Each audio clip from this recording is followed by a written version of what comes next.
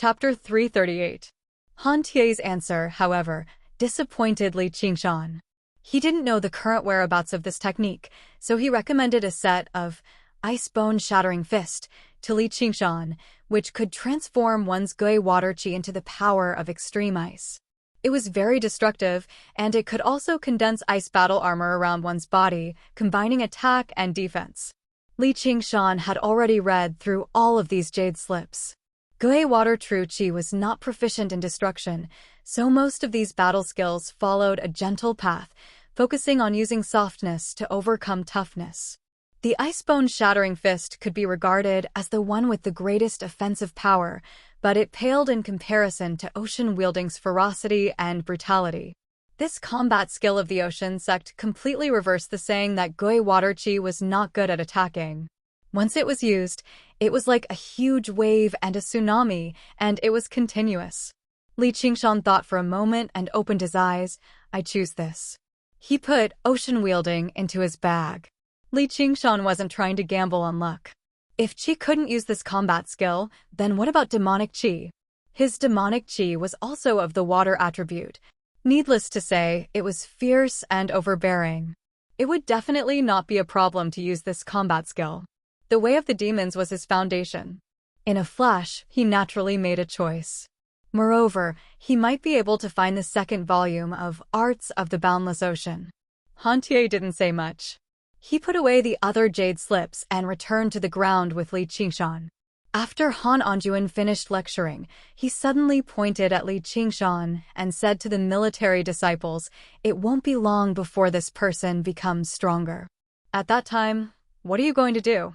Defeat him." The military disciple said with an imposing aura. Li Qingshan smiled. Then let's see who improves faster. His Gui Water Qi was extremely condensed. Although it was a bit difficult to use Ocean Wielding, it was not impossible. As long as he could exert 1/10 of its power, it would greatly increase his combat power. The next day, early in the morning, a red sun had just leaped out of the lake of dragons and snakes when the bell on Ansrava Island rang loudly. The Buddhist Dharma that the One Thought Master had been preparing for a very long time. It had finally begun. The entire Ansrava Island was shrouded in a creamy mist that gave off the faint scent of sandalwood. The sound of a wooden fish being struck. The chanting of scriptures lingered in the sky above the Ansrava temple. The temple hall and the ancient pagoda appeared even more dignified. A total of 9 senior monks of the foundation building realm had arrived. Each one of them had a dignified appearance. Although this was a Buddhist matter, it was of great importance. There were also a few clan heads, led by Lu Chongqing, who came out to entertain them and then stayed to listen to the sermons. Many disciples from various sects had come. The Great Tao was the same. Even if one did not learn from Buddhism, if one could gain wisdom, it was also beneficial to one's cultivation. Li Qingshan went to the side to listen for a while. He felt dizzy, and all he could see was his shiny bald head. What's in Maxim? What's saying? I don't understand any of it. All he saw was little and in a set of bluish-white kasai robes. His long, dark hair that resembled seaweed draped over his shoulders. He sat in the temple hall, sometimes in thought, sometimes nodding, and sometimes retorting. He dealt with everything calmly. As a result, Li Qingshan stopped worrying and backed out silently, returning to Cloud Wisp Island to cultivate diligently. When he gave the sermons, little and rarely spoke, but once he did, the monks would often be rendered speechless. They would need to think for quite a while before they could answer. The path of white bone and great beauty was not just an ability or a cultivation method. It also recorded the wisdom and comprehension of a great Buddhist cultivator. Little and needed to comprehend its essence.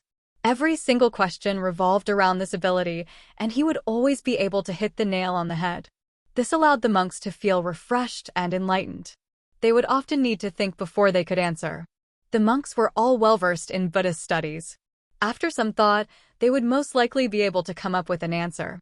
However, these answers would often be different, leading to a new round of debate. When the monks looked at Little and again, their gazes were completely different. They suspected that she was also a reincarnated celestial, and the reincarnation of a sect leader at that. If she did not possess some lingering wisdom, how could a child ask such profound questions? There were some questions that even they felt were not intelligent enough to answer. Obviously, they could not answer all of little Anne's questions. Otherwise, her cultivation would not have remained at foundation establishment. However, during this process, little Anne's comprehension of the path of white bone and great beauty deepened by another level. After comprehending it, she could relax her control over her chi refinement. On the third day after the Dharma assembly began, her chi refinement cultivation reached the 9th layer. Clearly, she was not far from that final step. It left the eminent monks completely dumbfounded. Never had they seen someone practice chi like he was drinking water. If this continued, foundation establishment would be as easy as pie. This allowed the One Thought Master to balance out slightly, but his original plan had fallen through. Right now, it did not seem like the monks were guiding little Anne. Instead, it seemed like little Anne was guiding the monks. However, it gave rise to another problem. These eminent monks who were indifferent to fame and fortune all became greedy. They felt like studying in the school of Buddhism could not be regarded as truly taking the One Thought Master as their master. At most, it was like the relationship between a child and a teacher in a private school. With little Anne's talent, she completely deserved a formal master and more support. The school of Buddhism was generally referred to as Buddha, but there were hundreds or even thousands of sects under it. They constantly contended with one another. Who didn't want a disciple like that to pass on their legacy and spread their teachings? It was already too late for the One Thought Master to feel regret. From the day the Dharma assembly began, he refused to let little Anne leave his side at all. He even secretly wrote a letter to her. However, there were people who discovered the relationship between little Anne and Li Qingshan. They sent disciples to Cloud Wisp Island and discussed with Li Qingshan. They all secretly offered extremely great benefits, so little Anne could become their disciple instead. Under the curtain of night, Li Qingshan saw off another person. He turned around and passed through the deep, twisting corridors, returning to his room. A woman currently sat on his seat in the room, reading a book under the lamp. She seemed like she had just taken a bath and changed her clothes. Her hair was still rather damp, and she seemed much shorter than regular women. Her hair only reached her shoulders and was rather disheveled. There were even a few strands that stuck up against her forehead in an untamable manner, giving her a mischievous, cute, and lazy appearance. Her thin, navy, cotton robes clearly outlined her enchanting curves, as if it was silently telling her that she was already a mature woman. The woman blushed and closed her book in an unconcerned manner. She shot a glance at Li Qingshan. "What are you looking at? Senior Sister Han?" Li Qingshan only dared to make this judgment when he heard her voice. Today, Han Qiangji was very different from her usual big sister appearance. She actually seemed rather gentle as she read under the lamp. "What's wrong?" Han Qiangji was afraid to look straight into Li Qingshan's eyes. Li Qingshan smiled and said, "I thought that the Han clan still had a second Mississippi. Why are you free to come over today?" Everyone had their own lives, and it was the same for Han Qiangji. Wasungzan was in closed-door cultivation, so the responsibilities of the chief disciple and Scarlet Wolf commander fell on her. However, things that Wasungzan could finish in 2 hours were difficult for her to handle even if she spent 10 times the time. She was truly overwhelmed. Fortunately, she was rather popular and forcefully assigned tasks, so she had some spare time. If it were in the past, she would naturally relax and play to her heart's content. However, for the past few days, she had been feeling somewhat restless. Often, a person's figure would appear in her mind. Today, she had just taken a bath. For some reason, she had changed into a set of clothes that she normally did not wear. She could not help but walk over to see what Li Qingshan was doing. However, she was unable to say that, so she changed the topic. "What's the monk doing here?" Li Qingshan told her the whole story, and Han Qiangji said, "The Lone Mountain Temple is also a medium-sized sect, so we can consider it. The Lone Mountain Master is a great cultivator who has condensed a Saraira. He's renowned throughout the entire Rui Commandery. I never thought his disciple would participate in the assembly of Dharma this time as well. He's qualified to be Little Anne's master. The Lone Mountain Temple was not located in the Clear River Prefecture. The Foundation establishment monk who had come this time was his direct disciple. One of his conditions was to accept him as a disciple on behalf of his master. Li Qingshan said, "Isn't it good to stay in the 100 schools of thought?" Han Xiongji said, "With Little Anne's cultivation, reaching Foundation establishment is only a matter of time. How's he supposed to stay in the 100 schools of thought?" Li Qingshan said, "Don't the Rui Commandery also have the 100 schools of thought? So you don't know. The 100 schools of thought in the Commandery are just for show." With Han Xiongji's careful introduction, Li Qingshan just now knew that the 100 schools of thought in the Rui Commandery were not an expanded version of the Clear River Prefecture. Several hundred or even 1,000 Foundation establishment cultivators would study together under the guidance of over a dozen golden core cultivators. Every single Foundation establishment cultivator was an elite who could dominate an entire region. How could they still get along like Qi practitioners? It was even more impossible for golden core cultivators to gather together. Instead, they all had their own dwellings. As a result, the 100 schools of thought in the Commandery basically existed in name only. They served more of a management role. They did not even have the function of communicating with one another. After all, things in the basic domain could be exchanged. However, at this level, any cultivation technique would be useless. Any cultivation method would be a secret of each school. Let alone the fact that external disciples could not learn it. Even disciples of the main school had to specially acknowledge a master before they could learn it. This kind of master-disciple relationship was no longer the indifferent relationship between teacher and student right now.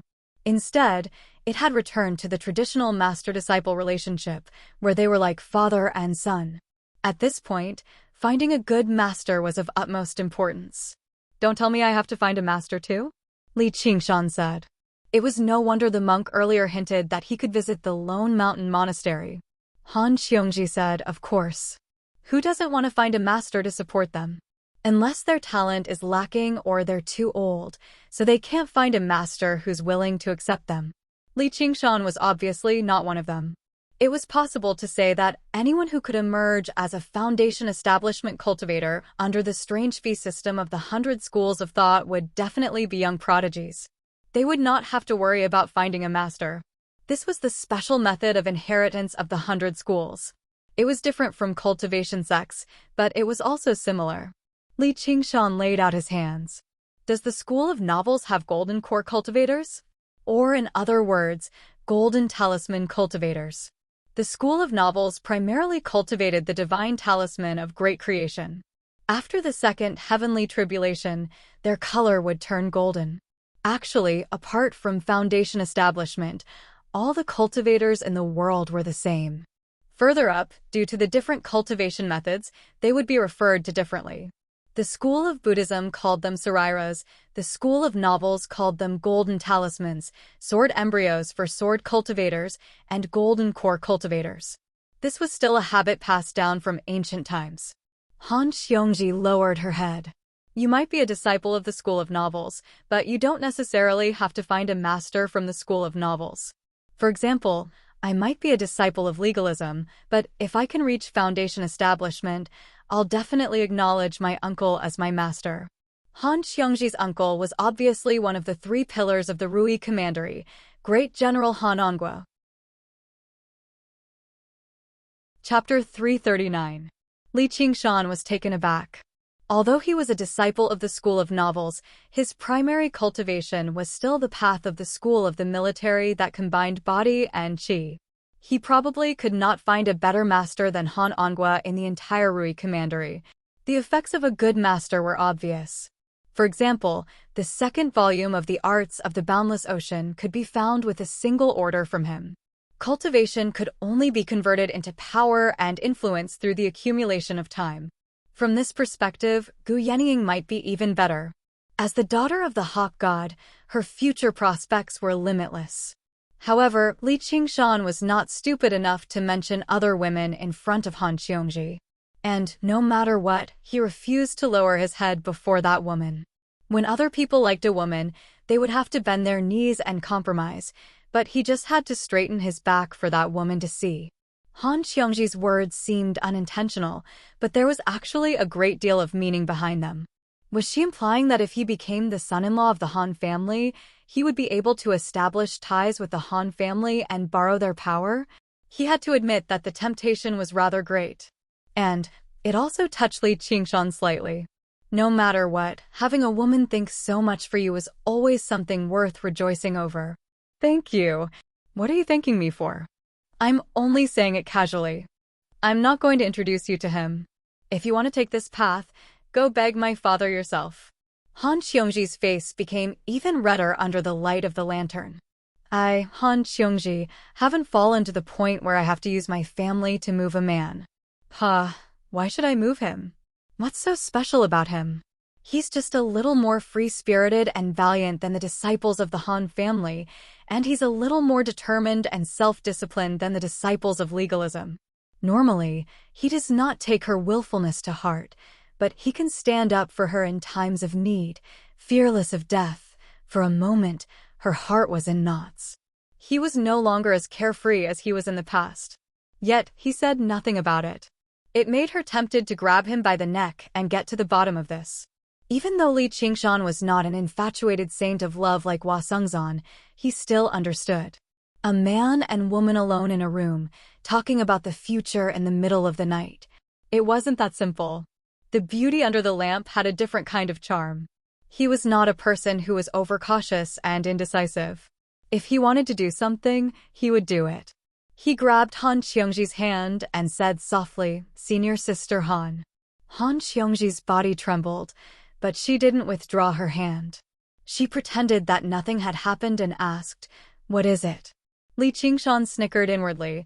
"It's just that I haven't reached the 9th layer of aura refining yet. I'm a little impatient." Back then, the two of them had only treated it as a joke. They had never expected that it would come true. Han Xiongji bit her lip. She glared at him. She was very happy in her heart, but she was not someone who was good at hiding her feelings. This joy naturally appeared in the corner of his eyes. Li Qingshan was getting more and more insatiable. He took the opportunity to hold her waist. The light reflected their shadows on the wall, merging into one. Their posture was the same as the time when Li Qingshan held her in his arms and said those bold words. However, the mood was very different. Han Xiongji also jumped to the side like last time and shouted, "If you have something to say, say it. Why are you touching me?" Her face didn't show much anger, but it was very red. I'll go first." Han Xiongji left in a hurry. Li Qingshan lay on the bamboo floor with his arm as a pillow. He smiled and shook his head. Interesting. Maybe in the near future, there would be one more warm bed in this poor house of his. Outside the window, the winter snow fell. Looking at the dark sky, he thought of the green ox again.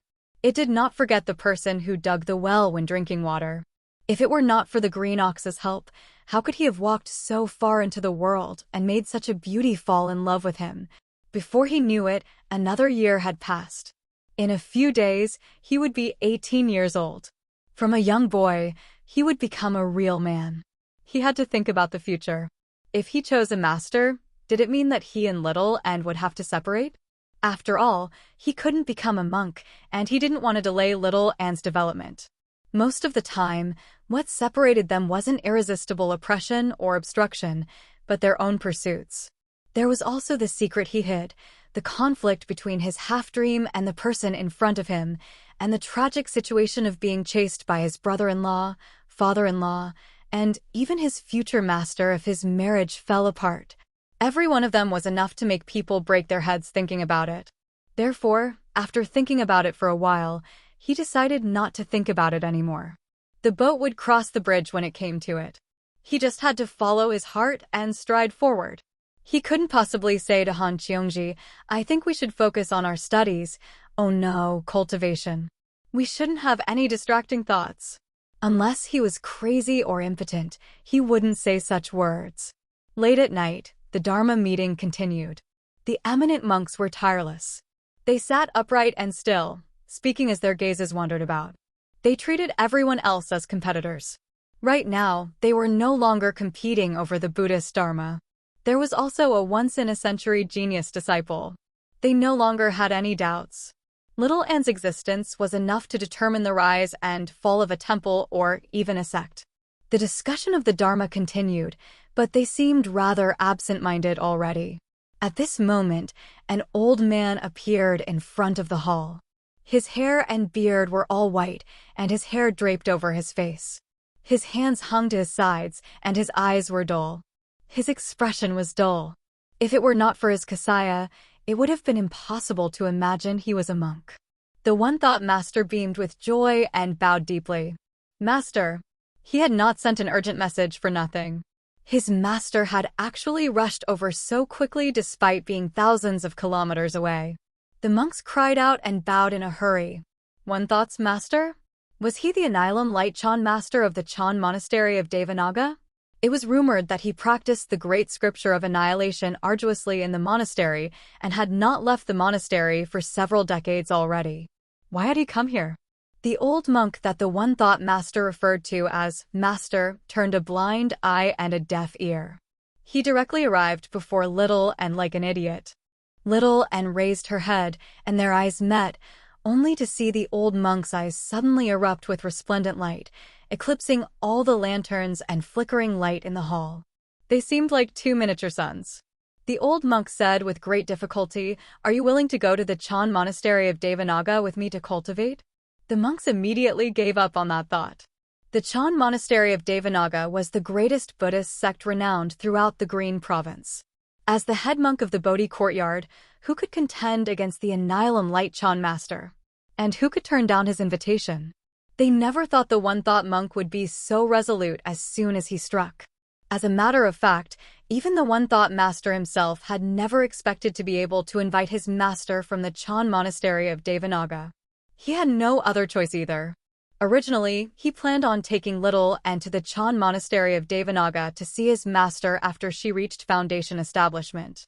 Even more unexpectedly, his master directly granted Little Anne the highest recognition as soon as he saw her without any questions or tests, allowing her to enter the Chan monastery of Devanaga to cultivate. The hall, or even the entire Ansrava temple, fell completely silent. They were all waiting for that reply. The result was without any suspense. The Chan sect had obtained another supreme prodigy. Before long, the Chan monastery of Devanaga's authority would become even more firm and unshakable. Chapter 340. I don't want to. Xiaoan's expression remained the same as he replied with a clear and tender voice. The Buddha hall seemed to become even quieter. In the Buddhist niche, the plump cheeks of the Buddha statue glittered with golden light under the illumination of the eternal flame lantern. There was a profound smile on it. His thin eyebrows and eyes seemed to take in all the believers, but at the same time, he seemed to see nothing at all. Everyone doubted whether they had heard wrongly or not. It was an invitation that no one could refuse, but someone did. The one-thought master's mouth hung agape. Even his thoughts halted for a moment.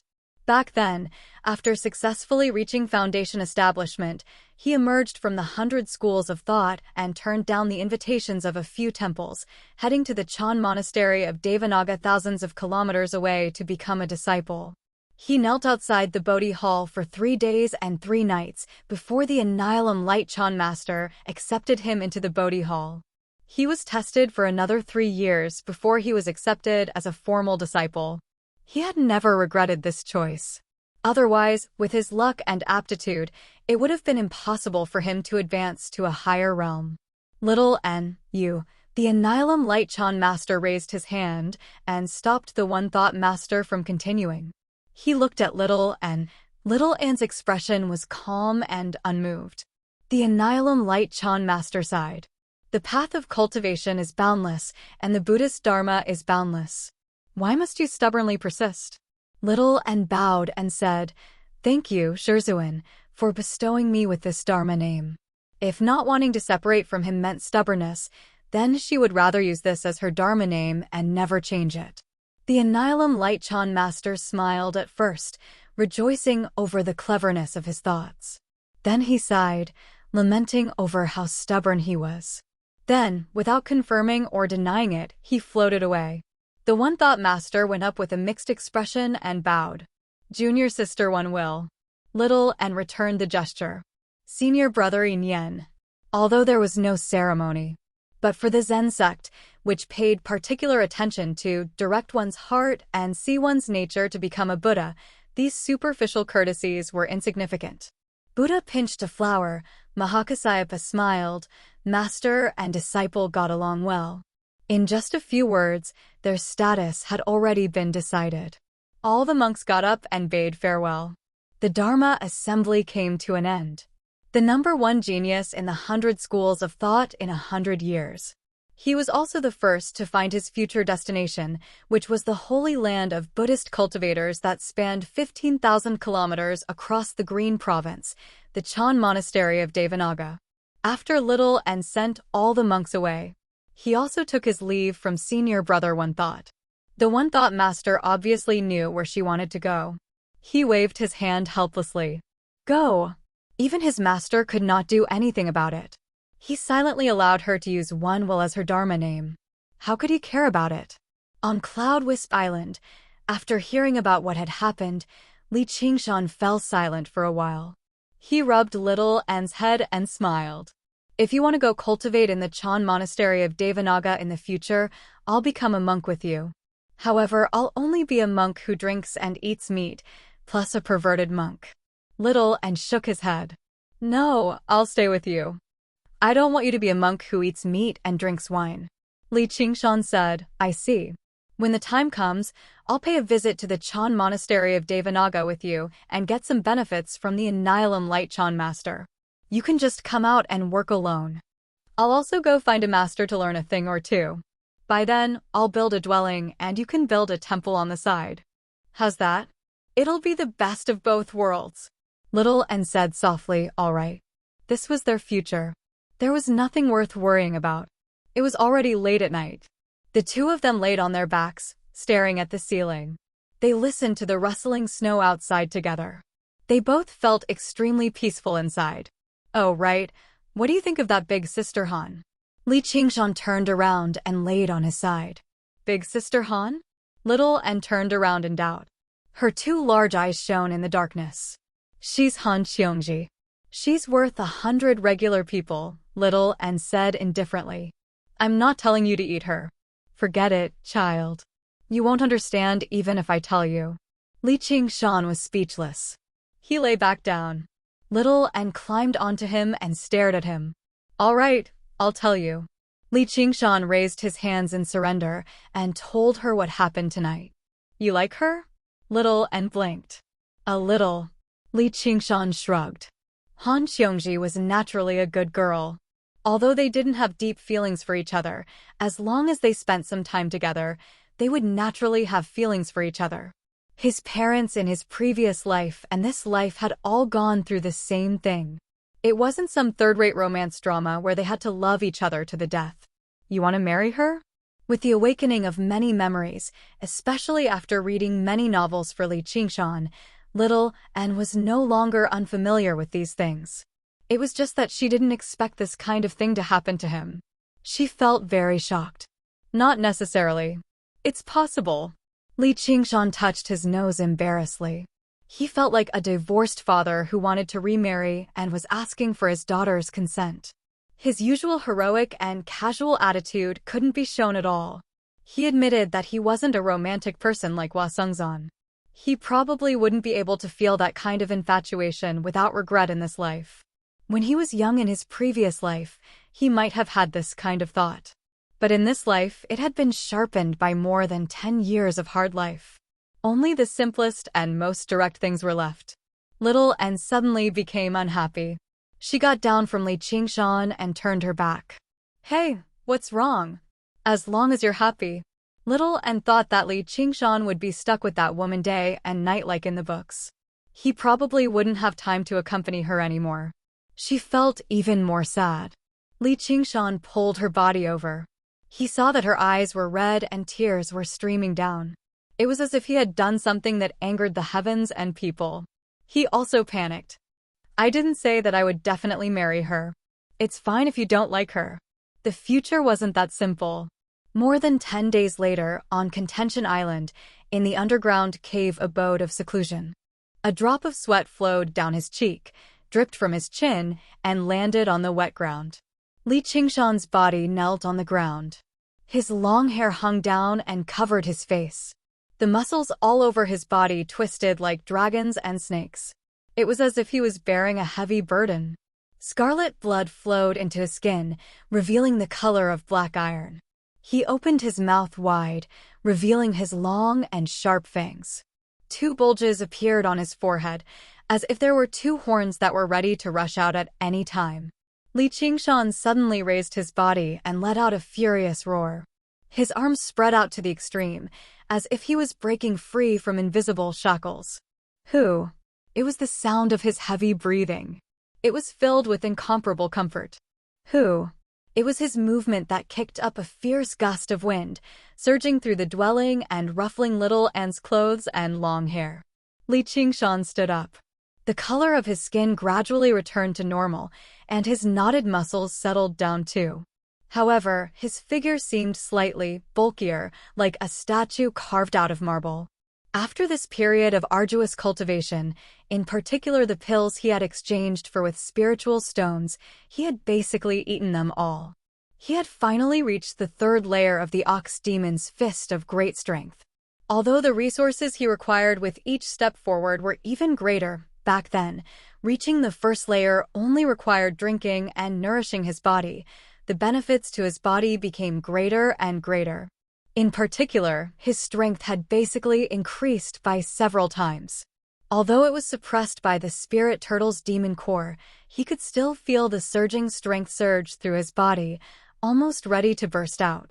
He changed his clothes and said to Little and, "It's time for me to pay the school of the military a visit and test out the results of my cultivation." "I'll help you." Little and took out the Guardian King's Pearl. It shone with golden light, conjuring a golden avatar. It was even more realistic than ever before, as if it was a golden person standing there instead of a golden statue. During this period of time, she had comprehended and summarized what she had learned from the Assembly of Dharma. Because she had been by the One Thought Master side, she had only ingested 2 or 3 of the Black Lotus pods. Now that she had this opportunity, she could finally use it to cultivate. She ingested another 7 or 8, and her cultivation advanced drastically. The golden sash drifted about, and the Guardian King's avatar arrived before Li Qingshan in the blink of an eye. It swung down with the huge Vajra sword. Fair enough. Li Qingshan caught the huge sword between his palms. Apart from the short period of time just now, where he was afraid of the demon chi leaking out, there was actually no need for him to enter secluded cultivation. He had only done it to make her happy, basically making up for the hardships she had gone through when she was trapped in the Assembly of Dharma. He could tell that she was still rather reluctant to leave, so he would stay a little longer. He could also use this opportunity to practice the ocean wielding that he had never had the time to study. The 2 of them cultivated separately, stopping from time to spar and joke around. Time passed by bit by bit. Originally, Li Qingshan planned on spending another half a month in secluded cultivation, but as soon as he began practicing this battle skill, he could not help but delve into it. He was shocked by the exquisite combination of qi and the body, submerging himself into it involuntarily. Speaking of which, it was quite strange. His ability to comprehend various cultivation methods had always been very average, but he felt like a genius when it came to his comprehension of battle skills. Little and benefited quite a lot too. He ingested the black lotus seeds in the lotus pods one by one, turning them into flames and merging with his bones, condensing another skull prayer bead. In the blink of an eye, another month passed. The door to the dwelling opened slowly. Li Qingshan walked out and yawned, gazing down. This time, their secluded cultivation was not at the lowest level of the dwelling, which had been occupied by Hua Sengzan. After such a long time, he wondered how his cultivation was progressing. "Let's go." Li Qingshan hugged Little and stepped into the hollow in front of him. This time, there were no clouds condensing. Instead, a wave-like blue light appeared under his feet. As if he was stepping on a spring, he soared into the sky. Ocean wielding? The wave-treading stance condensed water into shape. Using the force of the water, one's speed was several times faster than cloud treading. Furthermore, one's agility was greatly increased, as if one could walk in the sky. After emerging from the underground, the sky was blue, and the sun was dazzling. The snow had melted, and the spring scenery was brilliant. Li Qingshan took another step back and shot toward Cloud Wisp Island in the distance. During this period of time, the willpower accumulated in the divine talisman of great creation had reached a peak. Although he could not see it with his own eyes, the effect of the book and the painting was obviously very good. Moreover, as expected, his thin painting album was a level better, and he could easily conjure the characters in it. However, it was still not enough. He needed to become stronger to have a chance. It was time to go out and use the paintings in his hands to do some publicity, so that the illusory could become real. P.S. Failed to wake up. I almost had insomnia last night. I'd better write in the morning. Chapter 341. Remember. Li Qingshan's figure whistled through the air, attracting the attention of quite a few people. A group of disciples of the School of Agriculture were currently working in the fields. They raised their heads and pointed at the sky. Look, what's that? That looks like Li Qingshan. The disciples of the School of Agriculture all sighed in amazement. Their eyes were filled with indescribable envy. Before they knew it, Li Qingshan had already become an influential figure in the academy. The people he was usually on good terms with and his enemies were all renowned figures too. Recently, there had even been rumors that the leader of the School of Military, Han Anjuan, intended to take Li Qingshan in as a son-in-law, marrying the second senior sister of the School of Legalism to him. In just a year, he had gone from being the most embarrassing disciple of the School of Novels to where he was. He was basically a legend to cultivators who were also commoners. Oi, Li Long, isn't that your fellow villager? Li Long stood barefooted in a paddy field. The green seedlings were arranged neatly. This was not Longevity Island, but the island where the School of Agriculture grew crops. He had received a piece of land for himself when he distributed it to the new disciples. He raised his head and watched as the faint blue streak vanished into the sky. He remembered his master saying that he would definitely become an impressive figure, but even his master probably did not expect him to make it to where he was right now. He lowered his head and smiled. Yeah, he's a great hero of our Crouching Ox village. During the spring test last year, his wood affinity had reached B-, so he passed the School of Agriculture's test and became a disciple. Back then, the village head had sent him to the Iron Fist School to learn martial arts so that his son would no longer need to work in the fields. He never thought that he would still have to return to the land in the end. The School of Agriculture was indeed very suitable for a disciple with average talent and no background like him. The crops with intelligence they grew could replace pills and improve a person's constitution bit by bit. They could eat what they grew, and they could also trade with other seniors and juniors. They could also be sold for spiritual stones. Compared to other families, the life of the School of Agriculture was monotonous and boring. They would clear away the weeds repeatedly and use their true qi to nurture each seedling. Many people felt bored and often called for companions. He went to Clear River City to have some fun. The young sect master of the Iron Fist had also come to invite Li Long a few times. Even Li Long had refused. He still had to return the 100 spirit stones to Li Qingshan, as well as the next year's worth of spirit stones. He also had to work hard on his cultivation, so as to avoid doubling the tuition fee. He could not afford to slack off in the slightest. Gradually, the young sect master stopped coming. He worked from morning to night. Other than listening to the lecture, all he could do was lie on the ground with his face covered in dust. He would fall asleep as soon as his head hit the pillow, and he would be suffocated by the heavy pressure. When he was young, there was a drought in the year when he followed his father to fetch water. The water they brought back was poured into the ground, and it dried up in the blink of an eye. That situation was truly despairing. After a day, their hands and feet were full of bloody blisters. Grandpa sighed. Farming was a struggle against the heavens. Yes, fighting for one's life with the heavens wasn't just a privilege of cultivators. Perhaps it was because his ancestors had been farmers for generations, so the blood of farmers flowed through his body. He gradually experienced unprecedented joy from this primitive labor. He watched as the seedlings grew healthily day by day. When he nurtured them with his true qi, they seemed to nurture him as well. Before he knew it, his cultivation as a qi practitioner had broken through the natural barrier of regular people of the Jianghu, surpassing Protector Yan and reaching the third layer. That day, he lay on the ground and cried in joy. As his tears fell on the ground, he thought of the time when the drought ended. It rained heavily, and he rolled around in the rain happily. That kind of joy was definitely not something that sleeping with a red lady downstairs could compare to. From that day onwards, his heart settled down.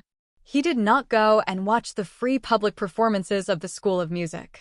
He did not go and watch the spectacle of Li Qingshan challenging the military disciples either. Only today did he suddenly discover that he was no longer jealous of Li Qingshan. A disciple of the School of Agriculture said, "The test is about to begin. I heard he's skilled in the spiritual rain technique, so why don't you get him to water the ground for you?" The School of Agriculture had its own competition as well, which was to see whose crops were taken care of better. The winner would be rewarded. Li Long patted the dirt off his hands and smiled. "I'll go ask him and see if he's free or not." Over the past year, he had never gone looking for Li Qingshan even once. He felt slightly inferior, so he did not want others to think that he was trying to curry favor with him. Now, he no longer felt jealous, so he naturally did not feel inferior. Moreover, he could finally repay some of the kindness he had shown him in the past. When he saw this fellow villager again, Li Qingshan was almost unable to recognize him. His face was tanned, his hands were rough, and he gave off a rustic aura. He no longer resembled the high-spirited prodigy of Crouching Ox Village. His gentle eyes gave off a completely different aura from before. When Li Long looked at Li Qingshan again, he felt the same way. He was composed and confident, and he looked around proudly. The name Qingshan had been mocked by the village for many years. Only now did he understand what the name meant.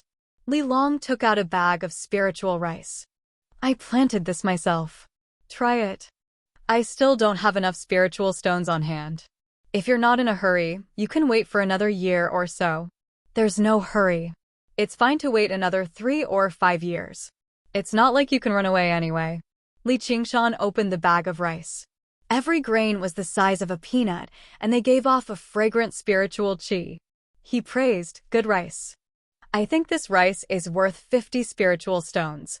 If you can take out 3 more bags, we'll be even. Next year, I'll either eat or sell the rest." Li Long nodded gratefully. It was not because of the spiritual stones, but out of respect.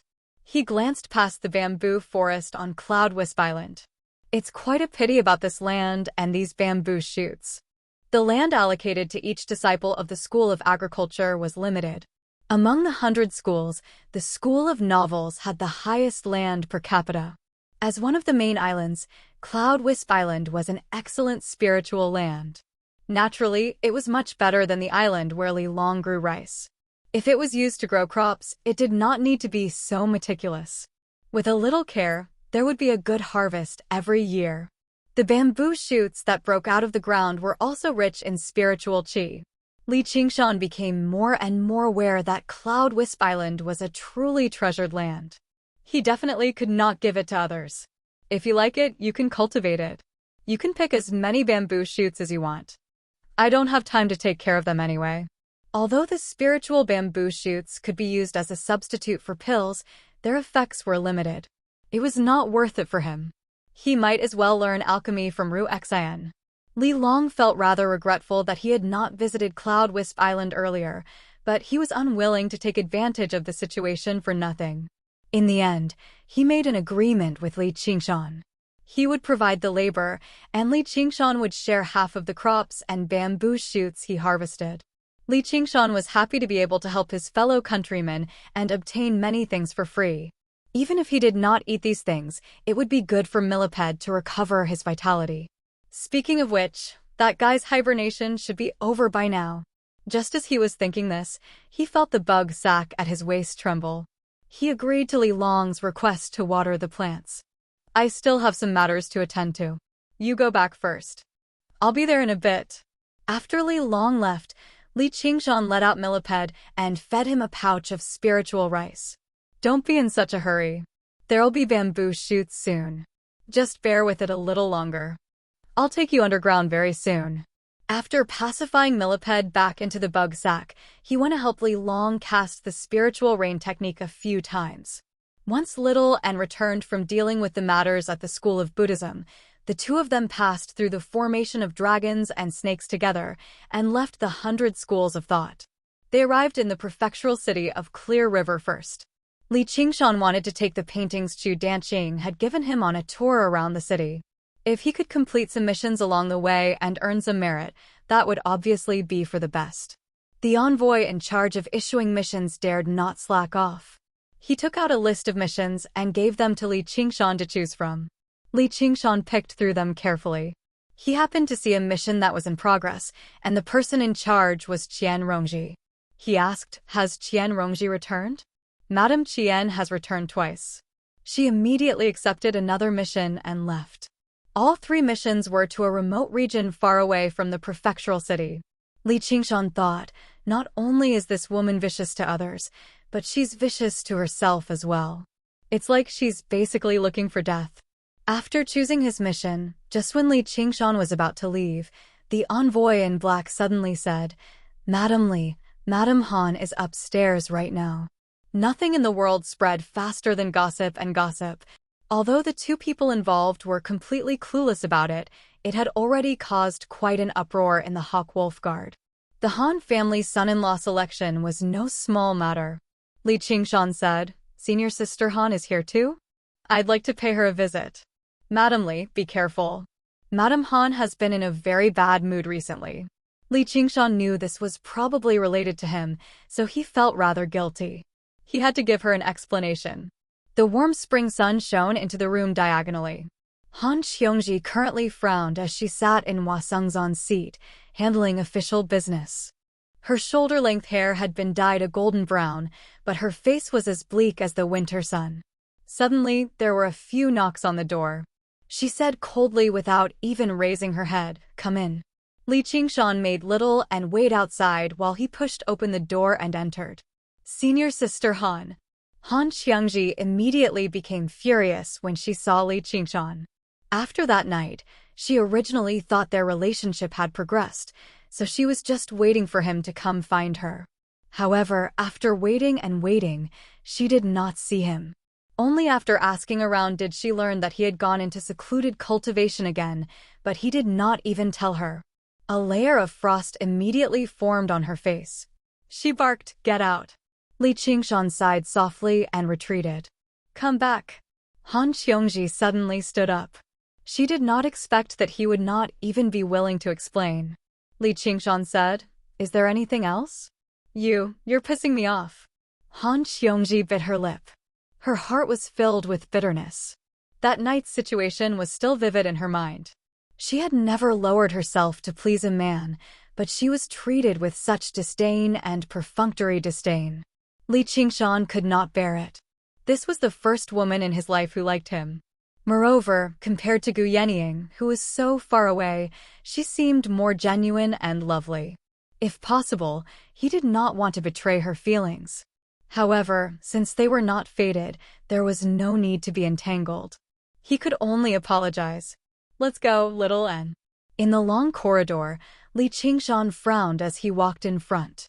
Little N followed closely behind. Suddenly, he raised his hand and pulled on Li Qingshan's sleeve. "P.S. Begging for votes. Begging for votes. Your support on the site is my greatest motivation. Remember." Chapter 342. Li Qingshan turned around and asked, "What's wrong?" Little N turned to look at the door that was still open and said, "If you marry her, can we still be together like this?" Li Qingshan was stunned for a moment before he smiled and said, "It's fine if you don't like it." Although he was very reluctant to part with her, it would be easier to end things while there were no feelings between them. If there were feelings in the future, it would be troublesome. This was also for her own good. Go and marry her. Little and let go of his sleeve and suppressed the strange emotions in his heart. This was what he had always wanted. This was probably the best choice for him. He could even become the disciple of that great General Han. Sigh, how could she be an obstacle to him? Are you serious? Really? It'll be too late for regrets in the future. Not to mention what would happen if he abandoned her after taking advantage of her. It wasn't in his character to go back and forth. I don't regret it. Watching Li Qingshan disappear in front of the door, Han Xiangji finally couldn't bear it anymore. She leaned on the table and cried. Li Qingshan, you bastard. Han Xiangji, you are so useless. He's just a man. Suddenly, she felt a warmth on her head. She looked up and met Li Qingshan's eyes. Even though Li Qingshan had a heart of stone, he couldn't help but feel touched. This arrogant and domineering woman also had such a weak side, but it was for him. If he missed this chance, wouldn't it be a regret for the rest of his life? He reached out, wanting to wipe away her tears. Why did you come back? Han Xiongji pushed Li Qingshan's hand away and wiped away the tears on her face. Sorry, as soon as Li Qingshan finished speaking, Han Xiongji grabbed his wrist. You. It was as if she was afraid that he would disappear again. She let go of his hand and felt that she was pitifully weak when the two of them were together. But it was also very pitiful. Li Qingshan held her hand. Don't worry, I won't leave. Who cares? Han Xiongji tried to shake him off, but failed. You should leave. Don't bother me here. Can you wait for me to come back? Wait for you for what? It's a beautiful spring day. It's a good day to go sightseeing, Li Qingshan said with a smile. Tossing aside the last layer of worry in his heart, he was in an extremely good mood and immediately took the initiative. Since she wanted to be his partner, then let's get along well.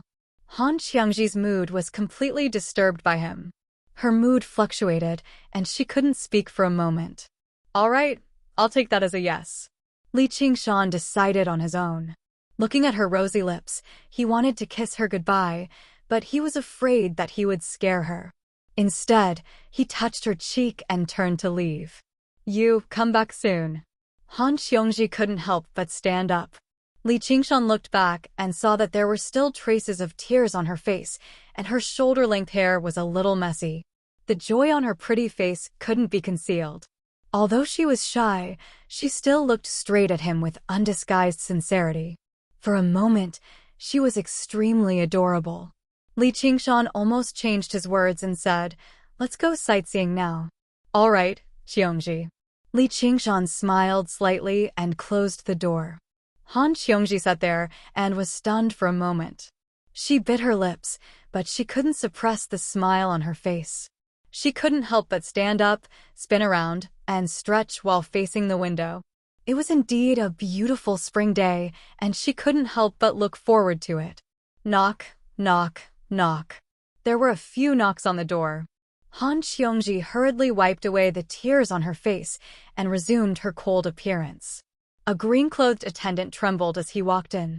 Lord Han, I want to ask for leave. My mother, she, all right, approved.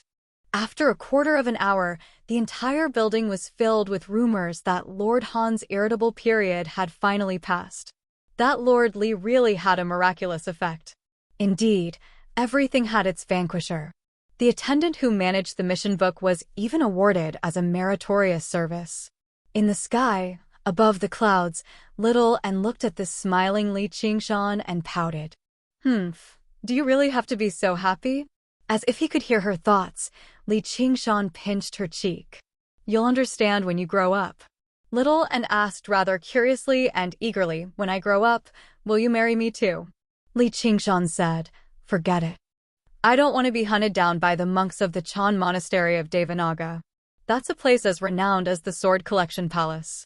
Just the thought of the fate of marrying their genius female disciple terrified him. I won't. Even if you won't, there's nothing you can do about it. Just obediently be a nun, a job with a very promising future. Li Qingshan sniggered. Under Little Anne's attack of, I'll cry if you don't agree, Li Qingshan could only raise his hands in surrender. All right, I'll marry you. Little Anne immediately cheered up, but she became troubled again. But if they really come looking for trouble, what are we supposed to do? Li Qingshan saw how she was seriously considering it, so he showed off his sturdy arm and smiled.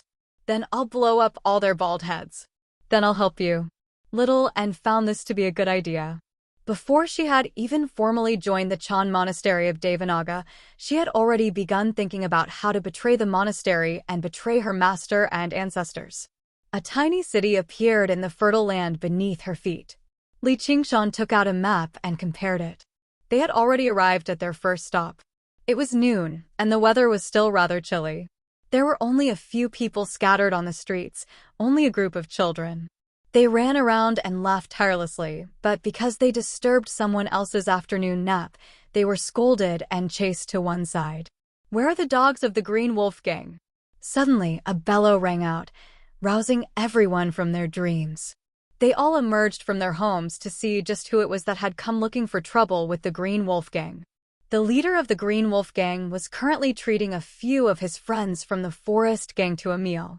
He was already rather drunk, but when he suddenly heard that, he shuddered and flew into a rage. Someone's come to make trouble for us. Brothers, get ready. Let's deal with him. Around 40 good men from the Green Wolf Gang filed out, standing in a formation at the entrance. The leader of the Green Wolf Gang sat on an armchair at the very center. Many people stuck their heads out to look around on the two sides of the street. The children even widened their eyes. All they saw was a figure that was not tall striding through the dust on the perfectly straight street, making his way over slowly. The leader of the Green Wolf Gang squinted his eyes and made out the figure. It was a child around 11 or 12. He wore a wide-brimmed straw hat and a tattered, cotton-padded jacket that was covered in patches. He held a brush in his hand. So it's a child. Has he gone mad from eating his heart? But the children's eyes instantly froze. Some of them hurriedly took out a picture book from their pockets, lowered their heads to look at the painting, then raised their heads to look at the person. They repeated this a few times, their mouths slowly falling open. The furrowed brows of the leader of the Green Wolf Gang relaxed. He had thought that it was some impressive figure, but it turned out to be a crazy child. But just now, that loud bellow still caught his attention. Who do you think you are? How dare you cause trouble in my Green Wolf Gang? The child said in a crisp voice, Green Wolf Gang, you scourge the common people and deserve to die a horrible death. Today, I will uphold justice and rid the people of evil. The Green Wolf Gang members roared with laughter. The leader of the Forest Gang said, Leader, why are you wasting your breath on him? I've been so bored lately. Dig out his heart and bring it to the bar for me. As he spoke, he even licked his scarlet lips. Because he liked to eat human hearts, especially children's hearts, he was known as the Heart-Eater Ghost. He was also an infamous first-rate expert. The leader of the Green Wolf Gang waved his hand. Take him down. 2 gang members stepped forward. The child took out a scroll painting from behind his back. With a shake of his hand, he revealed that it was the tiger descending the mountains painting. With a howl, a huge tiger pounced forward, its front paws pressing down on 2 gang members. With a hook of its blade-like claws, it ripped open their stomachs and pounced towards the leader of the Green Wolf Gang. This huge tiger was 10 times more ferocious than a normal tiger. It pounced into the Green Wolf Gang members like a tiger pouncing into a flock of sheep, slaughtering them. Fear froze on the faces of everyone who saw the scene. Only the children's eyes lit up with joy. It's him! It's him! It's him! The moment the Heart-Eater Ghost saw the huge tiger pounce out of the painting, he immediately broke out in a cold sweat. This was clearly not the method of a mortal, but a legendary cultivator. No matter how strong the people of the Forest Gang were, they could not possibly be a match for a cultivator. Using his lightness skill, he scaled the walls and leaped over the houses to escape. But just as he leaped over 2 eaves, he felt his heart go empty, as if something was missing. Looking down, he didn't know when, but there was a bloody hole in his chest, but his heart had already disappeared. Turning his head, he saw that his heart was in the hands of a man, blood dripping down. He had eaten many hearts in his life, but this was the first time he had seen his own heart. An indescribable pain and despair welled up in his heart. I haven't done this kind of work in a long time. Looks like I'm not out of practice. Li Qingshan casually tossed the heart to Little and released the blood flame of corpse incineration, incinerating the man's skin and bones. At this time, the battle between the huge tiger and the green wolf gang had also ended. The huge tiger in the painting was not very strong, only at the third or fourth layer of chi refinement. But against a group of people of the forest gang, it was too easy. This painting was naturally one of the paintings given to him by Chu Danqing. Although the people it created were enough to use similar methods in order to save the power of wishes and prepare for the battle in the future, it was still better to use the power of wishes to activate the paintings. Li Qingshan took out another painting from his 100 treasures pouch and tossed it into the air. When it unfolded, it was completely blank. The blank painting spun and sucked all the corpses into it, returning to Li Qingshan's hands. Dozens of corpses appeared in the originally blank painting. This painting was equivalent to an artist's 100 treasures pouch. Not only could it store inanimate objects, but it could also seal living things. It was very interesting. Moreover, he saved them up and gave them to Little and as backup food. It was really a one-stop service that took care of killing and burying. The child in the straw hat rode the huge tiger and leaped away. Everyone walked out of their houses and saw that the Green Wolf Gang, which had been running amok for a while, had already disappeared without a trace. If it were not for the traces of blood on the ground, it would seem like a dream. The children's faces were all red with excitement as they ran around the streets, cheering.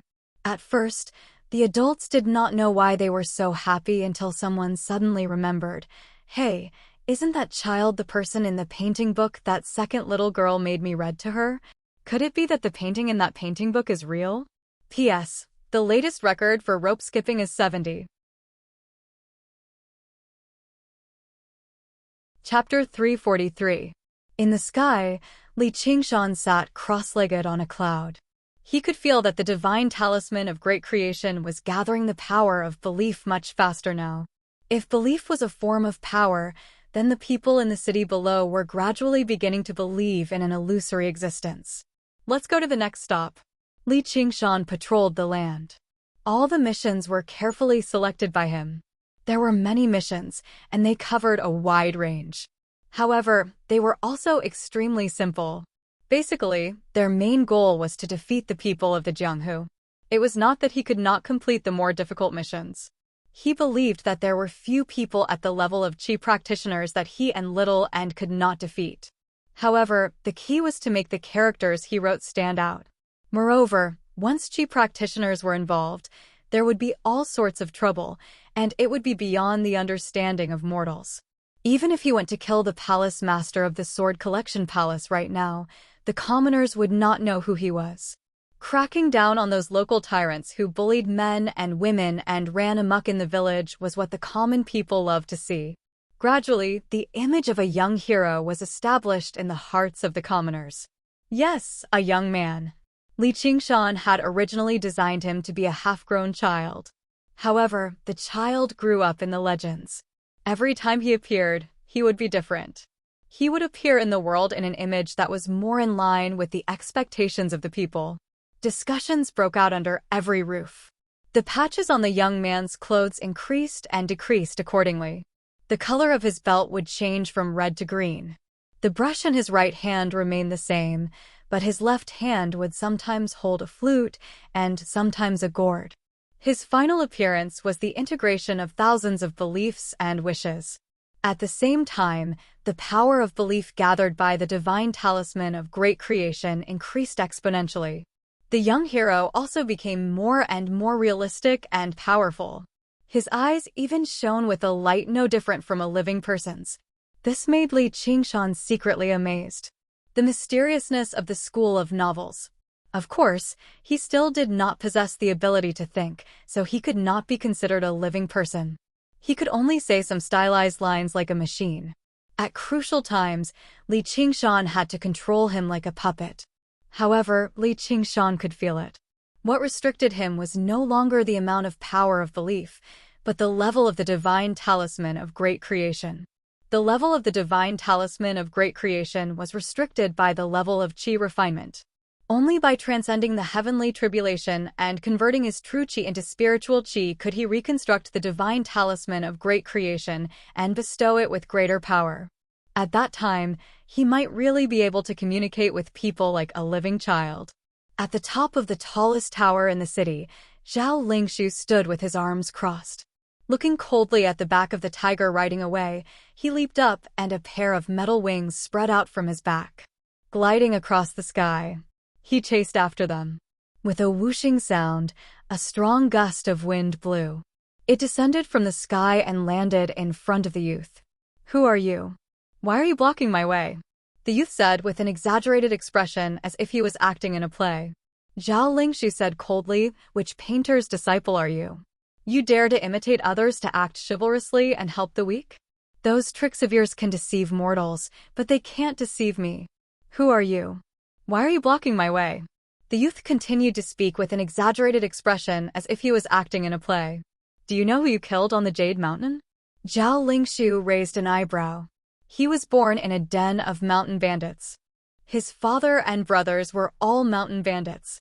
Due to his talent as a chi practitioner, the sect master of a large sect renowned throughout the Clear River Prefecture had taken a fancy to him and accepted him as a disciple. After many years of arduous cultivation, he had already reached the 7th layer. He never thought he would return to his hometown in glory only to discover that all of his family had already died to the point where not even ashes remained. "Who are you? Why are you blocking my way?" the youth said with an exaggerated expression as if he was acting in a play again. If Zhao Lingshu had played games before, he would definitely find the scene extremely familiar. There was nothing he could do. Although the youth seemed no different from a real person, even able to use many powerful techniques, he was not human at the end of the day. It was exactly because he had never played games before that Zhao Lingshu flew into a rage. "All of the people you killed were my family. I want you dead." Swish! The sword on his back flew out of its sheath, wrapping around the youth's neck like a bolt of lightning and a swimming dragon. Zhao Lingshu had already seen the youth's decapitated appearance. He had not come for revenge on a whim. Instead, he had secretly investigated for a very long time.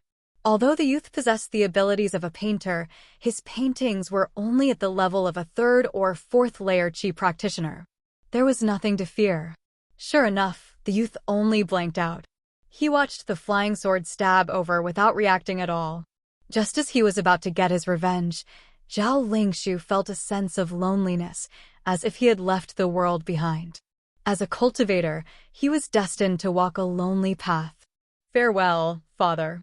Farewell, brothers. Please protect me in the afterlife." However, the flying sword missed.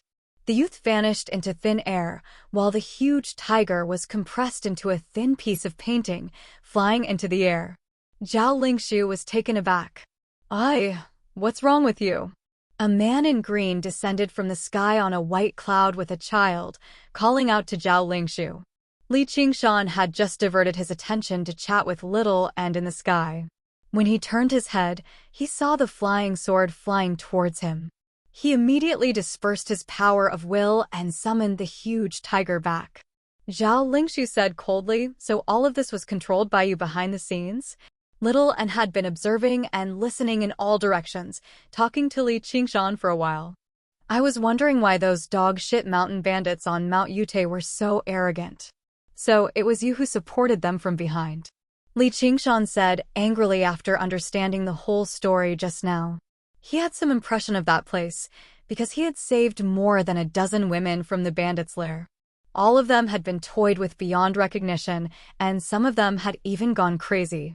He had never seen the legendary heroes of the underworld who served justice and enforced justice on behalf of the heavens even once. Mortals are like ants. They can't escape the fate of being toyed with and killed. Since you've admitted it, then die. Zhao Lingshu made a sword sign, and the flying sword flashed towards him.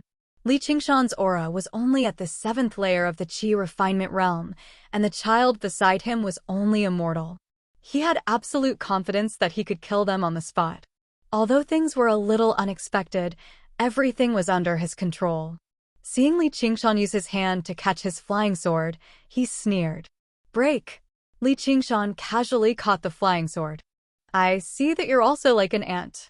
Zhao Lingshu activated the flying sword repeatedly. The flying sword buzzed incessantly, but it didn't move an inch in Li Qingshan's hand. He was shocked, knowing that he had encountered a powerful opponent, a rare body cultivator. The metal wings on his back spread out, and he soared into the sky. Fortunately, he had this pair of mahist iron wings bestowed by his master, so he could fly freely in the air. In the blink of an eye, he saw that Li Qingshan was already flying towards him. His speed was even faster than the flying sword. Zhao Lingshu hurriedly retreated as he said, "Why do we have to fight and kill each other for mortals?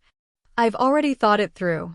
Ever since I stepped onto the path of cultivation, I should cut off these worldly feelings and have nothing to do with them. I still have to thank you for cutting them off for me. I'm Zhao Lingshu. May I know your name?" "Die, Ant." Li Qingshan used the wave-treading style and suddenly sped up, arriving in front of Zhao Lingshu in the blink of an eye. His right hand was like a tiger's claw, easily piercing through his protective true qi and piercing through his skin and ribcage. He grabbed his burning heart and pulled it out. This tiger demon steel's heart had a special flavor when used against cultivators. "I can't believe I'm going to die here."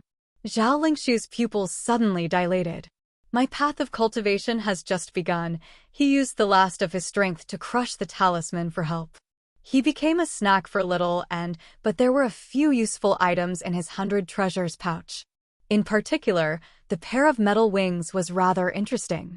As for Zhao Lingshu's request for help, Li Qingshan did not take it to heart at all. After spending a year in the 100 schools of thought, he gained an understanding of all the renowned sects in the Clear River Prefecture. The association was a gang similar to the Iron Fist. He had forgotten whether their leader was a 9th or 10th layer Qi practitioner, but he was definitely not a Foundation establishment cultivator.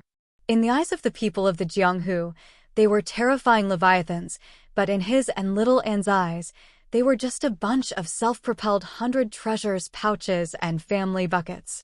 He was only afraid that they would not come. Li Qingshan even considered whether he should wait here and wait for them to deliver themselves to his doorstep. However, who knew whether they would succeed or not? At the end of the day, proper business was still more important. He was in a hurry to go back and go on a date with Han Qiongji. He leapt up and left on a cloud. 2 hours later, an old man arrived in the wilderness and looked around. He was the leader of the association. His cultivation had already reached the 9th layer, approaching the peak of Qi practitioners. If Li Qingshan knew he had arrived so quickly, he would probably regret not waiting a little longer. The master and disciple were connected. The old man could sense that Zhao Lingshu was already done for. He was furious. His most talented disciple had actually died here. All his years of nurturing had gone down the drain. Revenge? Forget it. There were no traces of a battle on the ground. How could he afford to offend someone who could kill Zhao Lingshu silently?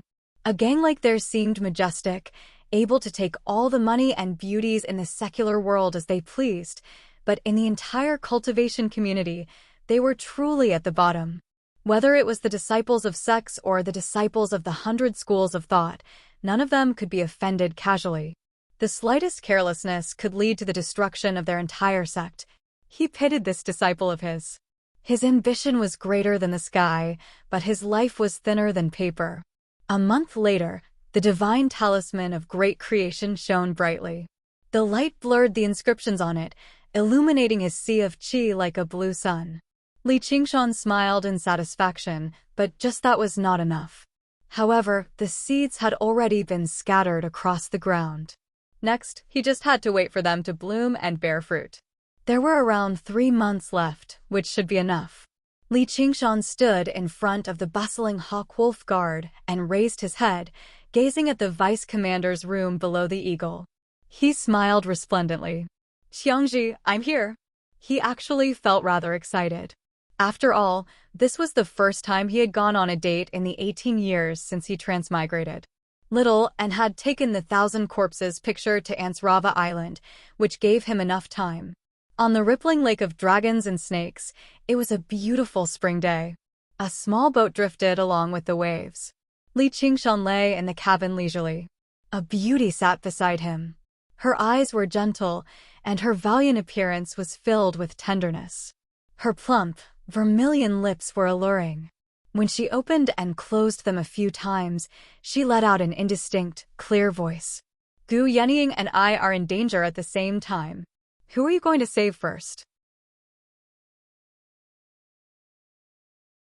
Chapter 344. Li Qingshan suddenly stood up and shook his head as if he had yet to wake up from the dream just now. He found that to be extremely familiar. Don't play dumb. Tell me. Han Qiangji's face was bright red as she pinched Li Qingshan's cheek viciously. Compared to the original version, this question was obviously much easier to answer. Li Qingshan said, obviously to save you. Even she can't deal with the danger, so what can I do? Originally, he thought Han Qiangji would be dissatisfied with this clever answer, but he never expected her to smile. That's more like it. Her slender fingers brushed past his cheek, and he felt a gentle itch. The boat rocked gently, which made his heart ripple. The warm spring breeze lifted up the curtains on the bow of the boat. Her sweet smile deeply infected him. He felt fortunate that he was here. Under his smiling gaze, she suddenly felt like she was rather frivolous. After all, this was only the first time they had gone on a date. However, she also found the sight to be so familiar. She had been anticipating it for a very long time. She was as fiery as fire. If she did not have any feelings for him, she would even ignore a handsome man like Hua Chengzan. However, if she did fall for him, she would erupt like a volcano, unable to control herself. She did not hold herself back, but it still melted away the sturdiness in Li Qingshan's heart. With just you won't be able to touch her even if you have 10 lifetimes, so don't let your imagination run wild like a little flower. Han Qiangji pinched Li Qingshan's nose. She could turn a blind eye to Begonia's charms, but she felt rather powerless against Gu Yenying. Not only was Gu Yenying the great commander of the entire Hawk-Wolf Guard of the Rui Commandery, but she was also an idol. Hua Chengzan was not the only one. There were basically countless people who were infatuated by her. Even the Marquis of Rui was like that. Not to mention others. Li Qingshan smiled confidently. Just you wait. I'll marry her and make her your sister. Don't even think about it. Who agreed to marry you? Han Qiangji said angrily, her hands gently caressing him. It immediately turned into kneading. Li Qingshan said, you'd better hurry up. If you're too slow, you can only be the younger sister. Han Qiangji suddenly pressed on top of him and grabbed his collar, causing the boat to shake. This was outside the Dragon Snake Grand Array, in the boundless Dragon Snake Lake, hidden and deep within a vast stretch of withered reeds. A clear voice rang out. A few water birds were startled. Li Qingshan, I'm telling you, you have to listen to me from now on. Why? Li Qingshan raised his eyebrows. In this world, there was no such thing as a man giving in to a woman. However, looking at it from this angle, it really was a mountain range, but he didn't know how it felt. Because I'm your senior sister, you're senior. Noticing the look in Li Qingshan's eyes, she said, because I'm your senior sister and you're senior. Han Qiangji's face was slightly red, but she proudly stuck out her chest. Then I have to work hard to advance and quickly become a commander. Li Qingshan casually held her slender waist. Under the thin spring shirt, it was tight and smooth to the touch. Han Qiangji trembled slightly. She let his hand stop there, leaned down, and threatened fiercely, from now on, you're only allowed to touch me. If you dare to be fickle with me, you'll what? I'll cut you up. Han Qiangji also couldn't help but laugh. Sigh, it's still new. You should at least use it. Li Qingshan's hand conveniently slid down to her perky buttocks.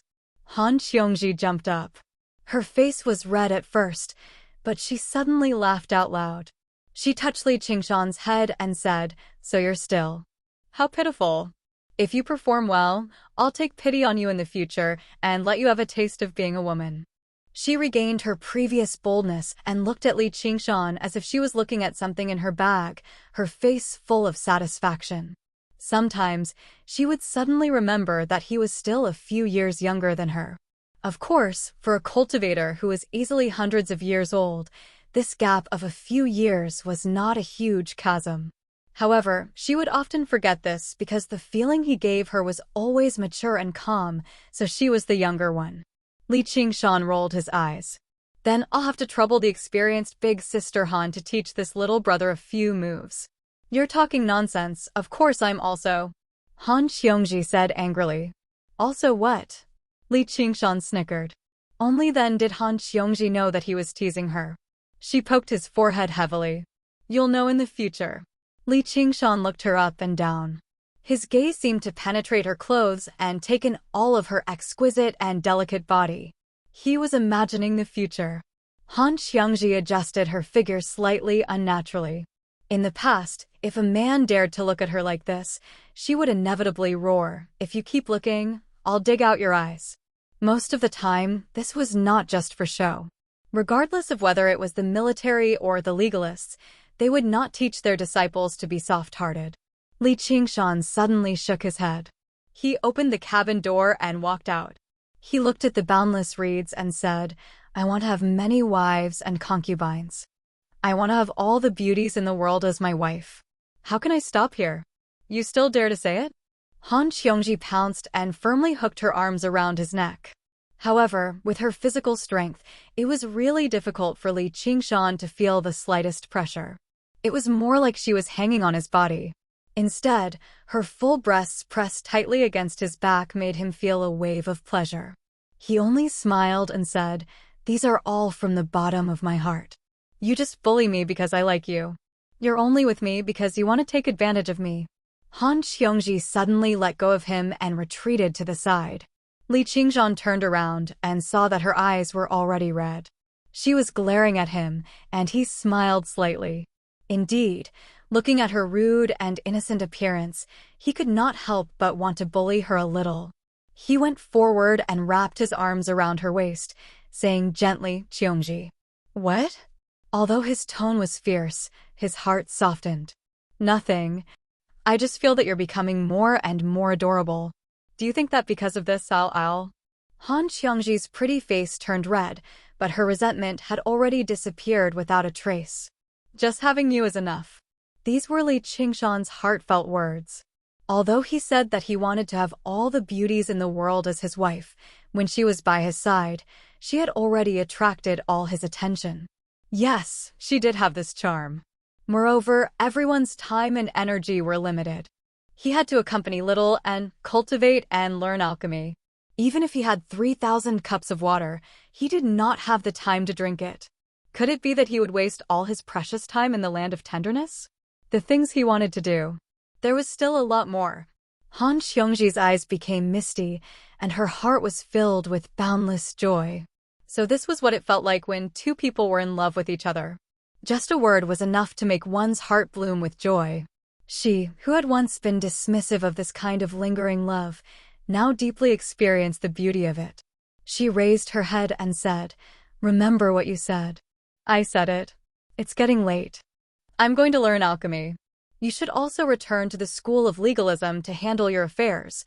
With absolute willpower, Li Qingshan let go of her waist and took a step back, leaving her warm and moving body. "Are you going to find Ru Xan?" Han Xiongji could not help but imagine the way they interacted with each other. Was it the way they were just now? Plus, there was a reluctance to part. She immediately felt strange. Yes, learning alchemy and trusting your own man is a woman's duty. Li Qingshan ruffled her hair. Although he wanted to be intimate with her here for a day, he was afraid that it would lower Han Anjuan's evaluation of him. Since he wanted to be with her, this was the thought of his future father-in-law. He had no choice but to consider it. After listening to his explanation, Han Xiongji felt a wave of warmth and peace in her heart. She bit her lip and tacitly agreed with his words about men and women. She was not a fussy woman in the first place. It was just that this was her first time in love. She had lost her sense of normality. "Okay, you go. I'll go to Cloud Wisp Island tonight to find you." A man and a woman alone together at night. That's not very good. Li Qingshan understood that the views of this world tended to lean towards the conservative side at the end of the day. If they were both commoners and married privately, no one would say anything. However, Han Qiangji was the young miss of an aristocratic clan after all. Although she was usually carefree, she still cared about her reputation. What's not good about it? It's settled then, Han Qiangji said, and stepped onto the bow of the boat. She took a step ahead of Li Qingshan and soared into the sky. The boat rocked for a while. Only then did Li Qingshan understand. She was afraid that he and Ru Xan, a man and a woman, would be together at night. It was rare that she could come up with this kind of scheme. As expected, palace dramas were not a lie. If he really had 3 wives and 4 concubines, it would probably cause him to worry to death. What was this scheme called? Feeding the tiger with one's own body? Li Qingshan couldn't help but look forward to it. He put the exquisite boat into his 100 treasures pouch and soared into the sky. Benevolence Island, in Ru Xian's alchemy room, a huge alchemy cauldron was located in the center. It was shaped like 3 celestial cranes with their wings spread out to embrace each other. It was called the 3 Cranes Cauldron. It was snow white in color and looked elegant and delicate, just like her. Ru Xian was dressed in white and sat in front of the cauldron. Her beautiful temples hung high, and a few strands of fine black hair hung down. She looked simple and elegant, bringing out the best in this alchemy cauldron. As soon as she saw Li Qingshan, she revealed her usual gentle smile. Your face is full of spring, and the stars of the red phoenix are moving. Qingshan, are you pregnant? Li Qingshan sat down on the praying mat next to her and said with a serious expression, "That's right. Ru Xian, from now on, don't tease me anymore. It's impossible for us to be together. Just focus on teaching me alchemy." Ru Xian let out a meow sound. She was mimicking a cat in love. She tilted her head to her shoulder and looked at Li Qingshan from the corner of her eyes. Her eyes were like silk, and it was enough to captivate his soul. She was simply maliciously destroying the elegant image that she had created normally. However, it was filled with a different kind of allure. Don't even think about it. Li Qingshan rolled his eyes. After getting to know her a few times, this woman's jokes had become more and more shameless.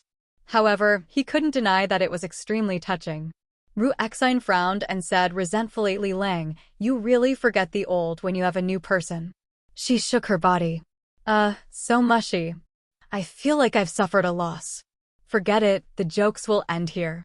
Today, I'll talk about alchemy using civil and martial fire. The effects of the spiritual herbs, the control of the pill cauldron, and the control of the time passed through her vermilion lips. It allowed Li Qingshan to understand that alchemy was actually so particular. Sometimes, the effects of a pill would be worlds apart just by a moment or two. During this period, there was no lack of jesting. The biggest advantage of learning from her was that he would never feel bored. However, there would no longer be any physical contact. It wasn't that Li Qingshan had turned over a new leaf and decided to be a good man who didn't cheat. Instead, it was Ru Xian who said with a smile, "If you dare to touch me again, I'll tell Miss Han." How do you know it's her? Li Qingshan was stunned for a moment. Other than her, who would like a man like you? You're not elegant, not handsome, and not honest. You're only good at fighting. That's barely a good point. Li Qingshan raised his index finger and shook it gently. Ru Xian, oh Ru Xian. You can't say that the grapes are sour when you can't eat them. Huh? Moreover, fighting is where the soul of a man lies. Don't you also stare when I fight? Huh? There's no need to say more. I understand. I'm sorry that I've let you down. I can only. Ru Xian interrupted with a roar. You think too highly of yourself. You better stop before you go too far. Li Qingshan laughed out loud. Ru Xian first put on a straight face. Then, she also laughed out loud. It wasn't that there weren't any men who could talk and laugh with her. However, there was only one who could be strong without desire. Just like the joke just now. This could only be done with him. Intentionally or unintentionally, was he trying to test her? The conclusion was that he was indeed a stubborn man. Once he decided on something, he would do it regardless of the consequences. On the contrary, If he decided on something that couldn't be done, he would do it without any hesitation. It could be said that he could take it up and let it go at will. Such a man was as hot as fire when he was aroused. But when he was cold, he was also quite terrifying. This was where his charm lay. You are indeed very special. Alchemy, alchemy. At dusk, Li Qingshan's heart skipped a beat. He pushed open the door of the pill room and saw Han Qiongji wandering by the lake not far away. Qiongji, why are you here? Nothing, I just came to see you, Han Qiongji said hurriedly. But when she saw Li Qingshan's smile, which seemed to see through her, she felt a little helpless. Ru Exine walked out and said with a smile, let's stop here for today. She didn't do anything else, which made Li Qingshan sigh in relief. They returned to Cloud Wisp Island together. They found that many places had been cultivated and planted with various crops. Lu Chuanfeng rushed out of the room and asked, Qingshan, how is it? When he heard that Li Qingshan had returned, he specially waited here. When he saw Han Qiongji, he was startled. Han Qiongji, Li Qingshan said, what's wrong? It turned out that the erotic novels that Lu Chuanfeng wrote in the past were not only looked down upon by men, but also by Han Qiongji, who was a woman. She once scolded him in public in the building. Since then, Lu Chuanfeng would avoid her whenever he saw her. Now, enemies often crossed each other's path. Patriarch Lu, long time no see. Han Qiongji casually bowed to him. In any case, she had to give Li Qingshan some face. Yes, yes. Lu Chuanfeng looked back and forth between the two of them. He suddenly pulled Li Qingshan to the side. You too. He clenched his fists and wagged his thumbs. Li Qingshan nodded, yes. Lu Chuanfeng patted Li Qingshan's shoulder, showing a look of admiration. He originally thought that it was just a rumor, but he didn't expect it to be true. This Han Qiongji's appearance, figure, cultivation, and family background were all impeccable. However, her temperament was too. When she got angry, she would always be unscrupulous. Ordinary people couldn't stand it. There were also many people who thought that as long as they could get on the Han family ship, it wouldn't be a problem. However, they all failed and humiliated themselves. There were even rumors that she had a special interest in women. Actually, it was spread after Lu Chuanfeng was scolded. No one expected that she would actually fall in love with Li Qingshan. Li Qingshan asked, what are you back for? Lu Chuanfeng said, I'm worried about you. In another 2 or 3 months, it'll be time for you to compete against Chu Danqing, yet you're still in the mood to carry out missions. How's the collection of the power of belief? It's all right. Li Qingshan glanced at the divine talisman of great creation again. In just a single day, it had grown by almost 1/10. This was the benefit of the divine talisman. Just by sitting at home, it could constantly grow stronger. As the saying went, 1 spreads to 10 and 10 to 100. The effects of publicity had multiplied. The seeds he had planted had already begun to sprout. Of course, there would definitely be a limit to this growth. It was restricted by the region of the Clear River Prefecture, but the benefits were long-lasting. It would not stop for the next century at the very least. Are you confident you can definitely win? I can't say I'm certain, but I never fight a battle unprepared. I don't have to worry if you put it that way. We definitely can't hand Cloud Wisp Island to outsiders. Oh, right. Did you get that disciple of the School of Agriculture called Li Long to use our land? Li Qingshan said, yeah, that's fine. Don't worry, you'll get a share of the benefits. It's fine, it's fine. As long as you can win this battle, it's fine even if you chop down all the bamboo on the island. In the past, Lu Chuanfeng had thought of something like that too, but back then, no one was bold enough to get close to the School of Novels.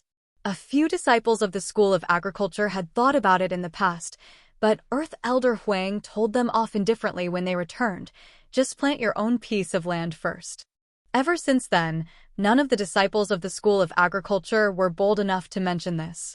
Only a new disciple like Li Long had no idea what was going on. Perhaps it was because the reputation of the School of Novels had changed greatly, or perhaps it was because of Li Long's hard work, but he had gained Earth Elder Huang's approval and was certain that he had already planted his own piece of land. Thus, he did not encounter any obstructions. He asked for the help of his fellow disciples he was familiar with, and very quickly, the land was planted. Is there anything else?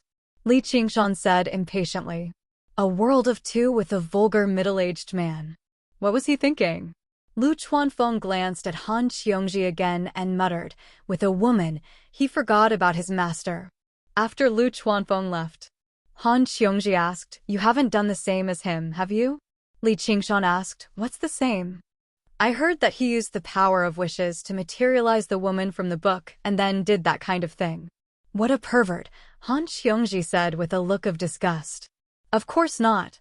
The level of my divine talisman of great creation is too low right now, so the person I materialize isn't real. There's no point in doing that kind of thing. I'll think about it after I reach foundation establishment.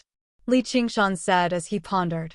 Looking at Han Xiongji's unfriendly expression, he smiled and said, let's have some fun. However, if he was really like a real person, wouldn't that mean that many of his ambitions from his previous life could be realized? A portable harem. This kind of temptation was really hard to resist. This couldn't be considered a betrayal, right? It was inevitable for men to have their own little secrets. Han Xiongji said, I'm not joking with you. If I find out, I'll stop. Li Qingshan turned to look into the depths of the bamboo forest. What are you standing there for? Come over. It was only then that Han Xiongji realized that little and was standing silently in the forest not far away. Under the moonlight, he looked like a delicate jade peck. His expressionless face had a hint of terror. Little and walked over and asked curiously, what did you cut? Li Qingshan said, watermelon. Han Xiongji knew that this child was extremely important to Li Qingshan. Moreover, with his talent and strength, he couldn't be ignored. He couldn't ignore her, so he tried to be as kind as possible and greeted her. Little and glanced at Li Qingshan. Under his signal, he called her Sister Han. Li Qingshan didn't think much of the two-person world becoming a three-person world. Of these two, one was his family, and the other would become his family in the future. It wasn't a bad thing to get close to each other. Han Xiongji, on the other hand, felt very uncomfortable. This child was really too strange. She also tried to get close to him. But the child's eyes were always as cold as water, like a delicate puppet. Only when he talked to Li Qingshan would he suddenly come to life and have a trace of vitality. It was strange that Li Qingshan didn't feel strange about it at all. As the night deepened, Han Xiongji had to say goodbye. She felt that tonight was not as beautiful as she had imagined in the afternoon. Passing through the secluded bamboo forest path, Li Qingshan sent her to the lake and said, Little Anne's temperament is not very close. Please don't take it to heart. Han Xiongji said disappointedly, I don't care about her opinion, but I always feel that I am an outsider between you two. Every exchange of eyes seemed to hide a secret signal that outsiders couldn't understand, but the two of them were inseparable. Li Qingshan said with a smile, we didn't become like this at first sight. We have experienced a lot. He gently hugged her and patted her back comfortingly. From now on, we will be like this in the future. Han Xiongji made a sound of N and said with a smile, it's good that she is here. You can't just take advantage of her. Is taking advantage of my own woman? Just as Ru Xian said, from a certain point of view, he was indeed a stubborn person. If he wanted to let go, he would let go. If he wanted to have something, he would hold it tightly in his hands. Han Xiongji also felt this kind of determination from his words. Her heart also calmed down. She bit her lips and put her hand on her chest. I will work hard. She put her hands behind her back and stepped back. When she stepped on the surface of the lake, a circle of ripples appeared under her feet. She softly said, see you tomorrow. She lightly turned around and walked away step by step. Her footsteps were light and fast like a child. Looking at her distant figure, Li Qingshan quietly said, me too. He sincerely hoped that there would be such a day where he could tell all his secrets to her. When they returned to the bamboo building, Li Qingshan asked, what do you think of her? Little and said, she's worth 200 people. Li Qingshan knocked her head and jokingly scolded, is doubling the number of people considered respect? It's too late to regret now. Little and covered her head and pouted, I don't regret it.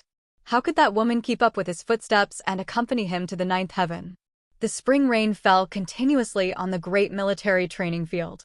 Li Qingshan, who had been invited again, said to the military disciples who had formed a battle formation not far away this time, "It's impossible for you to win." Han Xiangji stood behind him and waved her fist. "Qingshan, beat them up." This made all the military disciples sad. They felt that their most important position had already fallen before the battle even started.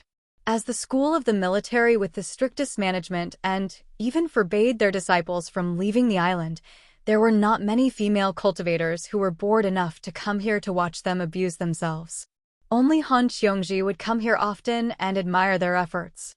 She could talk to them, and she could be said to be the dream lover of the military disciples. Now that their dream was shattered, and their rival in love was right in front of them, they roared angrily and united.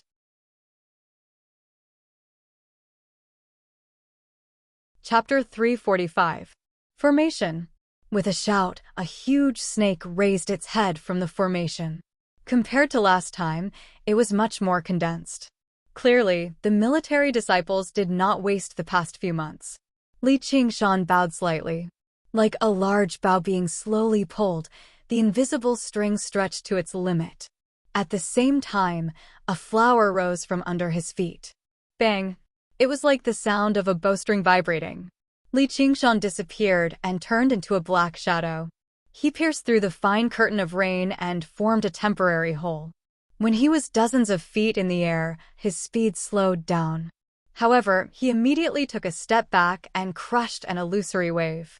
With a bang, the ring-shaped chi blew away the curtain of rain. His figure climbed even higher. As if he was stepping on an invisible ladder, he quickly became a black in the gray sky. What was he going to do? Every military disciple had the same question in their mind. Was he going to escape? No, they immediately dispelled this thought. Although Li Qingshan was despicable, he was not a coward. After their victory last time, when they calmed down from their ecstasy, they clearly understood that they should not have been able to win back then without any explanation. They developed even more respect towards Li Qingshan. This guy was a true hero, an opponent worthy of respect. It was no coincidence that he managed to win senior sister Han's heart. However, the more it was like this, the more they had to defeat him. They could not bring shame to the military or the Han clan. The huge snake raised its head and flicked its tongue. Behind the formation, Han Tie stood with his hands behind his back. He looked at Han Xiongji from afar. He saw her clenching her fists and looking at the sky. Her face was rosy, her eyes were clear, and her face was radiant. It was as if she had changed into a different person. She now had a hint of feminine beauty. He also looked at the sky. He silently said, "Well done." Ru Exine covered her eyes with her hand and looked into the distance. What a stupid idea. The wind howled. Li Qingshan had already reached the highest point in the sky. He had a panoramic view of the islands of the 100 clans. The scattered islands were like large ships floating on the blue lake. Suddenly, he turned around. Heaven and earth flipped in that instant. The gray clouds became a vast expanse of land. Beneath his feet, above his head, and in the blue sky floated green clouds. Then, he began another climb. "He's here." It was unknown who shouted, but the crowd raised their heads. With the gray clouds as the background, the small black was rapidly growing larger and clearer. It was a blue ball of light, a rapidly spinning ball of water. It tightly wrapped around Li Qingshan, its surface rippling with ripples of turbulence. It formed a suction force that attracted all the drizzle in the air, and the water ball quickly grew larger. Ocean wielding? Vortex form. This was the only defensive move in ocean wielding. Its defensive method differed from the spirit turtle's profound shell. It did not create an indestructible structure. Instead, it was like a vortex, deflecting and nullifying the enemy's attacks. Water, no matter if it wanted to attack or defend, had to move as fast as possible. This move was the same as the wave treading form.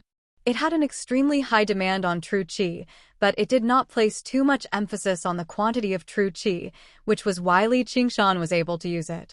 With the help of the wave treading stance, he continued to accelerate. He was like a blue meteor falling to the ground, falling precisely in the direction of the snake's head. The whistling and rumbling filled everyone's ears. The water ball became extremely large, and its bearing as it fell from the sky was shocking. All the military disciples were fearless. They circulated their true chi as hard as they could and let out a united roar. The snake's head and the water ball collided in an instant, and the water ball collapsed, revealing Li Qingshan in the center. Blue swirls of true chi revolved around him. The snake's head was completely unscathed. It only dimmed slightly and moved away slightly. The true collision occurred in the next moment. Li Qingshan was like a drill, plunging deeply into the snake's head and piercing through it as he spun. Boom! The ground shook and waves of earth swept out in all directions. The huge snake that had been pierced slowly dispersed. Li Qingshan finally smashed into the ground as he wished. However, he felt like he had hit the grayish-yellow sky above his head, making him dizzy. If not for the protection of the True Chi whirlpool and the cultivation of the Ox Demon's third layer, which strengthened his physique to a whole new level, he would have been severely injured by this attack. Li Qingshan stood up shakily and discovered that he was standing in a huge pit. The True Chi in his body had been completely depleted, and he had to use his body to face the enemy again. He walked out of the pit and discovered that all the military disciples had fainted. And none of them could stand up. It turned out that the huge snake formed by the military formation was the fusion of their true chi and wills. The result of being defeated in a direct confrontation was a backlash. The ground shook and waves of earth rose up. All of them fainted. Ru Xian clapped her hands gently. Business is here. Regardless of whether it was the backlash of true chi or the backlash of mental energy, with her medical skills, she would be able to take care of everything smoothly. Li Qingshan stood at the edge of the pit and laughed loudly. Only by defeating all of you like this can it be considered satisfying. Han Qiongji flew over from the high platform and gave Li Qingshan a hug. After spending more than a month together, the two of them had become very close. Li Qingshan, who was dry firewood, was quickly set ablaze by Han Qiongji's fire. This caused the eyes of the 9 seats disciples standing beside Han Tie to turn red. They wished that they could attack right now and challenge Li Qingshan. However, no one was confident that they could win. This guy was simply too strong, unreasonably strong. If Li Qingshan had torn apart the military formation, it would have been easier for them to accept it. However, he had broken through it head-on like this. It was simply unimaginable. Could he still be considered a 7th-layer Qi practitioner? His inconceivably strong physique and inconceivably pure true Qi were combined with his peerlessly exquisite battle skills. Using his innate talent for battle, he had achieved this amazing result. Under the watchful eyes of the crowd, no matter how bold Han Qiongji was, she felt her face burning hot. Just now, she was really infatuated with him. She could not help but let go of Li Qingshan.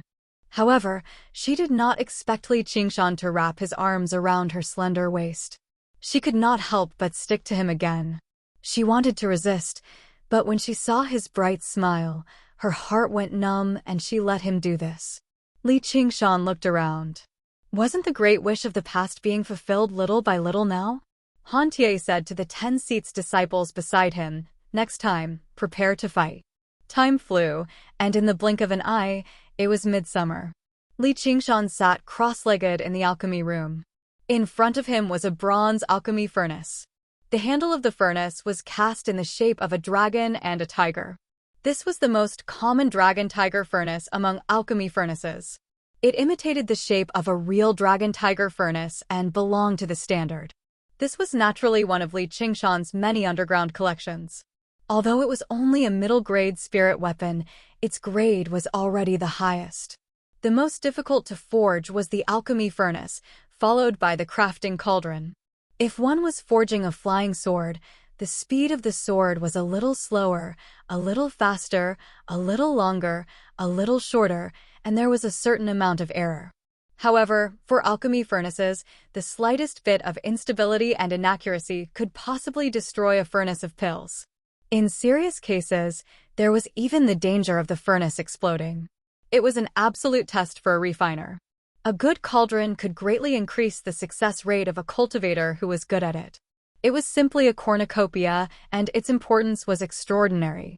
Therefore, the value of a cauldron was extremely high.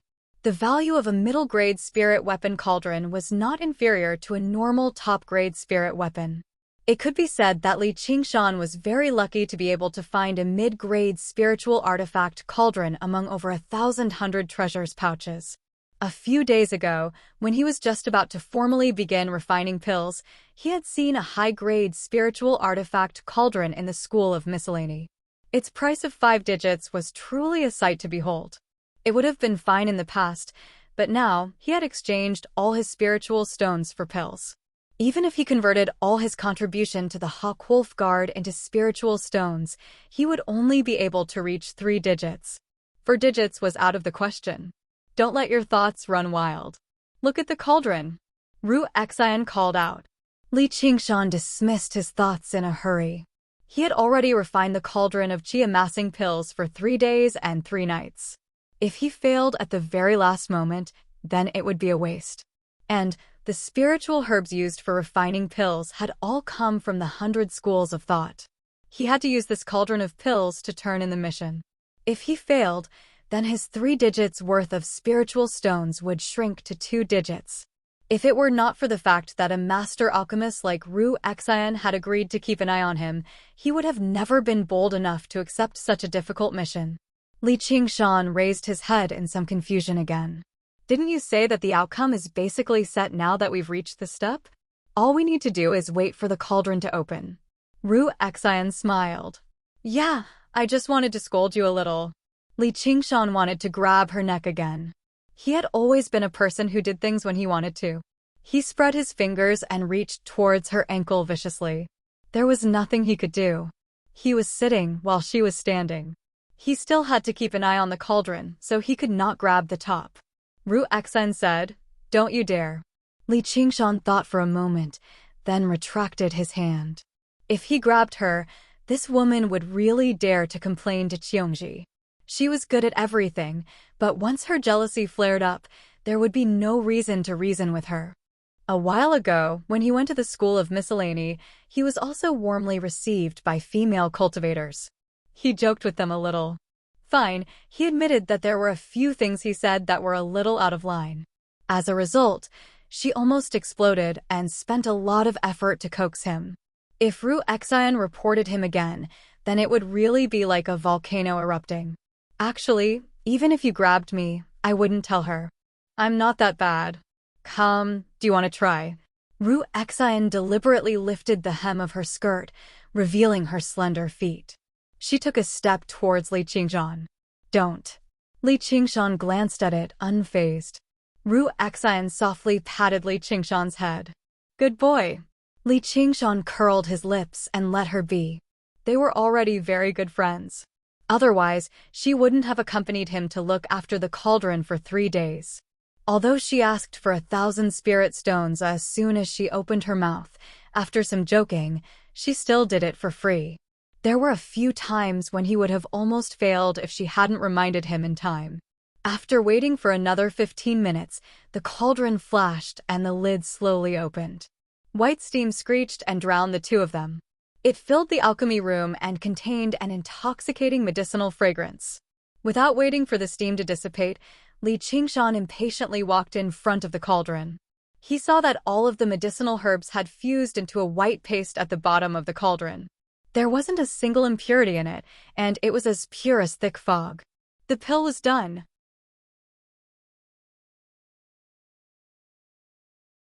Chapter 346. Li Qingshan put his hand on it, and it glowed with a blue light. The white ointment began to twist and turn, finally forming perfectly round pills that fit the specifications.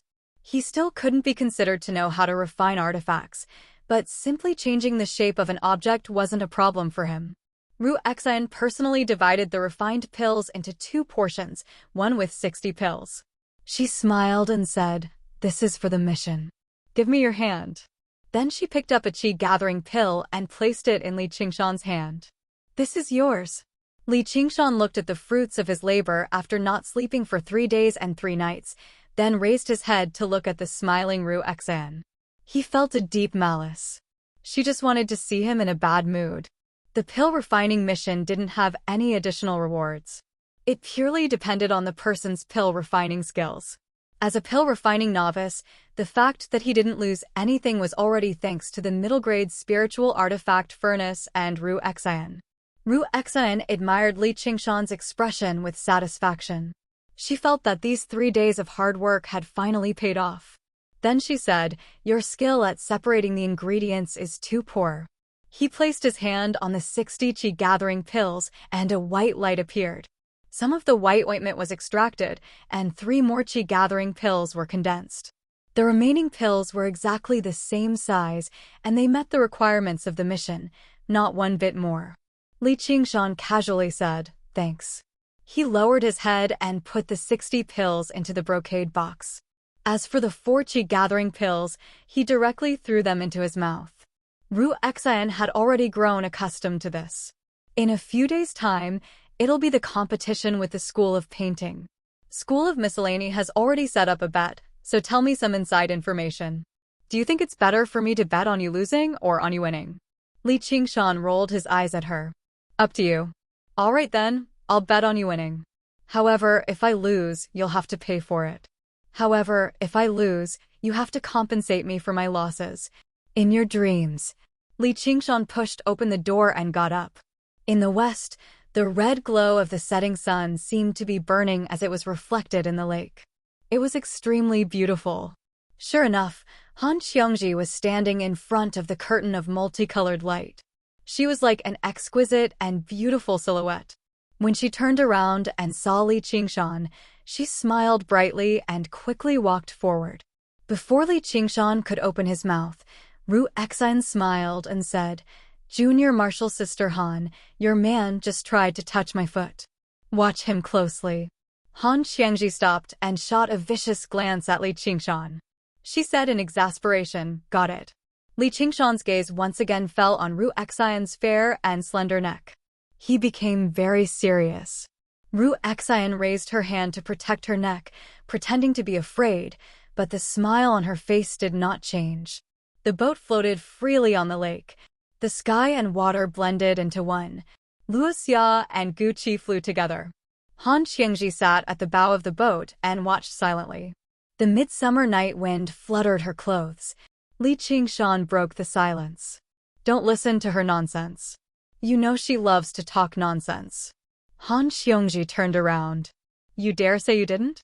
"Absolutely not," Li Qingshan said seriously. Han Qiongji smiled. "I'm not angry. Why are you so nervous?" Li Qingshan frowned. "Who are you? What did you do to Qiongji?" Han Qiongji was stunned. She grabbed his ear and said angrily, "Am I that petty?" Li Qingshan smiled and pulled her into his arms. "Yes, my Qiongji is very broad-minded." His other hand had already landed on her proud breasts. Separated by the thin summer dress, they seemed to tremble in his hand. "Don't move." Han Qiongji grabbed his hand, but let him put it on top of her. After several months of being together, this level of intimacy had already become normal. In her words, she was taking advantage of him because she pitied him. "I'm just curious." Li Qingshan found it strange. No matter how he looked at it, Ru Xan was much more charming than that female cultivator from the School of Miscellany a few days ago. Han Qiongji said, "Senior sister Ru Xan is a very proud person." The female disciples of the School of Miscellany were all mediocre in talent. Their minds were filled with utilitarianism, and they wanted to find a powerful man to rely on. They weren't worthy of being called cultivators. Ru Xan was different. She was a true cultivator. Li Qingshan said, "Proud? I don't really feel anything. Because you're even prouder." Han Qiongji propped herself up and wrapped her arms around his neck. She deeply gazed at the man she loved. The closer she got to him, the more she was attracted by his charm. She found it strange that she hadn't noticed this the first time they met. Among them, the thing that enchanted her the most was the deep pride hidden in his heart. It was as if no matter how steep the peak, he would always have the determination to climb it. No matter how powerful the enemy, he would always have the courage to challenge them. I don't feel anything about that. Li Qingshan's hands held her waist. The curves of her body suddenly tightened, delicate and straight. His gaze couldn't help but be attracted by her plump red lips. Even the snow-white ravine that occasionally appeared on her clothes couldn't divert his attention. He couldn't help but raise his head. Han Xiongji tilted her head to avoid him. She tightly hugged him and deeply kissed his ear. She said apologetically, "Not here yet." Although they were already so intimate in many places that it wasn't forbidden, she still refused to accept the more ordinary kisses. Li Qingshan already regarded the woman in his arms as his beloved. Naturally, he could only protect this little hobby of hers. "I want to wait until when we get married. If I let you kiss me now, I'm afraid I won't be able to hold myself back. I'll give you everything." Han Xiongji was extremely shy as she stuttered. She didn't really care about the matters between a man and a woman. Wasn't it just taking off their clothes and hugging each other to do that? In the past, she carried out missions alone. Out of curiosity, she even climbed over walls and secretly looked around. Other than blushing a little at the beginning, she quickly felt bored. What was the point of moaning and laughing? As a cultivator, she could never be like mortals who indulged in pleasure. Her will that was as tough as steel couldn't be shaken by this. Otherwise, she wouldn't have been able to endure the pain of being sliced into pieces in the Black Lotus Altar Master's formation. Only when it happened to her did she realize it wasn't that simple. Every movement of body contact began to be filled with a different meaning. It made people feel pleasure or tremble because their hearts moved. What else could Li Qingshan say? He hugged her alluring body tightly. "Why don't I just go and ask for your hand in marriage tomorrow? Your father has a good impression of me."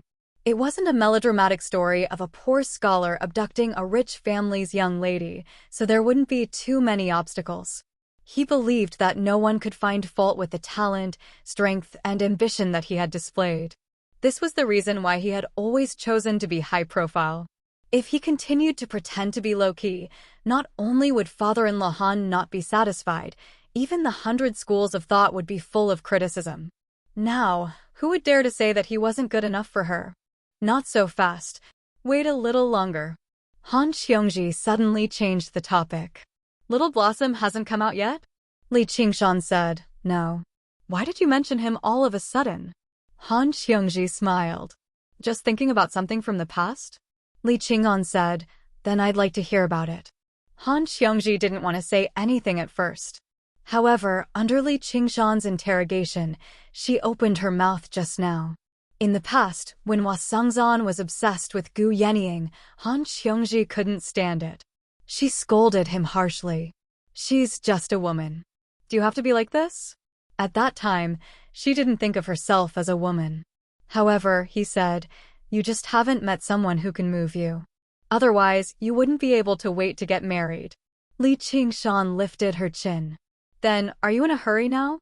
Han Xiongji said stubbornly, "Not at all. However, I do understand him a little.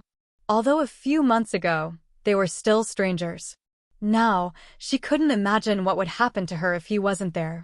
Looking at her affectionate eyes, Li Qingshan's heart was already as tender as water. Even Gu Yenying became insignificant. That was just half a fleeting dream. Now, the one in his arms was a real lover. "You're much luckier than him. You met me early enough." Han Xiongji said, "Why don't I think so? You'd better hurry up and cultivate. Let's talk about it when your cultivation surpasses mine. I don't want to marry a man who isn't as good as me." However, at this moment, the posture of the two of them made her words not the slightest bit convincing. Back then, she just said that if his cultivation surpassed hers, she would give him the chance to pursue her. Now, she was in his arms, taking advantage of him. "I can't wait." Li Qing'an leaned down. Although he couldn't kiss her lips, other places were fine. He deeply kissed her delicate neck. A smile appeared at the corner of his mouth. He gently licked her. "Are you a dog?" Han Xiongji's body trembled. She clenched her teeth and said. Once her psychological defenses were broken, as a cultivator, Her perception of these things was far more delicate and sensitive than that of a mortal. You dare to say your man is a dog? You have to be punished. Li Qingshan lifted his hands and placed them on her soft breasts, kneading them. If it was in the past, she would most likely have cried out in alarm and stopped him from doing anything that went too far. But this time, she still wrapped her arms around his neck and didn't respond at all. Li Qingshan was startled for a moment. The smile on his face widened and the movements of his hands slowed down. His 10 fingers deeply sank into the two soft masses, changing their strange shapes as he pleased. Han Xiongji's breathing quickened. Her eyes were like water, but she still acquiesced to his movements. Li Qingshan found 2 slightly protruding points. He gently pinched them between his fingers and kneaded them. Han Xiongji suddenly hugged him tightly. Li Qingshan stopped moving and gently kissed her neck and stroked her back. After a while, she finally let go of him, allowing him to continue enjoying this wonderful body that no one had ever touched before. It wasn't until Li Qingshan completely imprinted the shape and size in his mind that he reluctantly let go.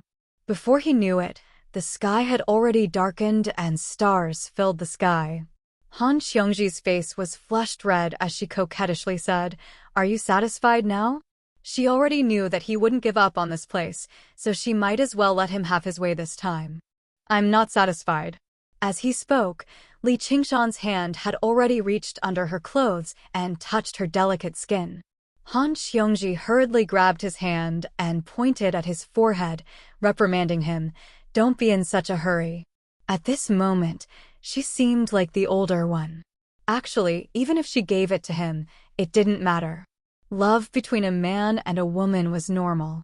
She didn't care about her chastity like a mortal woman, but she was afraid that if she gave it too easily, he wouldn't cherish it. This little man, she had to stay by her side.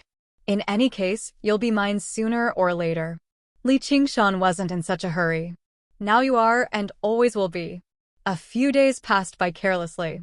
In the blink of an eye, it was time for the competition with the painter, Chu Danqing.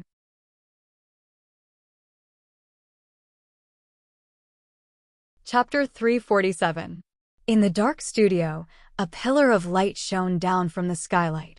Dust floated within, and the floor was vaguely covered in drawing paper. There were many different shapes and sizes of evil spirits drawn on them. A single glance was enough to make one feel a ferocious aura. However, none of these drawings were complete. It was as if the painter had lost interest in them halfway through. Chu Danqing lay on the drawing paper, his limbs stretched out.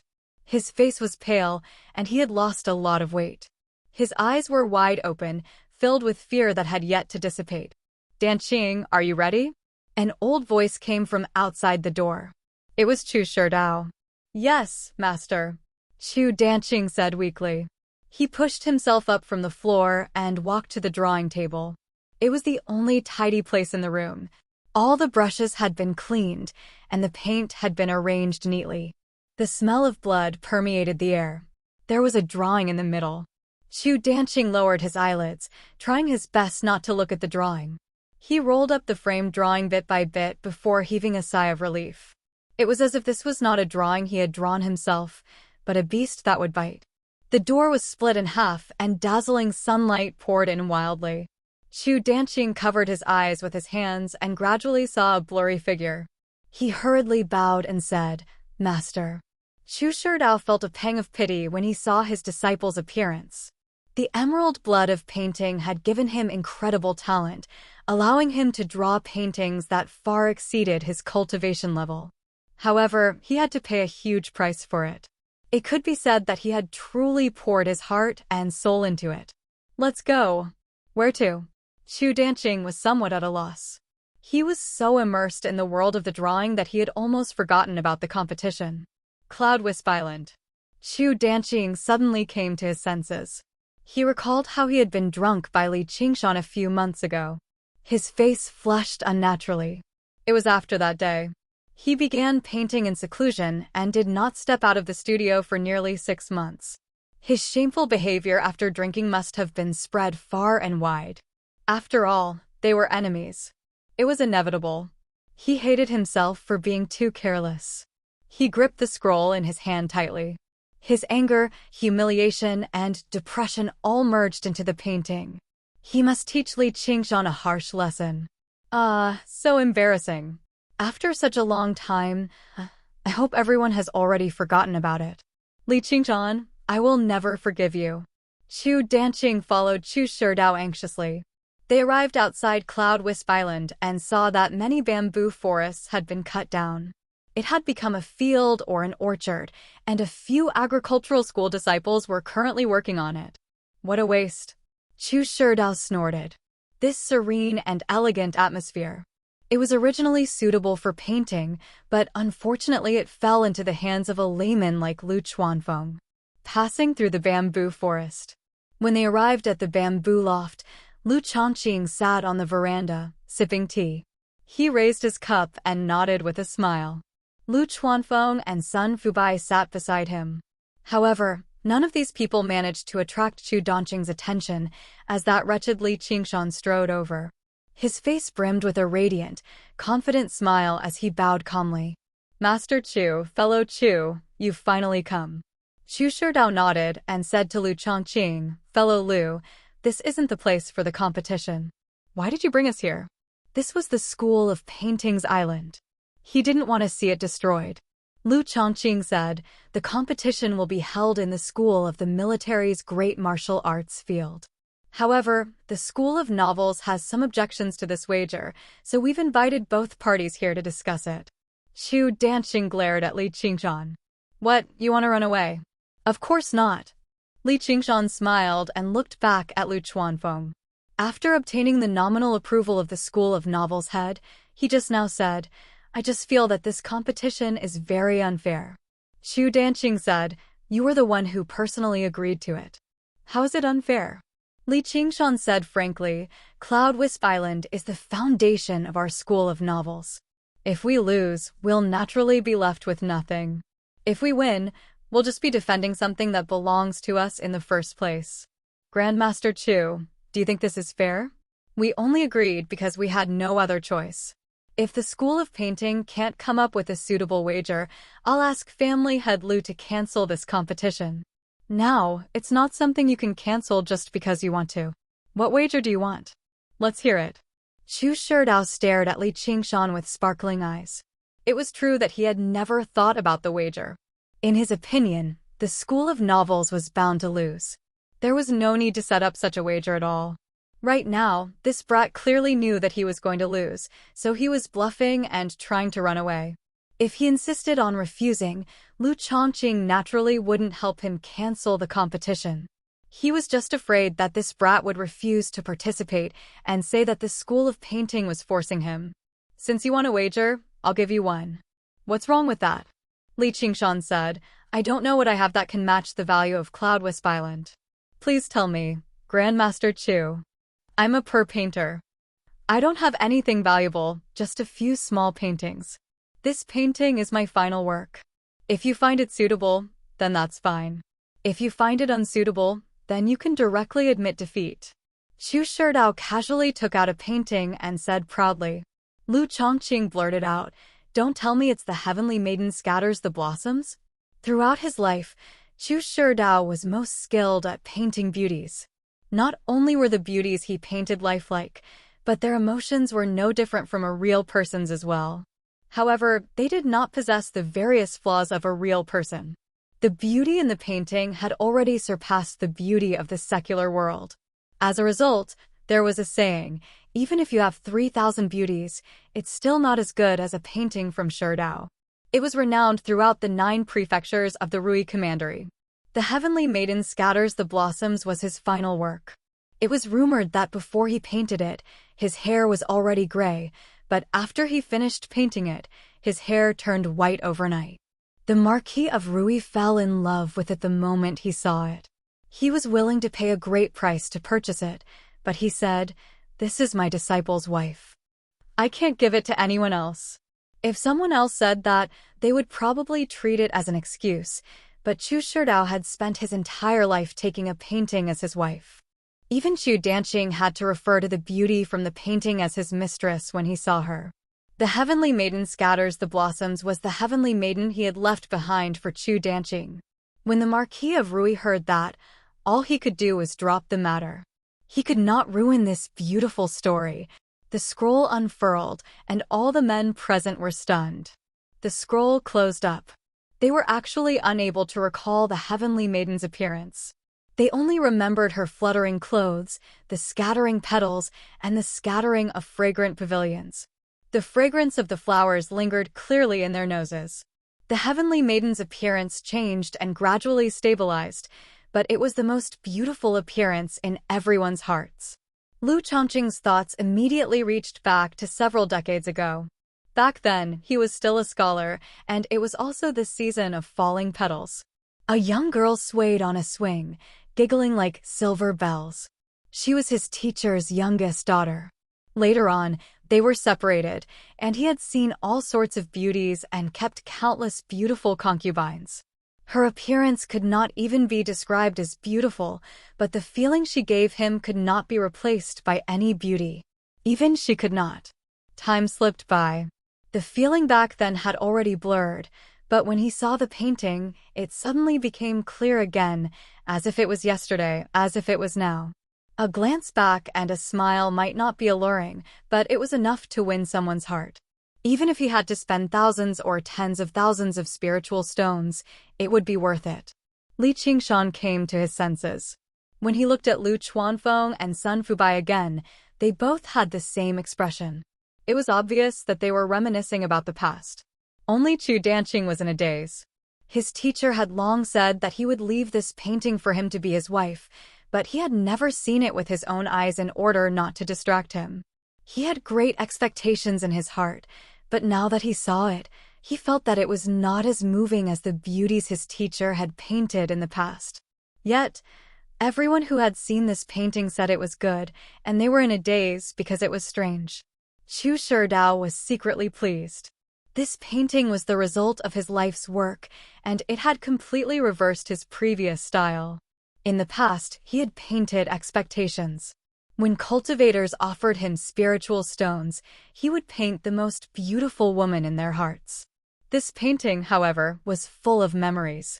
It could easily break through a cultivator's firm psychological defenses, touch the softest part of one's heart, and evoke the most beautiful memories.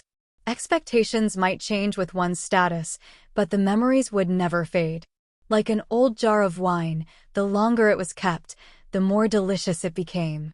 The one who truly touched you would always be you.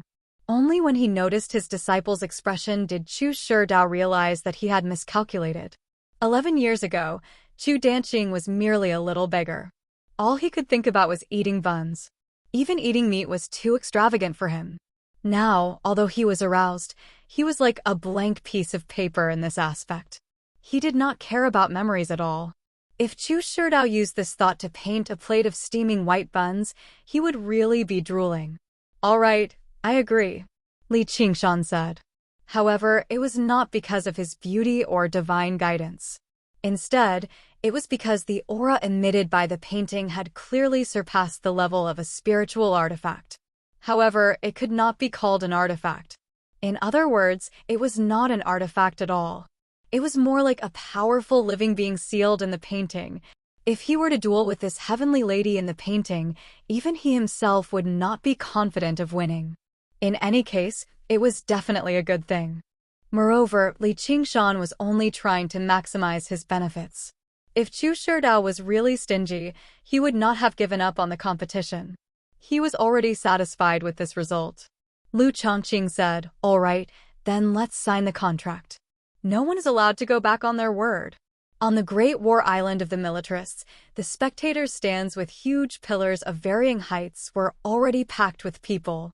Seeing the arrival of a group of people, discussions immediately broke out. Qingshan. Han Xiongji, who had been waiting for a long time, quickly walked up to him. She wanted to give him a hug, but after looking around, she bit her lip and was too shy to do so. Li Qingshan's eyes lit up.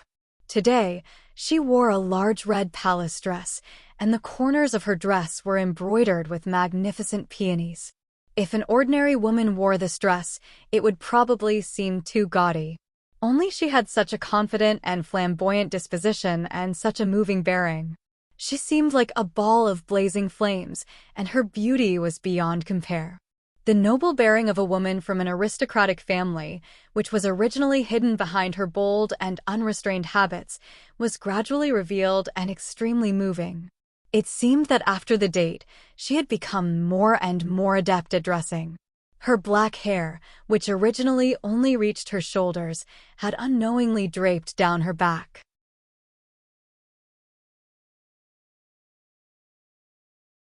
Chapter 348. Lu Chuanfeng was surprised. Was this still Han Qiongji?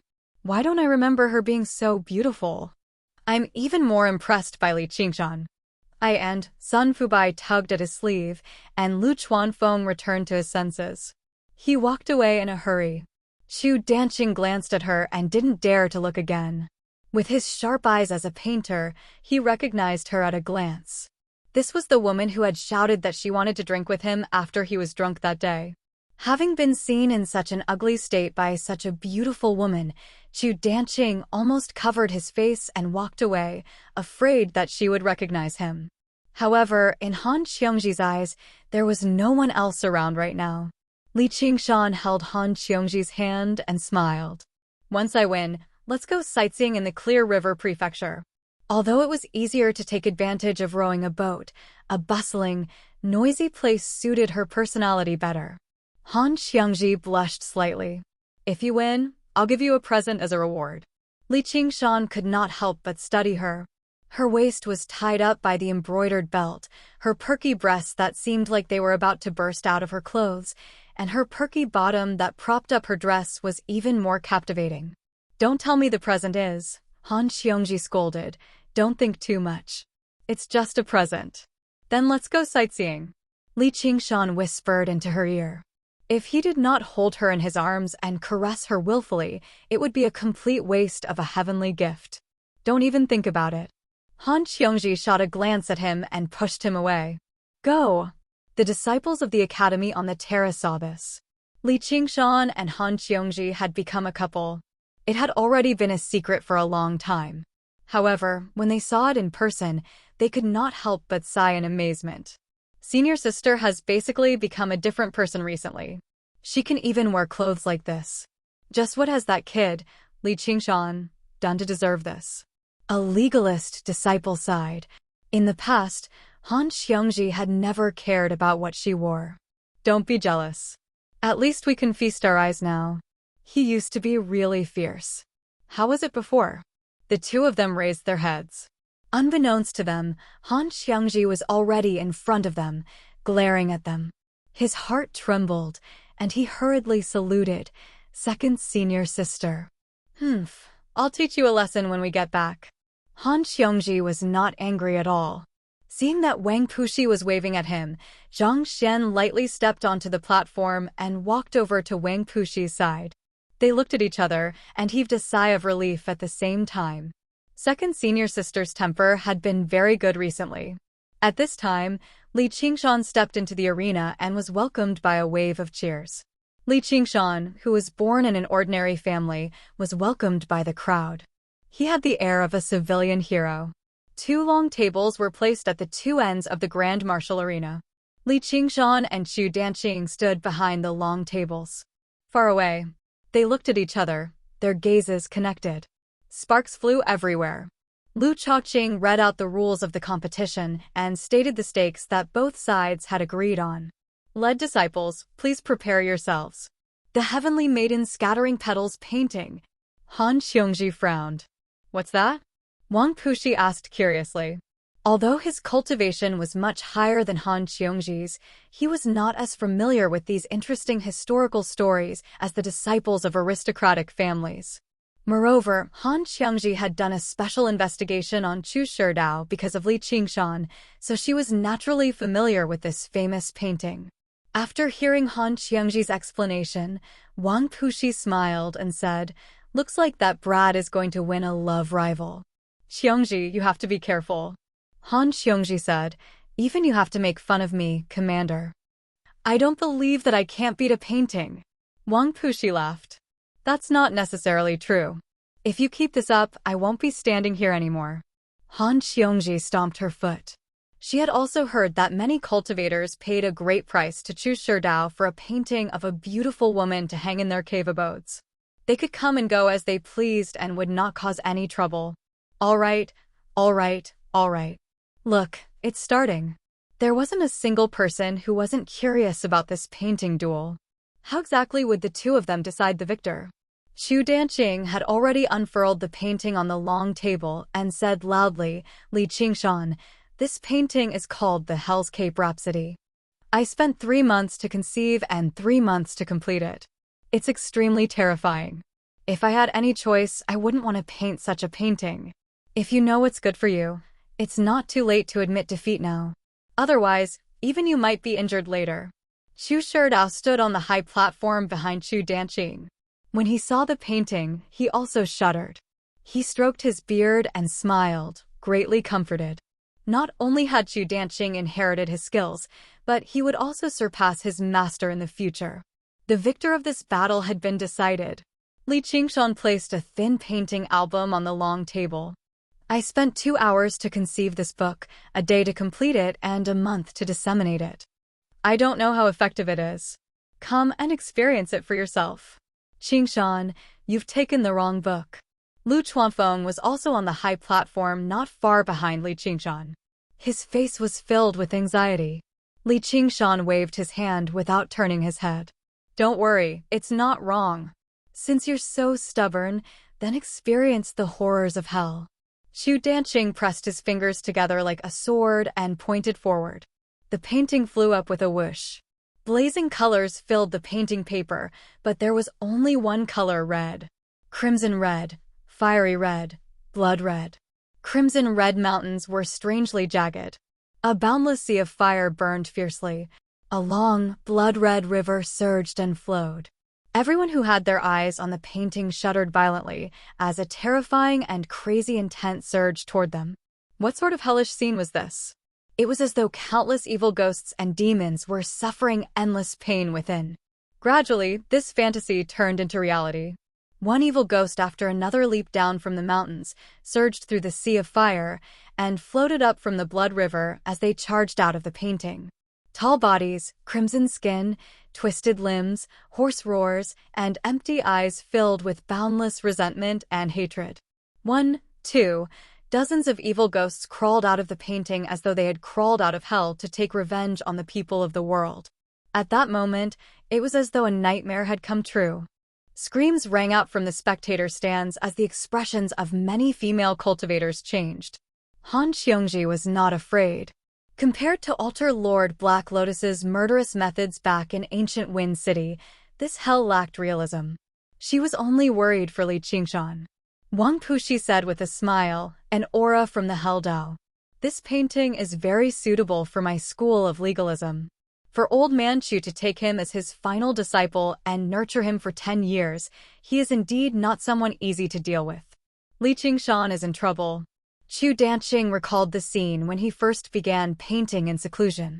Often, he would roll on the ground in regret while he was painting, slamming his head against the wall in shame. Thinking back to how he had become a laughingstock the moment he emerged from seclusion after 10 years of arduous cultivation, he was no longer liked by female cultivators. He felt like he was about to go mad. It was as though he was in hell, being burned by blazing flames. Finally, he infused his frenzied thoughts into the painting and conceived the Hell Rhapsody. He used the remaining space to paint endless evil ghosts. Li Qingshan, you asked for it. The smile on Li Qingshan's face did not change as he said, by the way, I forgot the name of my book. Suddenly, his expression turned solemn as he waved his hand and shouted, Come out, divine brush Maoyang. The divine talisman of great creation suddenly burst out with resplendent light. As Li Qingshan waved his hand, the faith and wish power of millions of people gathered and condensed. A young man wearing a wide-brimmed straw hat and holding a brush appeared in the great martial arts field.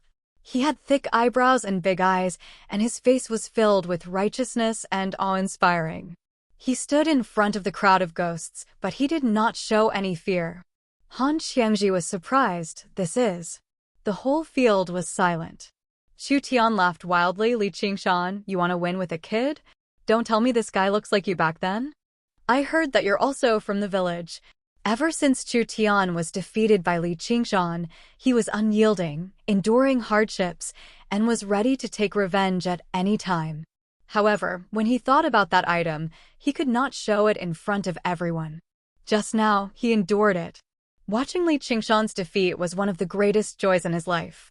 Although the other disciples of the 100 clans no longer laughed at Li Qingshan, their thoughts were the same as Chu Tian's.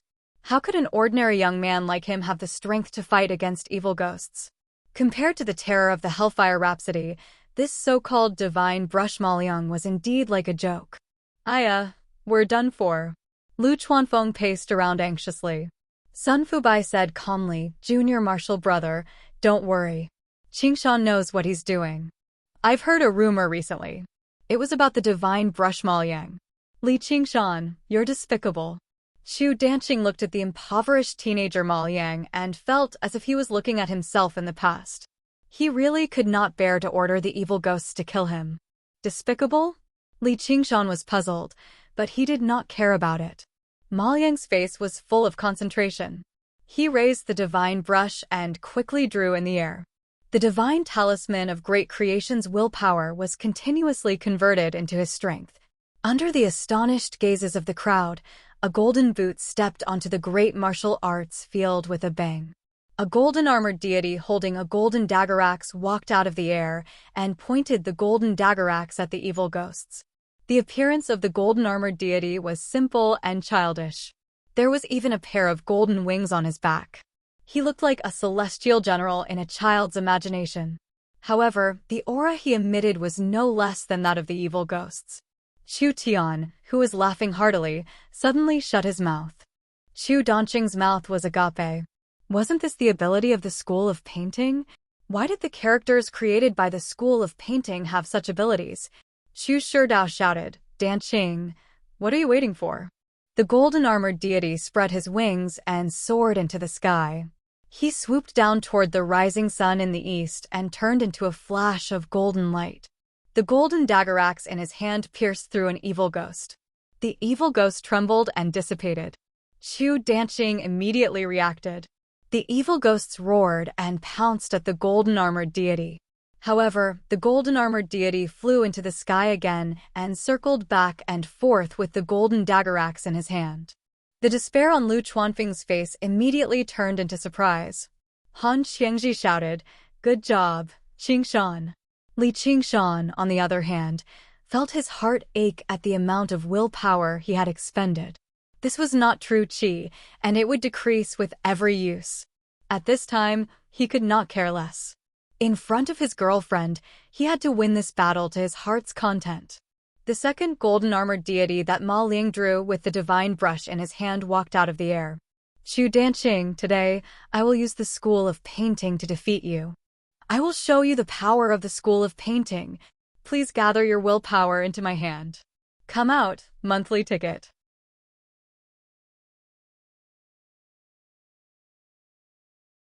Chapter 349. The second golden-armored deity was even taller and mightier than the first. He was clad in heavy armor and had a round waist. At first glance, it looked like a sphere, and the octagonal golden hammer in its hand was the size of a water tank. It charged at the evil spirit like a war chariot, and it was like a roaring war chariot, crushing everything in its path. Dozens of evil spirits opened their bloody mouths and roared in unison. Their jagged fangs pulled out streams of saliva that dripped onto the ground. It sizzled like acid and gave rise to clouds of white smoke. The golden-armored deity swung his arms, and the golden hammer buzzed as it sped up to the extreme. It flew out of his hand and turned into a golden meteor, crashing into the twisted face of an evil spirit.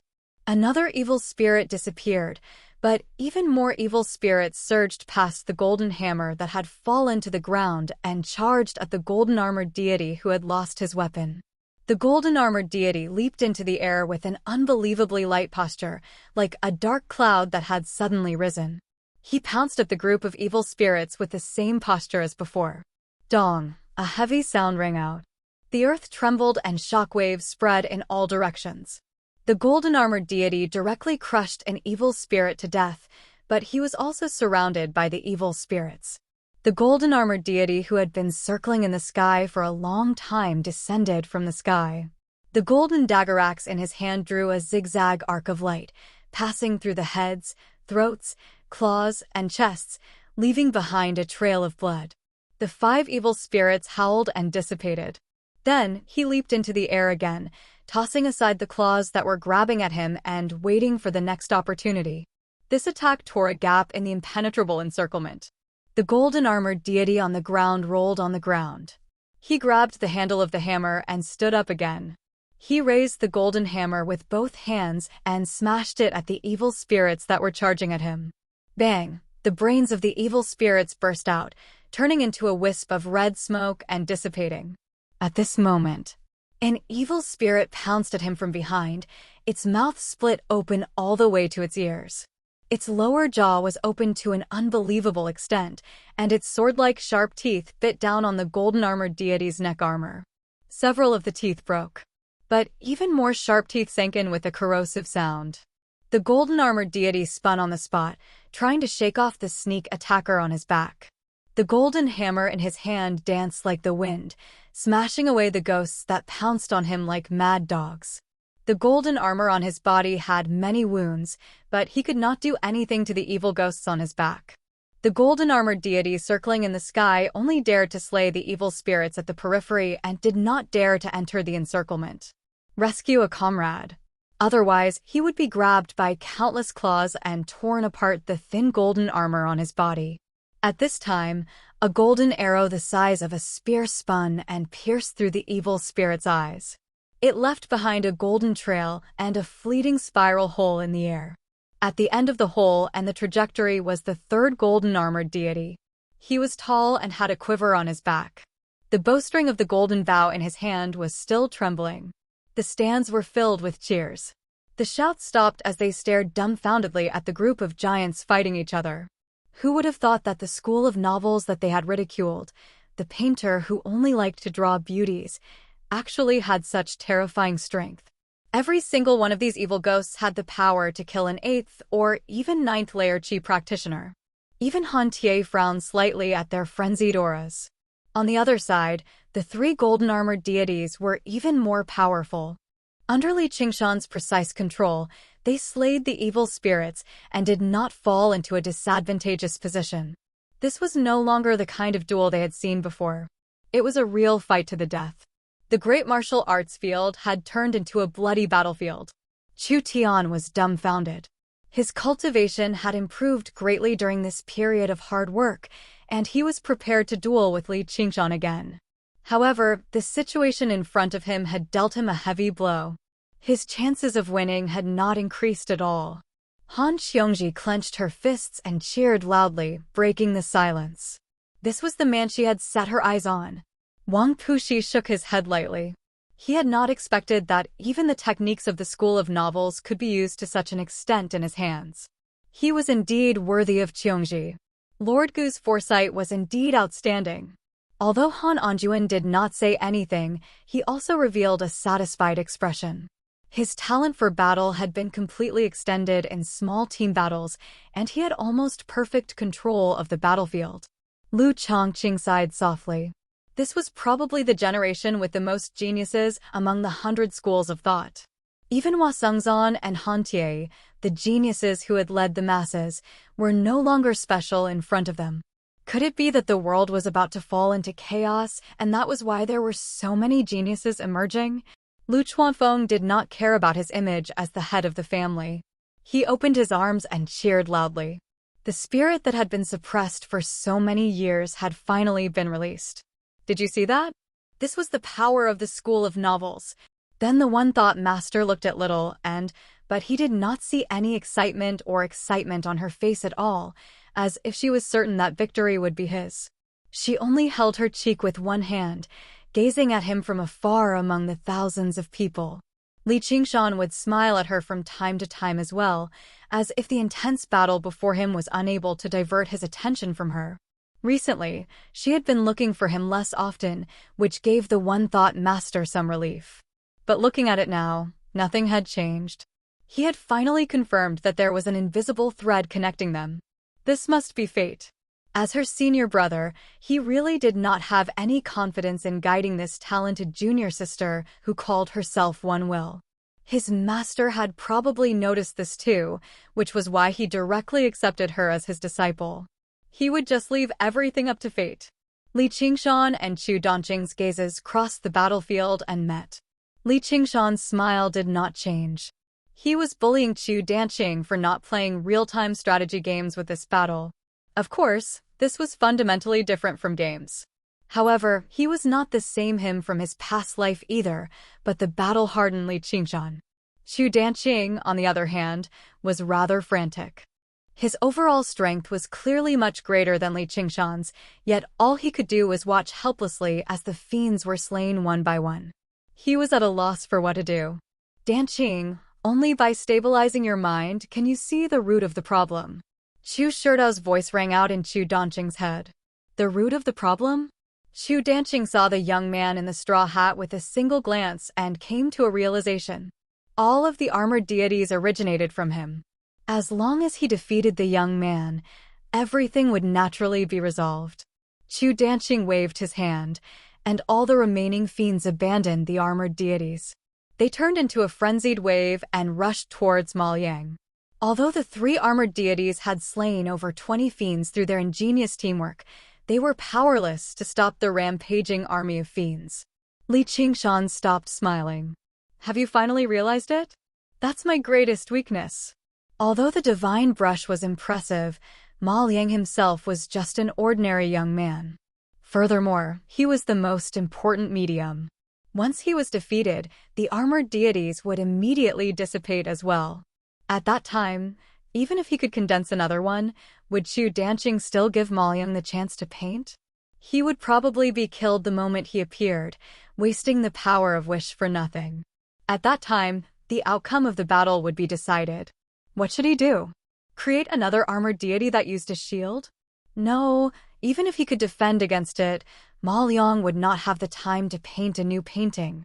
As for the Hell's map opposite him, it was clear that it had not used its full strength yet. The only thing he could do now was to fight attack with attack. Ma Liang suddenly raised his brush and waved it wantonly in the air. Streaks of black ink froze in the air. The power of wish in the divine talisman of great creation was rapidly being consumed. At that moment, a shadow covered Ma Liang. Countless claws and teeth were right in front of him, and a scarlet wave slammed down on Ma Liang. Compared to the horde of ghosts, his figure was pitifully small. Just as all the children expected, he faced the horde of ghosts fearlessly and used all his strength to finish the last stroke. The ink in the air turned into streaks of sword chi and shot out in all directions. Compared to the sword chi, the horde of ghosts seemed to have slowed down. They could only watch as the sword chi pierced through their bodies. The scarlet wave paused for a moment and immediately collapsed, turning into countless fragments that smashed towards Ma Liang. However, they dissipated in the air. Cheers rang out. Li Qingshan said loudly, "Who's the one who's going to admit defeat now?" The 3 armored deities formed a formation and blocked in front of Chu Donqing's Rhapsody of Hell. They would kill every ghost that came out. They wanted to see how many evil ghosts Chu Donqing could summon. Chu Donqing clenched his fists tightly. Although this Rhapsody of Hell took the meaning of endless in its length, it could not really summon an endless number of evil ghosts to battle. Even if he summoned more evil ghosts, they would not be able to escape the fate of being killed one by one. "It's you." The Rhapsody of Hell surged out with a scarlet light, almost illuminating the entire main martial arts field. The blood river in the painting suddenly began to flow slowly, and the incomparable sea of fire suddenly began to burn fiercely. "Oh no," Li Qingshan said. The sea of hellfire suddenly surged out of the painting. It was so fast that it devoured the 3 armored deities in an instant. The golden armor rapidly melted in the flames, and in the blink of an eye, the 3 armored deities turned into ashes, following in the footsteps of the evil ghosts. Waves of heat appeared in the air, causing everything in the field to distort. The surging flames pounced towards Li Qingshan with an unparalleled and unavoidable momentum. Lu Chuanfeng, who was about to celebrate, suddenly changed his expression. It was as if the hellfire was burning him. This had already surpassed the means of a Qi practitioner. Chu Shidao's face was bright red from the flames. Li Qingshan, take a look. This is the power of the emerald blood of vermilion. Although you are a genius, and it is indeed a rare fortune for the school of novels to have a disciple like you, you are still slightly inferior compared to Danqing. The outcome had been decided. For the first time, Han Anjuan no longer believed that Li Qingshan could win. This was already a gap in cultivation, and it was not something that could be made up for with tactics or strategies. Li Qingshan's face was as dark as still water. He quickly turned his head. The fire was burning in front of him, and it was too late even if he ordered Ma Liang to paint again. Furthermore, what kind of painting could block this boundless fire? At this moment, Ma Liang suddenly fell to the ground. Although he was not burned by the fire, he could not withstand the high temperature. Li Qingshan had been a cultivator for too long, and he had also underestimated the endurance of a mortal youth. It just so happened that it pours. Could it be that the outcome had been decided?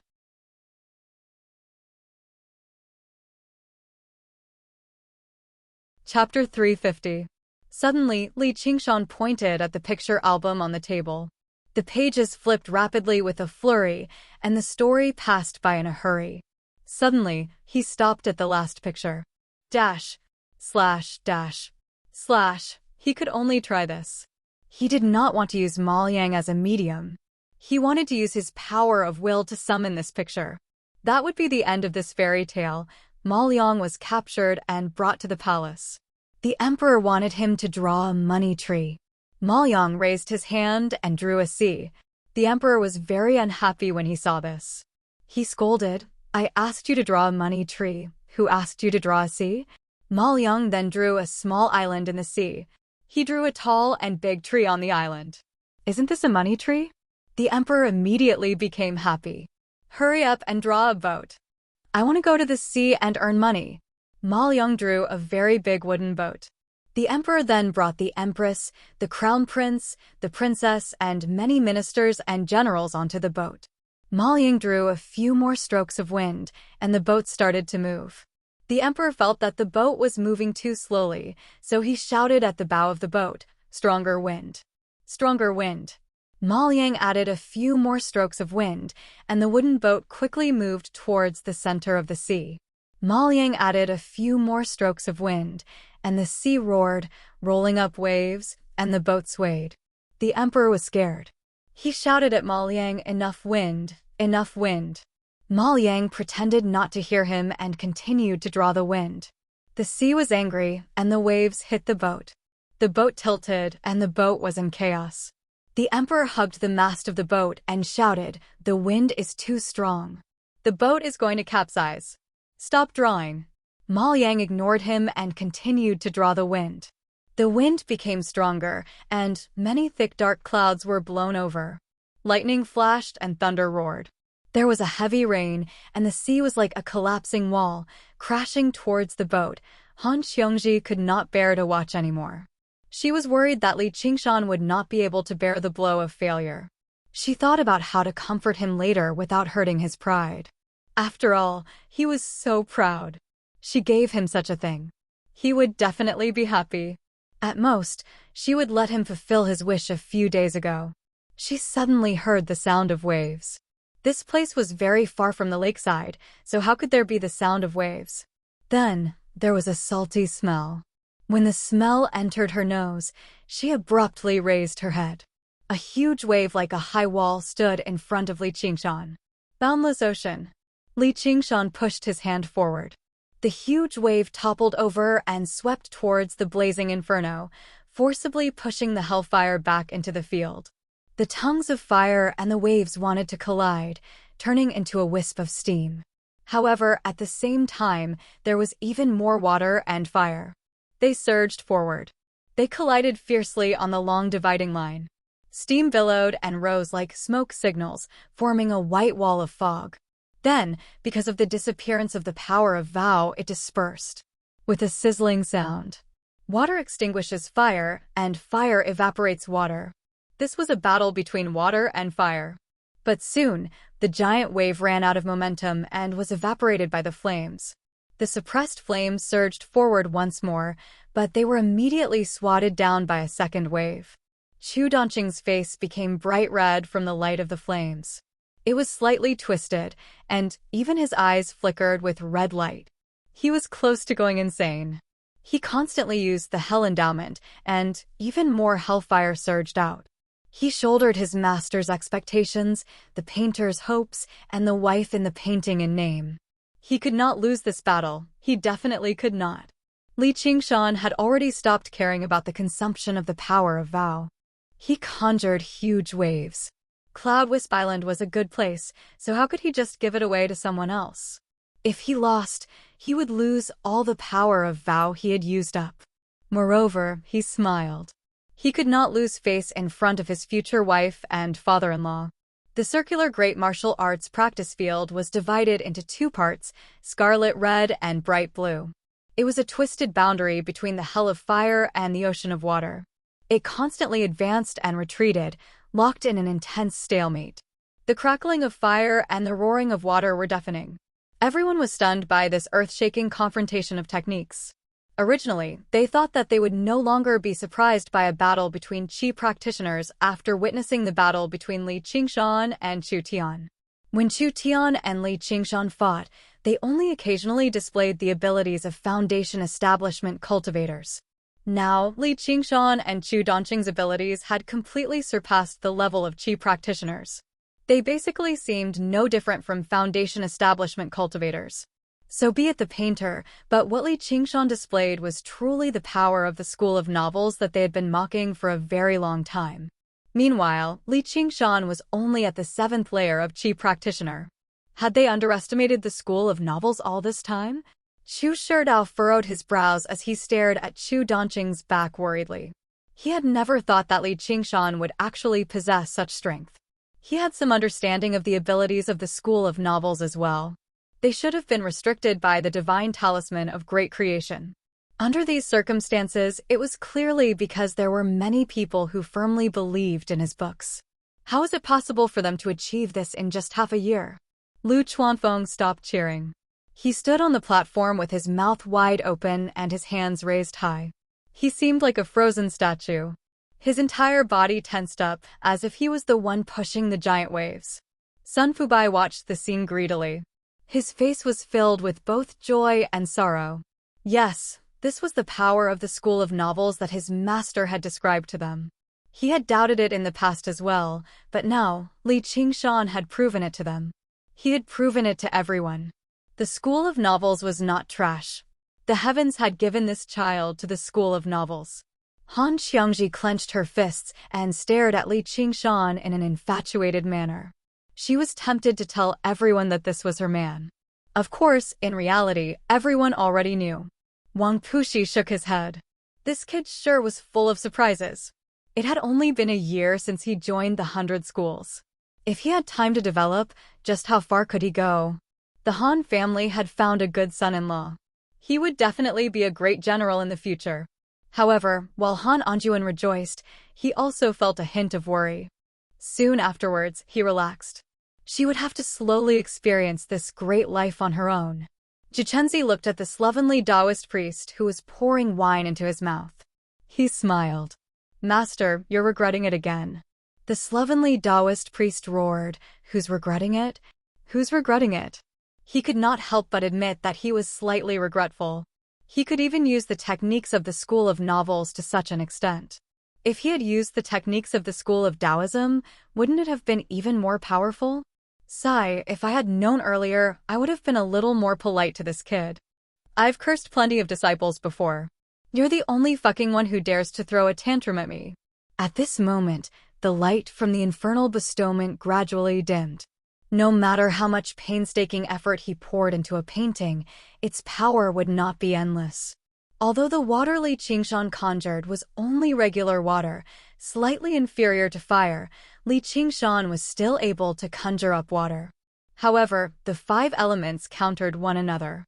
It was extremely easy for water to put out fire, but it would take a tremendous amount of energy for fire to evaporate someone.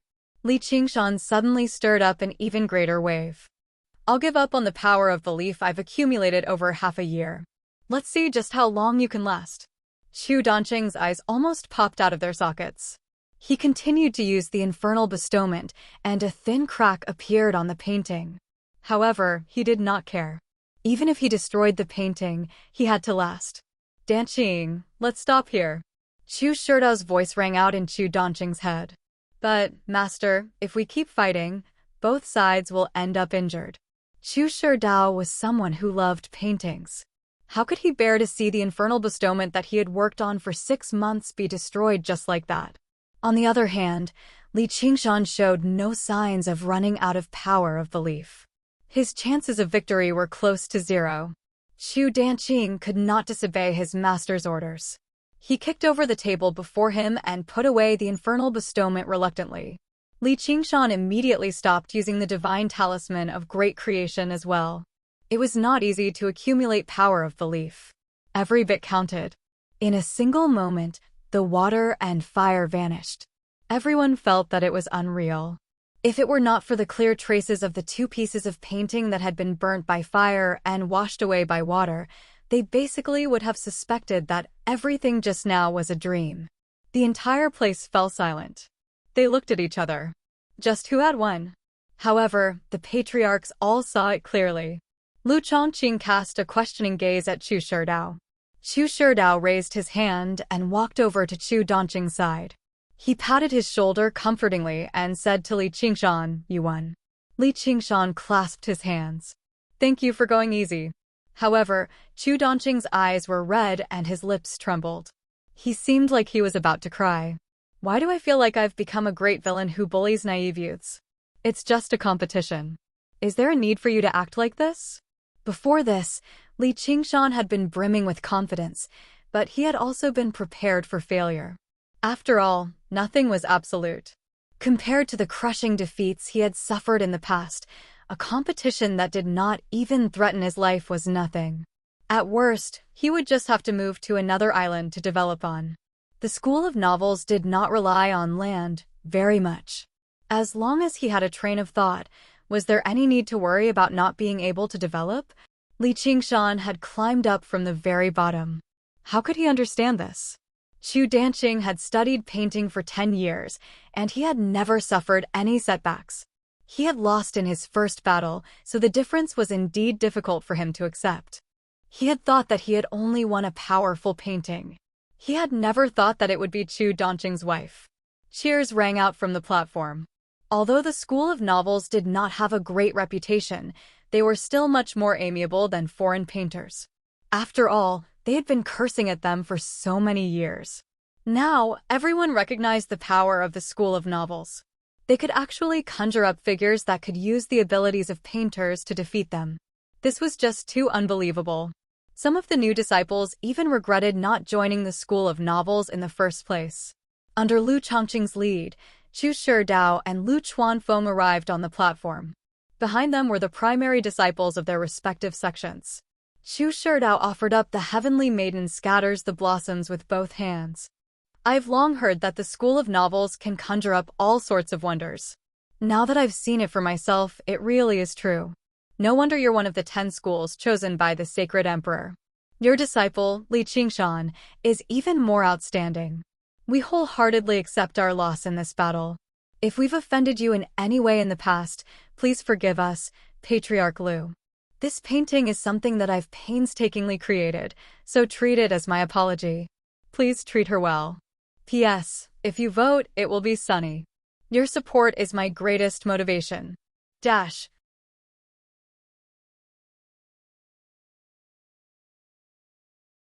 Chapter 351. Lu Chuanfeng was rather flattered that such a great figure was speaking to him so politely. He returned the gesture in a hurry. Master Chu, you're exaggerating.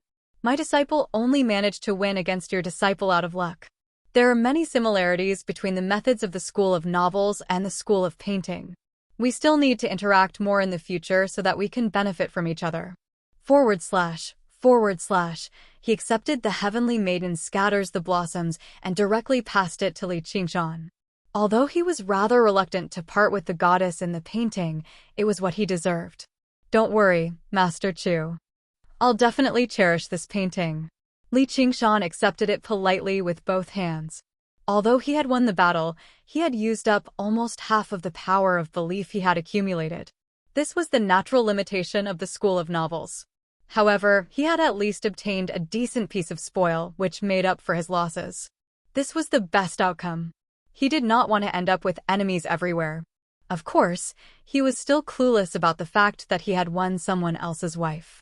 Chu Sherdao nodded slightly. Danqing, you need to ask senior brother Li for guidance in the future. Even though Chu Danqing was extremely reluctant, he could only reply, yes. I wouldn't dare call myself senior brother. Back on Cloud Wisp Island, Danqing and I hit it off as soon as we met. We even drank together. Back then, we treated each other as friends and brothers. I don't know why, but I actually stopped coming back. Li Qingshan's first impression of Chu Danqing was quite good. He felt like there was a rare aura of naivety about him. You're still bold enough to say that? If you hadn't gotten me drunk, why would I have said something like that? Chu Danqing glared at him. He felt ashamed again. Something like that?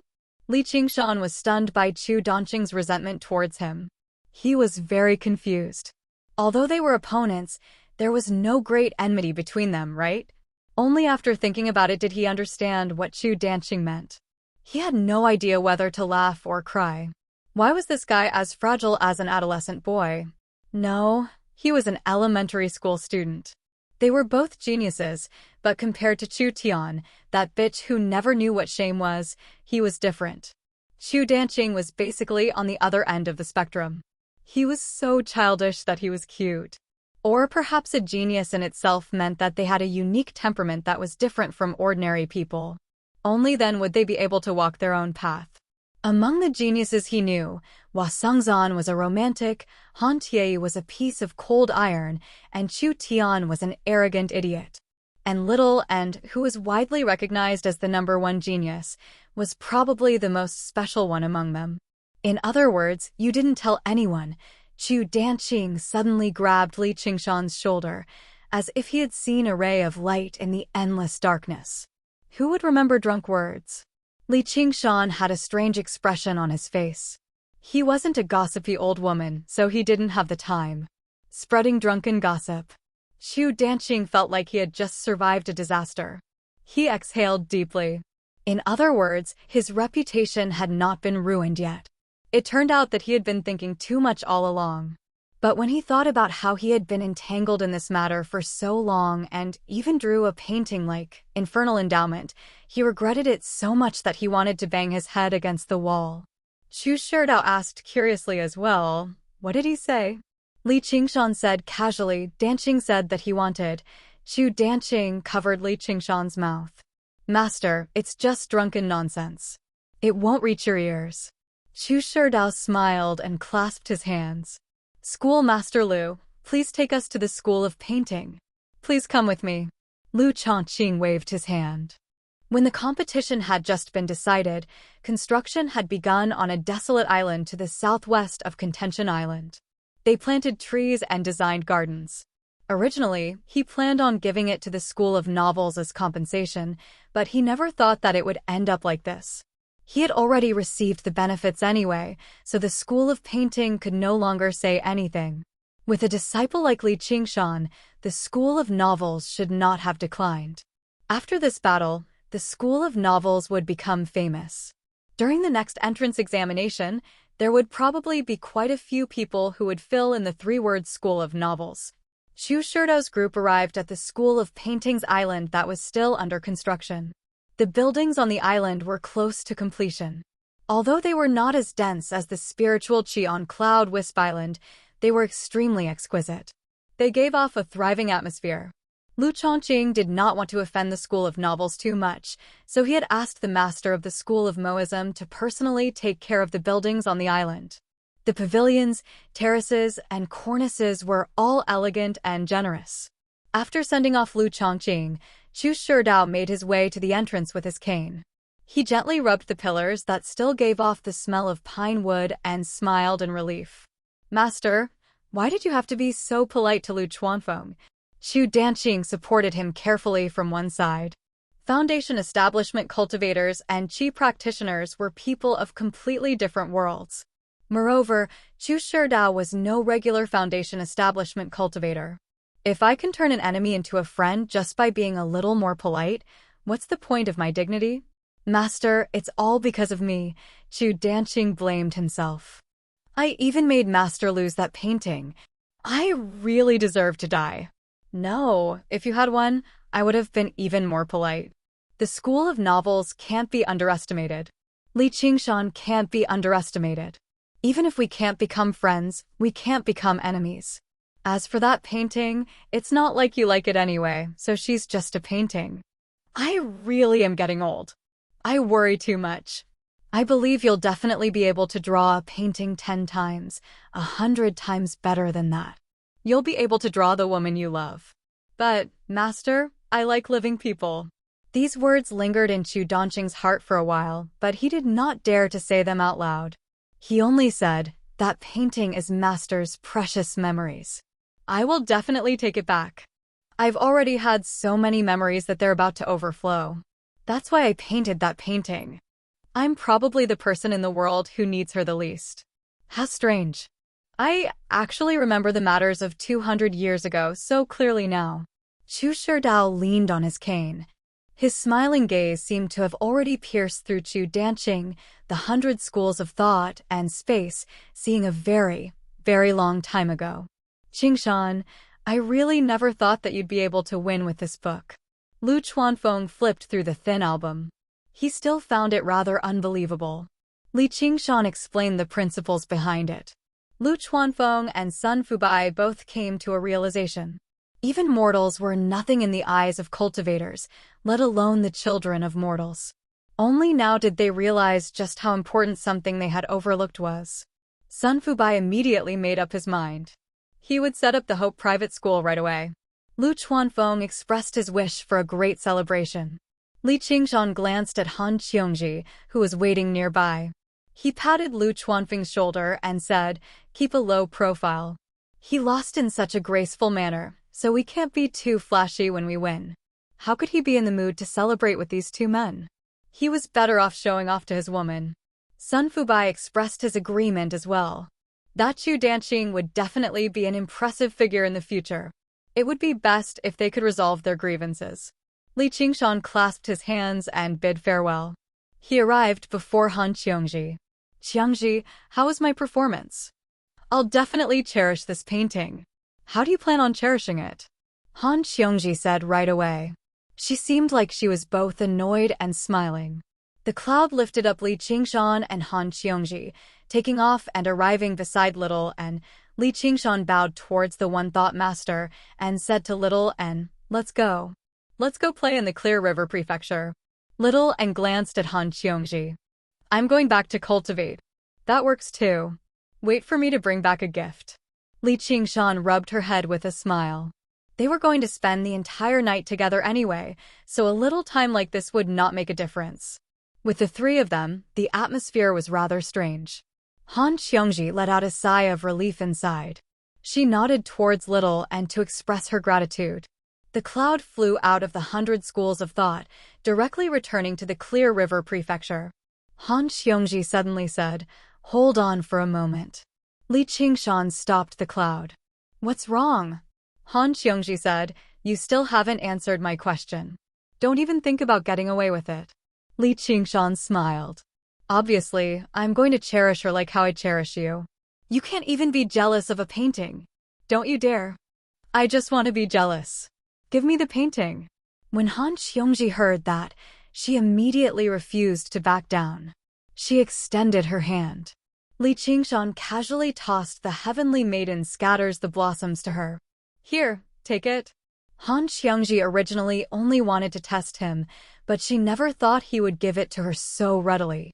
This was not just a painting. Its value was so great that regular qi practitioners could not even begin to imagine it. Her heart was filled with gentleness. Out of curiosity, she unfurled the painting. All she saw was the face of the heavenly maiden scatter the blossoms. It was blurry, as if it was shrouded in mist. The power it possessed completely surpassed Chu Donqing's infernal bestowment. The value of this item had completely surpassed spiritual artifacts. I don't think it's anything special. I don't care. Han Qiongji tossed the painting back to Li Qingshan. But you have to tell me who you see in the painting. Li Qingshan caught the painting and asked in surprise, "How do you know?" Sure enough, the rumors were true. Han Qiongji said complacently, "What don't I know?" Don't interrupt me. Tell me. She acted like she did not care, but she was rather nervous inside. Is it me? Li Qingshan sighed. Can I not tell you? Han Qiongji said without any confidence, of course not. Did he see Gu Yenying? If that was the case, then it was not his fault. However, her mood plummeted. Li Qingshan said, "Fine then. Since you want to know, there's nothing I can hide from you." That's right. What I see is, our village's widow Li. Han Qiongji's heart had already hit rock bottom. When she heard Li Qingshan's answer, she froze. She blinked. What did you say? Li Qingshan said in embarrassment, "You know, I'm young. Widow Li is the dream lover of all the men in our village." Han Qiongji's mind was in a mess. Of course, Widow Li posed no threat to her, but when she thought about how she had actually been defeated by Widow Li, who did not even have a name, she found it even harder to accept. Li Qingshan laughed and held her in his arms. He lifted her chin and said, "Fool, you are." Han Qiongji roared, "Li Qingshan, you're teasing me again." Li Qingshan pinched her chin and shook it gently. He said with a smile, "This is not teasing, this is flirting." Is it true? Han Qiongji's voice suddenly became low. She bit her lips and said, if the answer was not her, she would rather he lied to her. Li Qingshan stopped smiling and kissed her gently on the forehead. I swear, your support is my greatest motivation.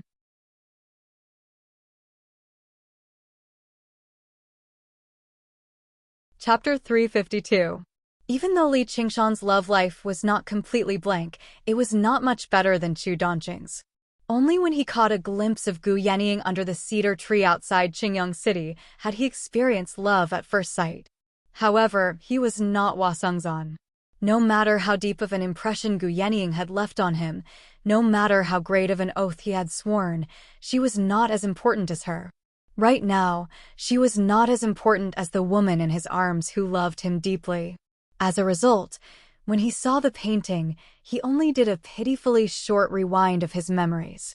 What appeared in his head was her leaning against the bow of the ship. It was natural and graceful, without any pretense at all, which made him admire her. You're in my arms right now, so why would I care about a painting? Qingshan. Han Qiongji only felt like her heart had melted. She was like a cloud in happiness, about to fly into the sky. The two of them leaned against each other on the vast, blue waves. They were both filled with endless satisfaction. Li Qingshan had never thought a single sentence from him would have such an effect. He slid the tip of his finger across her plump lips and smiled. Are you satisfied now? That's more like it. Han Qiongji glanced at him. Her eyes rippled and her cheeks reddened. She was as charming as she could be. Is there a reward? Li Qingshan pointed at her bouncy chest. Here, the gift you promised. Han Qiongji slapped his hand away and took out an item from her 100 treasures pouch. This. Li Qingshan was stunned. There was no mistaking it. It was the high-grade spiritual artifact pill cauldron he had taken a liking to in the school of miscellany. The pill cauldron was not forged from metal.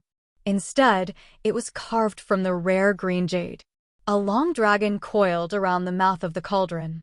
Its full name was the Jade-Sculpted Cauldron of the Coiled Dragon. Wasn't it supposed to be the man who bought what a woman took a liking to? Their roles seemed to be reversed. Li Qingshan's heart was filled with tenderness. What do you think? Do you like it? Han Qiongji asked in concern. Although she came from an aristocratic clan, Han Anjuan had never treated his daughter well. She had never known what spoiling was. This time, she had used all her years of savings and even exchanged the contribution she had accumulated in the Hawk Wolf Guard for spiritual stones. Only then did he have enough spirit stones. Without saying a word, Li Qingshan put down the jade-coiled dragon carving furnace and kissed her cherry lips. I said. Han Xiangji struggled weakly. But this man almost barbarically hugged her in his arms. With a posture that allowed no resistance, he kissed her lips. Her mind instantly went blank, and she subconsciously hugged him. The tip of Li Qingshan's tongue opened her pearly white teeth and penetrated straight in, tasting her to his heart's content. His hands exerted force as if he wanted to rub her delicate body into his embrace. His heart was completely filled by her. Was this kind of woman not worthy of his wholehearted love? After a long time, their lips parted. A strand of saliva flowed freely. Han Xiongji's eyes were blurred. Her lips were slightly parted as she recalled the first kiss of her life.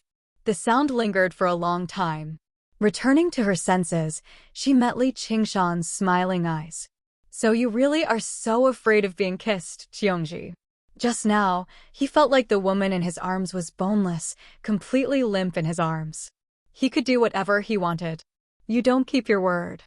I gave you a gift out of kindness, yet you used the opportunity to bully me. You even used so much strength. It hurt. Han Xiongji's face was burning as she grumbled coquettishly. She did not blame him at all for his actions at all. It's for you. Li Qingshan stowed the pill cauldron away in his 100 treasures pouch before taking out the heavenly maiden scatters the blossoms. He thought about how inadequate he was as a boyfriend. All he cared about was enjoying her tenderness, yet she gave him a gift first. Han Xiongji refused it. It's not like I'm exchanging it with you. You want it, so keep it for yourself. Li Qingshan stuffed the painting into her hands. This is a token of love. Do you understand? In fact, he didn't really understand it himself. Compared to the romantic feelings of their hair knotted into a knot, the token of their love was more pragmatic. However, he liked this woman who did not know what romance was. Han Xiongji finally realized the meaning of the painting in her hands. Her heart was filled with endless joy, and she immediately loved it. She looked at it again and again, as if the painting in her hands was not the same as the one just now.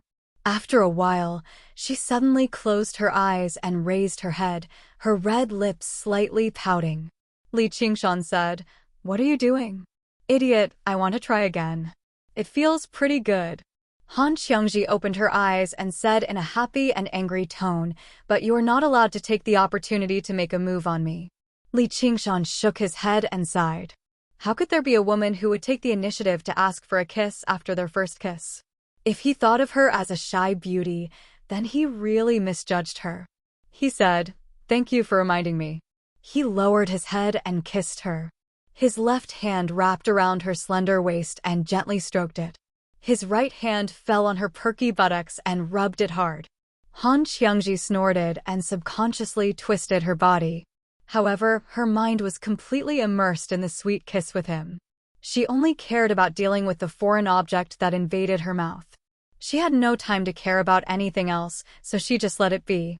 After a few times of intimacy, Han Xiangji smiled and refused Li Qingshan's suggestion to go to the lake.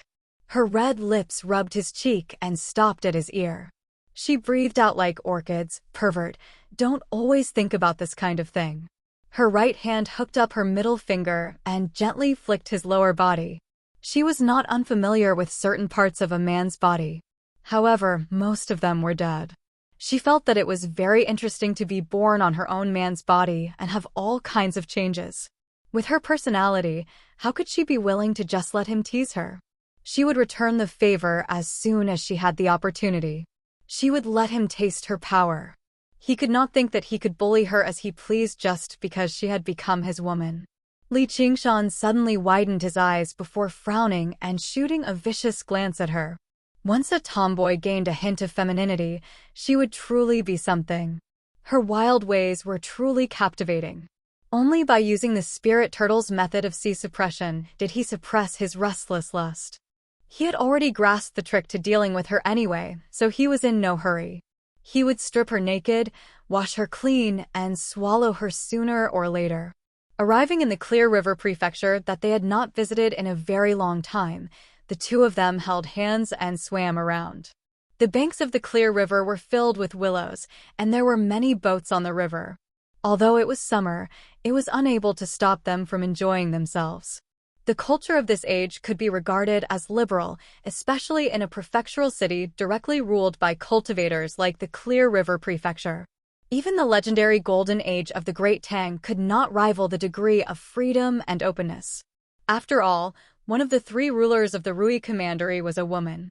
Women could practice martial arts and cultivate. They were definitely not subordinates of men. The person beside Li Qingshan was a living example. Although Han Qiangji's appearance was far too eye-catching, such that Li Qingshan was forced to deal with a few scoundrels who had been blinded by lust, this long-awaited secular life and the atmosphere of the marketplace left Li Qingshan reminiscing about it for a very long time. As he paced through the tall buildings and held the hand of this modern woman, he felt like he had returned to his past life in a daze. When there was no one around, she would give him a peck that was as light as a dragonfly skimming the surface of the water before fleeing to one side with a smile, watching how helpless he was from being teased. At dusk, after bidding farewell to Han Qiongji, obviously with a kiss as well, she had already completely fallen in love with this method of intimacy. Li Qingshan returned to Cloud Wisp Island. Sure enough, little N was waiting in his room, currently reciting Buddhist scriptures. When she saw him, she smiled and tilted her head. "Where's the present?" Li Qingshan sat down with his legs crossed before her. After a moment of consideration, he still decided to tell her the news. After all, this was the last bit of information that woman had left behind in this world.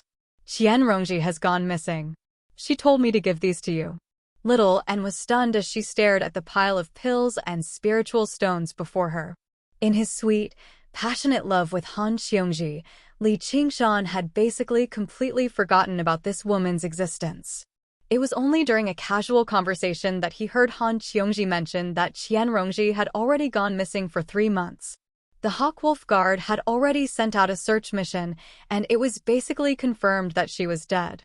Han Qiongji had already become accustomed to seeing death, so she only sighed back then.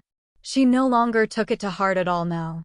Unless there were special circumstances, the relationship between cultivators had always been very thin. Li Qingshan sighed gently. Had she finally reached the end of her crazy search? Little N suddenly thought of the woman who had laughed madly amidst the mountains of corpses and seas of blood. His heart skipped a beat. Was she really dead already? "I want to perform a divination for her." Fair enough. Li Qingshan did not hold any expectations. Han Qiongji's final mission was to head south and investigate a man-eating demonic beast. She had basically already left the vicinity of the Clear River Prefecture. That place was a vast forest. Countless demonic beasts of various sizes lived there, as well as countless venomous insects. It was even connected to underground caverns. Just entering that place was extremely dangerous.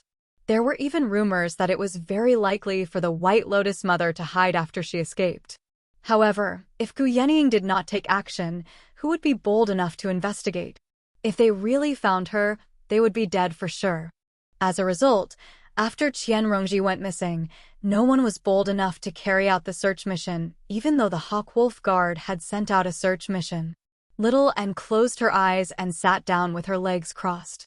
She stroked the items one by one with her right hand. As a divination technique of the school of Yin-Yang, she had never given up on comprehending and practicing the cloud bookcase of the 7 lots. However, this was the first time she had actually used it. At this moment, the light of the setting sun was powerless to penetrate the dome of leaves in the southern forest 500 kilometers away. The forest had already darkened completely. A fly buzzed in search. Suddenly, it smelled a heavy and alluring fragrance. It was the smell of blood and death, which often represented a corpse that could be passed down to future generations. It flapped its wings and flew in that direction quickly. It dodged a spider web and arrived before a small mountain. The smell was right there. It circled around and passed through a cave that was basically covered in vines. It was already pitch black like night, but it was unable to stop it. Very soon, it found its target, a humanoid corpse on the ground. Yes, they were only in human form. Their exquisite clothes had been torn into strips of cloth that were soaked in blood, and it was impossible to discern their original appearance. Numerous wounds covered their entire bodies, and their blood-red mouths flowed with blood and even pus. They were like numerous tearful eyes and mouths that were wailing in pain, and they were recounting indescribable pain. There was not a single inch of unscathed skin on the corpse. Even between the wounds were uneven scars, as if they had just healed up before being ripped apart viciously again. The face was the same. It was difficult to even distinguish its gender.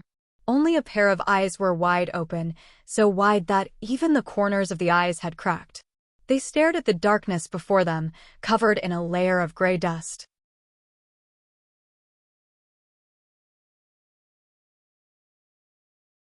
Chapter 353. This is already the 6th hexagram. Do you still want to continue? Li Qingshan asked. Although Han Xiongji did not mention it, this concerned the life and death of a legalist disciple. She had most likely asked Ma Bai to divine for her.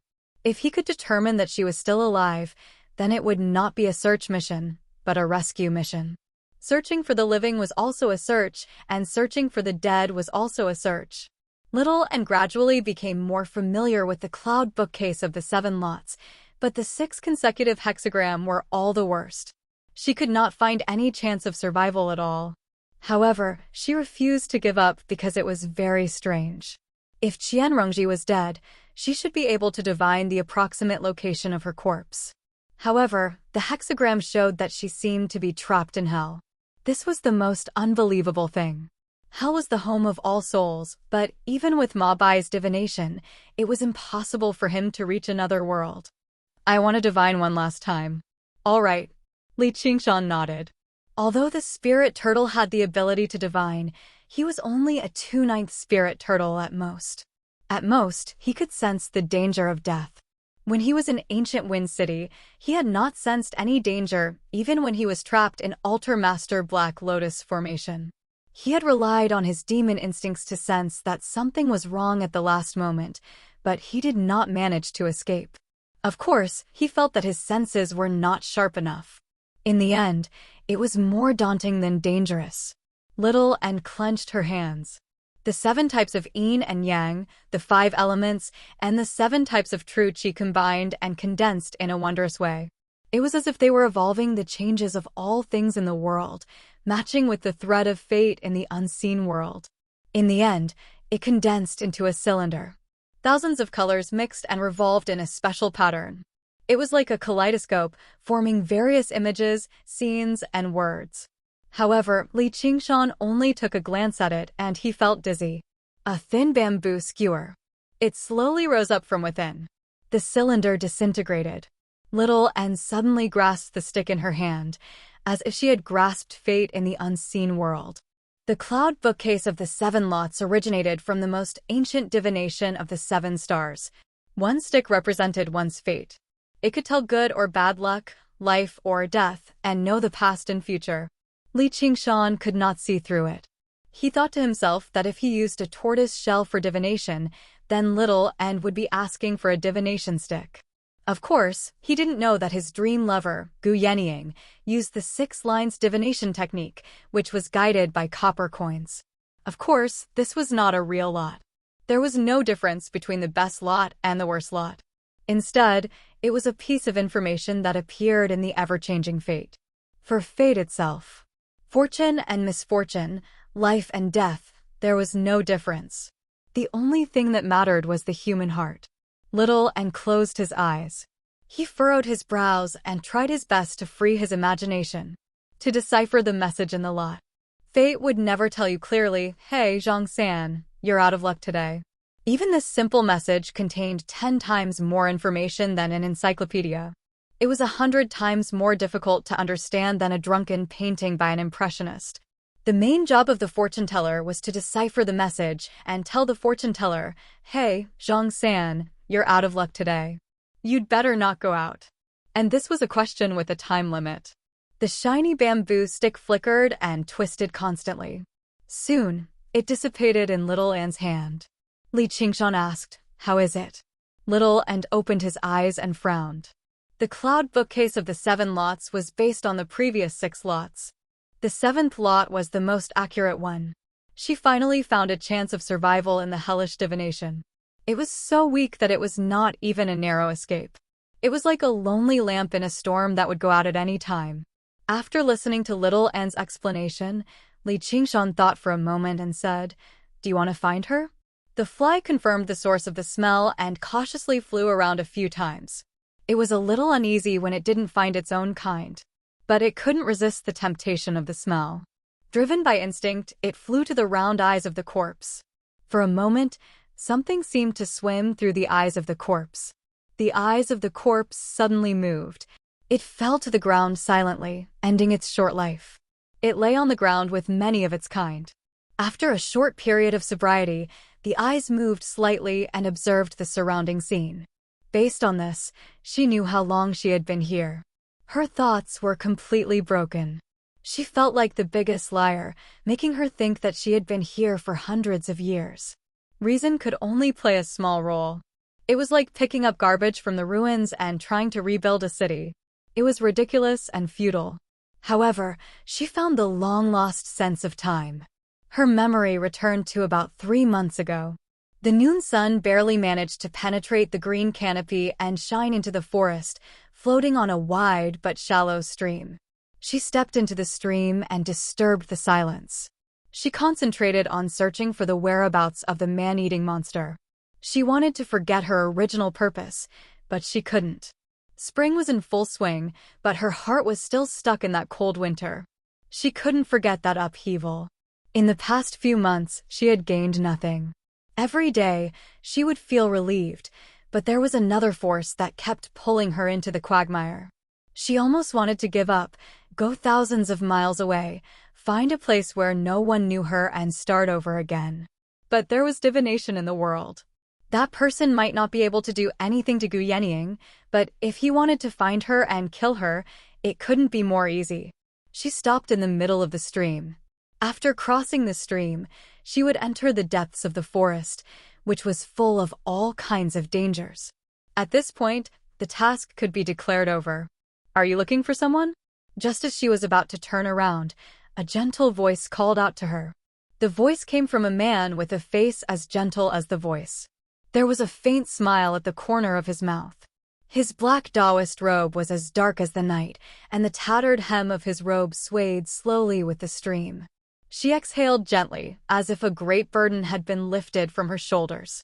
The true danger she had been waiting for all this time had already arrived. Only afterwards did she turn around slowly and bow. Subordinate Qian Rongji greets Altar Lord Black Lotus. Finally, she saw the greatest person in the White Lotus sect below the Holy Mother again. "Qian Rongji, you're still bold enough to come?" Before Altar Lord Black Lotus could even say anything, a little girl in white clothes walked out from behind him. She only seemed to be 5 or 6 years old. She spoke with a childish voice, but the coldness in her eyes seemed to freeze all of her blood. She could not say anything at all. That's right, this was the White Lotus Mother, the source of her fear. "You seem to have been looking for us the entire time?" Altar Lord Black Lotus asked curiously. They did not know about Qian Rongji's appearance. They were just worried it was a trap.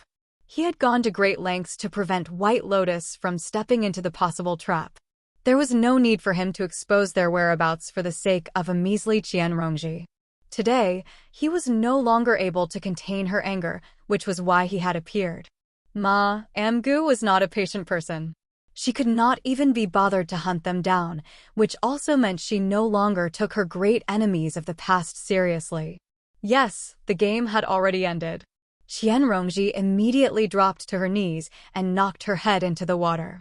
Yes, Qian Rongji has fallen under Gu Yenying's control and committed a grave mistake. I can die 10,000 times over. I've specially come to apologize to the Holy Mother and Altar Lord. Don't mention that name. The little girl screamed. I'm no longer an Altar Lord. You can call me Black Lotus. I'm still the White Lotus Mother. The little girl screamed again. All right. You're still the White Lotus Mother. Black Lotus bent down and spoke like he was coaxing a child. Afterwards, he straightened up and rubbed his temples in distress. I really want to spare you, but can't you come up with a better reason? The White Lotus mother really is difficult to coax now that she's angry. Qianrongji wanted to say something, but Black Lotus raised his hand. I don't want to listen to your lies. Please treat me with sincerity, all right? In order to make you understand the severity of the situation, if you say another lie, I'll kill you.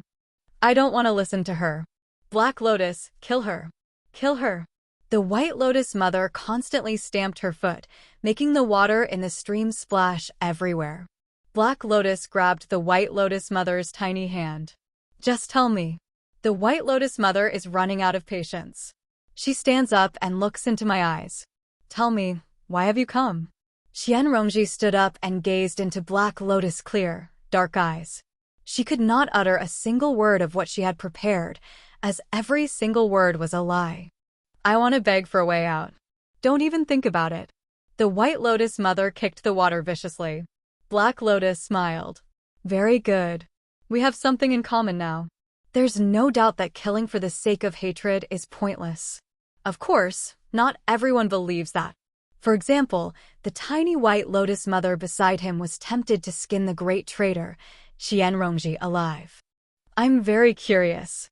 Why aren't you affected by the heart-cleansing technique of clear ripple? Qianrongji said, it's probably because I've practiced arts of charm. The heart-cleansing technique of clear ripple is not an art of charm. Do you know its origins? Qianrongji shook her head. She did not even feel like the technique had any effect on her at all. Black Lotus said, there had once been an eminent monk who had gone through the vicissitudes of life. He saw how the masses were all people who refused to come to their senses, so he created a technique out of great pity. He channeled his own comprehension into the minds of others, allowing them to attain enlightenment in the blink of an eye.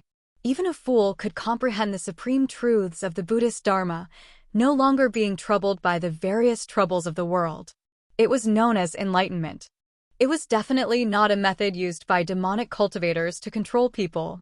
The heart-cleansing technique of clear ripple came from this. It was impossible to resist, as the technique itself was beneficial. After receiving the technique, it was like awakening their innate wisdom, allowing them to comprehend the past. From then onwards, there would be no bottlenecks in the mind on the path of cultivation, all the way until they reached the limits of the user's cultivation. If Hua Sengzan had received this technique, he would have reached foundation establishment a few years ago. Only now did Qianrongji understand why all the people of the White Lotus sect who had received this technique would smile so brightly. Even when they suffered heavy setbacks in the White Lotus sect, they would not become dejected, as if they were filled with endless satisfaction. Black Lotus said, can you tell me why? Qianrongji lowered her head. Actually, I really want to be like them. Since young, had she ever experienced such a peaceful moment? She could not even remember. She furrowed her brows and shook her head helplessly. But I just can't feel happy.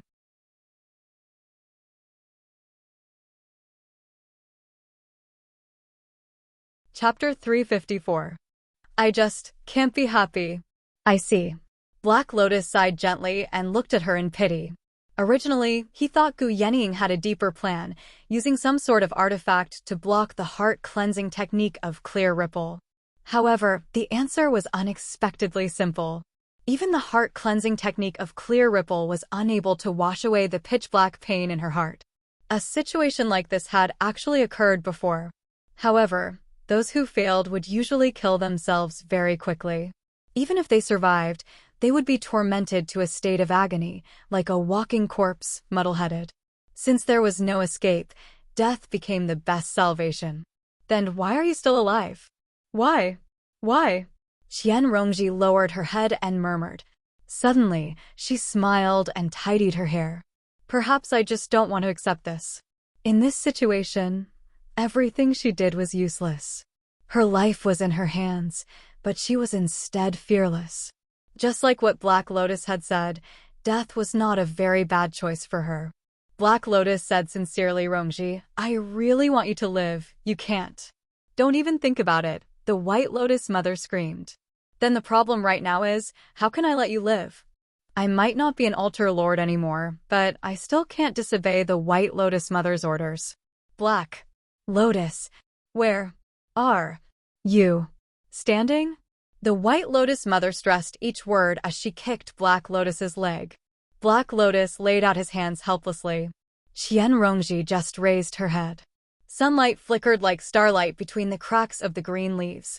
Her figure was reflected in the quiet stream, aloof from the world. It was as if everything here no longer had anything to do with her anymore. She had already done all that was humanly possible. Black Lotus considered it for a while before suddenly smiling. He raised a finger. They all say that it's impossible to have everything right, but as long as you look carefully, you'll always find a way. Afterwards, he crouched down. He said to the White Lotus Mother, will you be satisfied if you kill her like this? This will instead be a form of release for her. The White Lotus Mother said, do you think I'll let her die so easily? I'll make her taste all the torture in the world. Only when she cries and begs for mercy and breaks down mentally will I kill her. The corner of Qianrongji's lips curled into a sneer. Crying, begging for mercy, having a nervous breakdown, do you want me to act it out for you right now? Black Lotus seemed to have grasped the crux of the matter.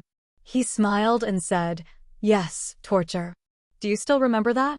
The White Lotus Mother was taken aback. She smiled viciously. Yeah, that's it. You sure are clever. He took out an item and handed it to Black Lotus.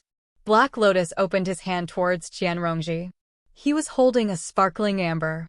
Sealed in the amber was a tiny snake as thin as a strand of hair. However, its gorgeous colors were mesmerizing. Qianrongji asked, This item comes from the Mist Province. Snake goo. Qianrongji frowned. The Mist Province was known as the Myriad Mountains. Although it had been under Great Xia's rule for many years, it was still a land of wilderness. The path of cultivation of the barbarians was very different from that of the Central Plains. It was directly inherited from the ancient times. The art of witchcraft was one of the most mysterious killing methods, and it was famous throughout the world. That's right. You want to use this to kill me? A friend of mine once said that true goo is not used to kill, but to make people wish they were dead. Qianrongji's eyes lit up. Since it was worse than death, that meant she could live. However, this goo is called the pestering goo. In the first 300 years, it was always believed to be a dead goo, as no one has ever survived. They all died from agonizing torture. Even the most cold-blooded, tough man will become as fragile as a child after being afflicted with this goo. The White Lotus Mother's smile widened. She was innocent and cruel. Qianrongji also shivered. Black Lotus continued, only afterwards did people discover that this goo is not fatal. It doesn't even cause any harm. All those who die to this goo commit suicide. If they can endure the pain, it will instead bring them great benefits, which even gave birth to a sect that worships the snake as their sacred snake. Qianrongji waded through the stream and walked over, reaching towards the snake-pestering goo without the slightest hesitation. Was it painful? She had always been very patient. However, Black Lotus brought his hands together, and his face became stern. Do you really plan on living like this? Once this goo is planted, it won't stop until you die. It's impossible to remove, which is why it's called pestering. It seems like I have no other choice. Qianrongji's face was filled with mockery. Black Lotus gazed at her deeply. I suddenly feel a little regretful. If you choose to die, I'll give you a quick death. There won't be any pain at all. The White Lotus Mother was very unhappy. Black Lotus.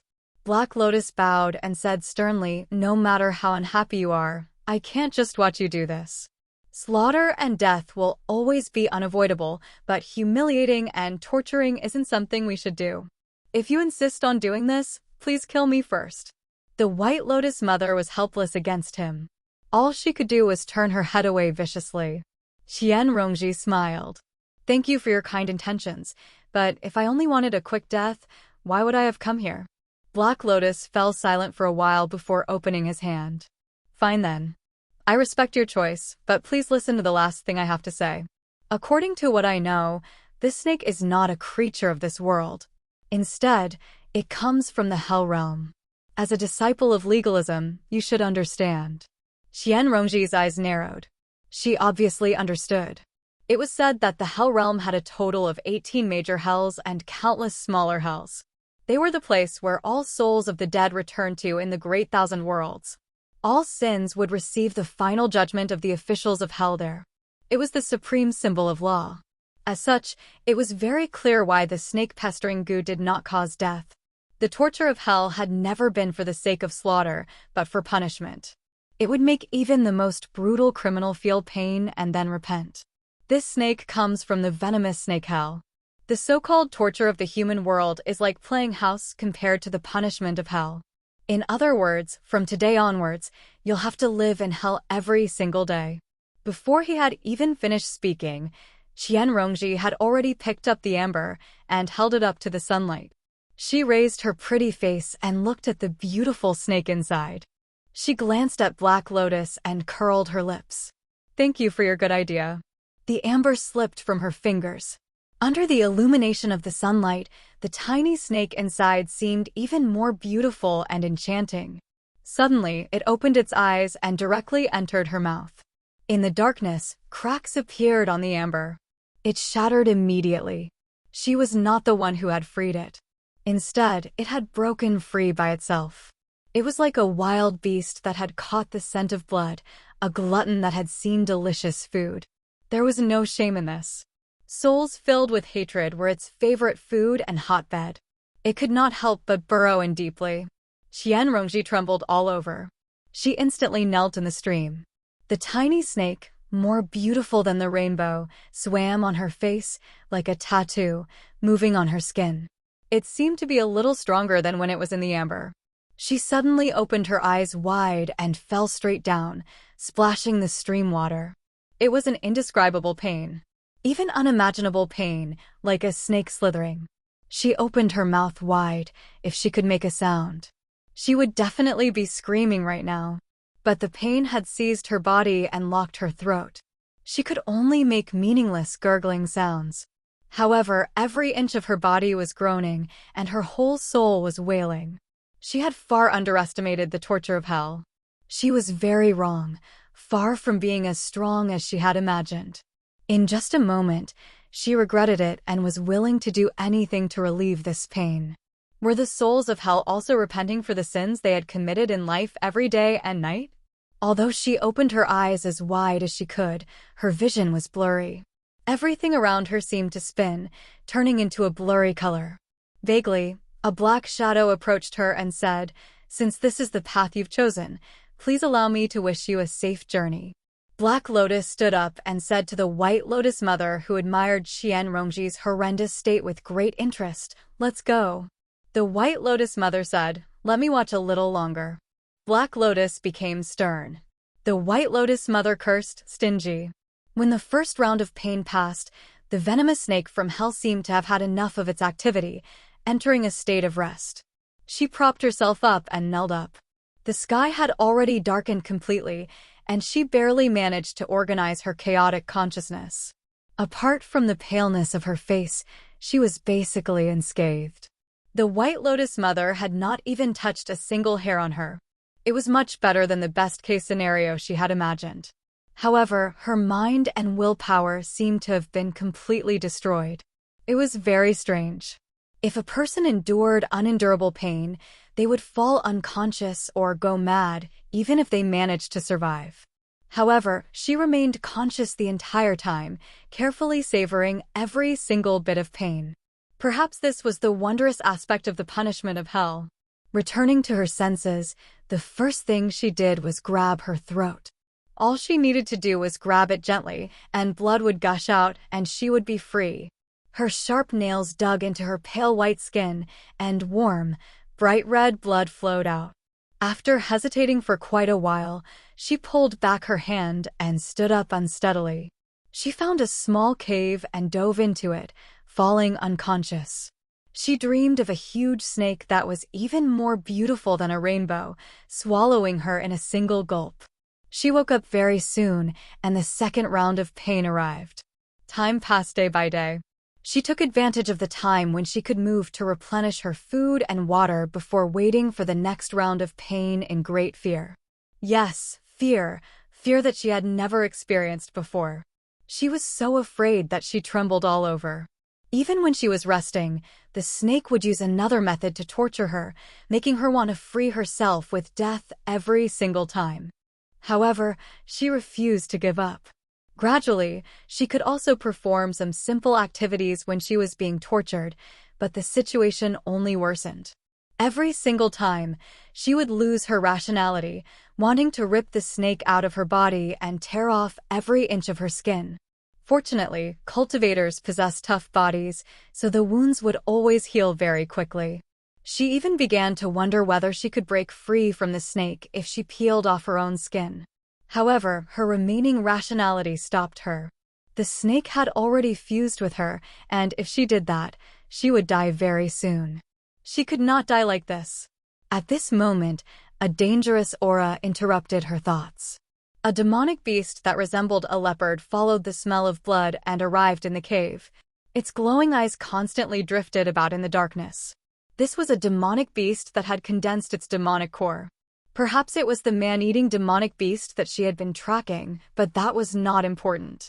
Even if she was in perfect condition, she did not dare to say that she would definitely win. Now that she was extremely weak, she could not even move a finger. P.S. Bow to thank the student from the namespace for the reward and congratulate the new sect master.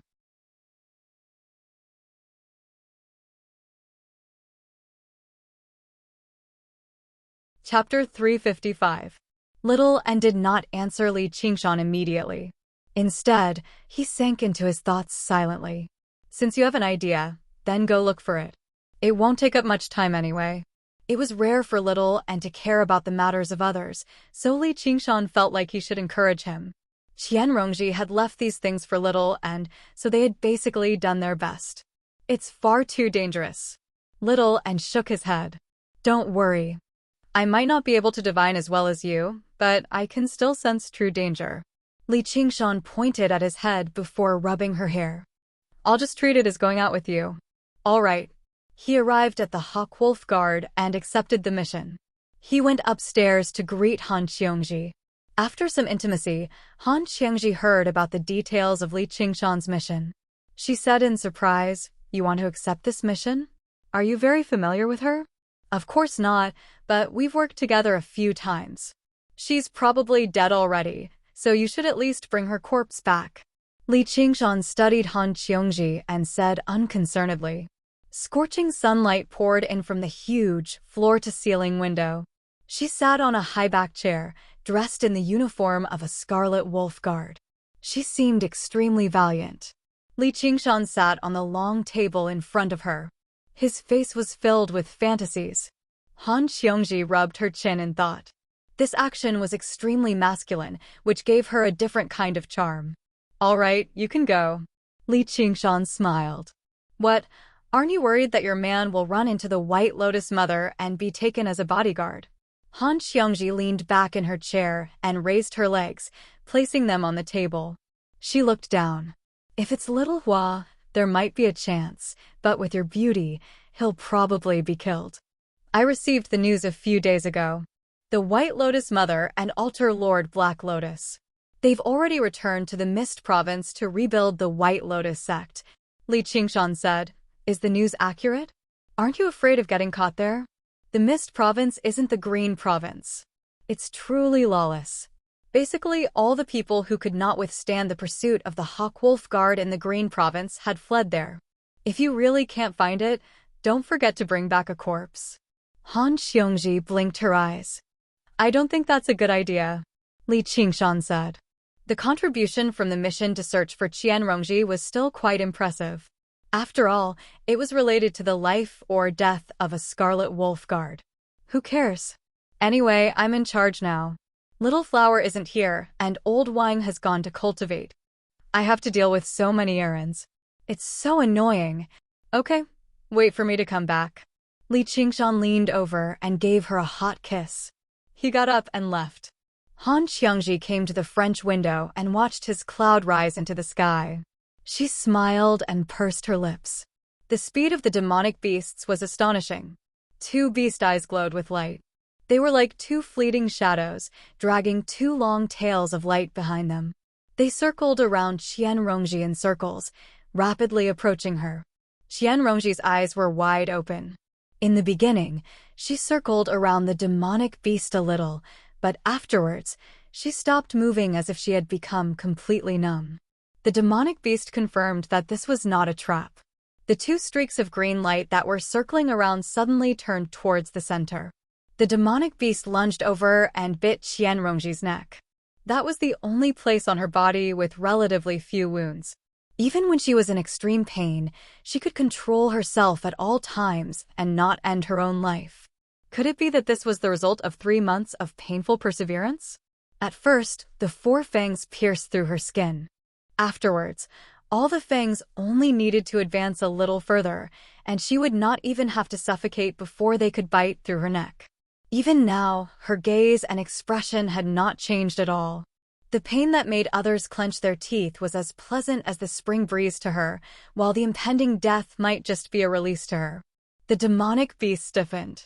Tremendous pain immediately filled its entire body like poison. Qianrongji finally revealed a hint of a smile. On her horrifying face, she looked as ferocious as an evil spirit. Her arms were placed on both sides, supporting herself to get up bit by bit. Then, she bit the demonic beast's neck.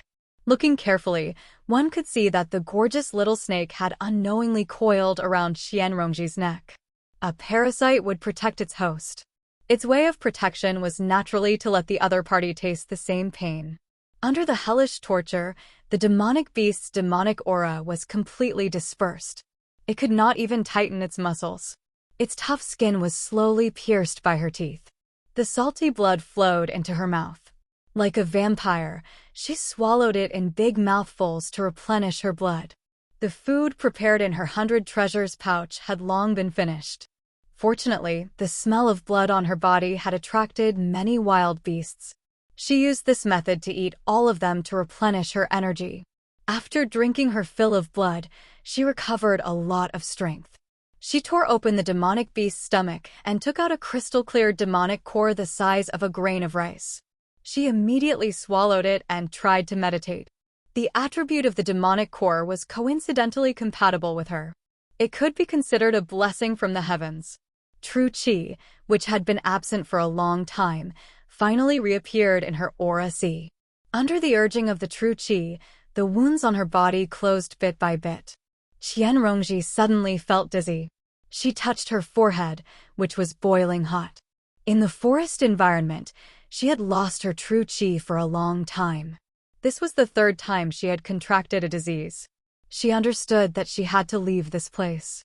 She needed a better environment to recuperate, or else she might die here. If she attracted an even stronger demonic beast, it would bite her neck off before it was seized by pain. She saw the demonic beast's corpse with its stomach cut open. Before leaving, she had to eat it first to store enough strength. The sun rose and set, but in this dark cave, there seemed to be no concept of the passage of time at all.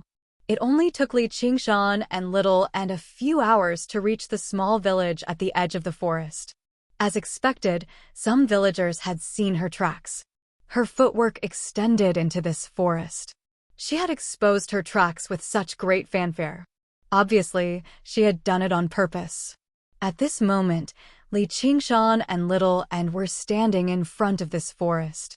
It was as deep and serene as if it was another world. It was indeed not an easy task to find someone in this forest that stretched for thousands of miles. But for Li Qingshan, it was not too difficult. He was very familiar with that woman's breath. When he moved quickly and carried out a dragnet-like search, the strong smell of blood also attracted his attention. He lifted the curtain woven by the vines. He saw a monster lying on the beast's stomach. It was a monster that devoured internal organs. A trace of familiar breath came through the strong smell of blood. He still could not believe his eyes. Qianrongji. The monster suddenly raised its head. When it saw Li Qingshan, it showed a surprised expression and smiled extremely ferociously. It said in an extremely weak voice, "You're here." It was as if it was sitting peacefully at home, and a long-lost friend came to visit rather than seeing a savior in despair. Li Qingshan did not say anything. He just took out the elixir and walked forward. The scene in front of him, even he could not bear to look at it. He did not expect the White Lotus sect to be so cruel. When Qianrongji saw Little and behind him, she suddenly felt ashamed and curled up. The poisonous snake entrenched in her body inexplicably calmed down a little. Li Qingshan wanted to open her mouth and put the elixir in. "Don't touch me," while she was stunned. Li Qingshan's hand had already touched her face. Suddenly, an indescribable pain. It spread all over her body. Where his fingertips touched, a colorful snake tattoo had appeared at some point. The parasite's instinct to protect its host would not change because of the host's will. From now on, no matter who it was, if they wanted to touch her, they would have to taste hellish pain. Spirit turtle suppresses the seas. Li Qingshan suddenly pulled his hand back and looked at it in shock. He saw that it was unscathed, and there was nothing wrong with his body. Just now, the pain was like a dream. At this moment, two tender little hands grabbed her hand. "Little N," Li Qingshan and Qianrongji said at the same time. Little N's face did not show any painful expression. The hell snake could be extradited to this world to punish the living. It could also punish the dead in the hell of the poisonous snake. But Little N was neither alive nor dead. A warmth came from her hand. Qianrongji saw a golden Buddhist light appear on Little N's body, then spread along her hands and spread to her entire body, enveloping her in the golden Buddhist light. The wounds on her body gradually healed. Soon afterwards, the uneven, hideous scars were wiped away bit by bit. This was no longer the effect of Buddhism, but the power of the path of white bone and great beauty. Her face seemed to be even more beautiful than before. Little N released her hand and returned to Li Qingshan's side. Qianrongji said softly, "Thank you." She asked Li Qingshan, "Do you have water?" Li Qingshan snapped his fingers, and a tornado-like stream of water swirled around her body, washing away the filth and ragged clothes on her body. She turned into smoke and dissipated, revealing her fair skin and supple figure. She was completely naked. Li Qingshan had always been a very intense person, but when he stood before this woman, he always felt like his heart was as still as water. Even at a time like this, he could not be bothered to look away.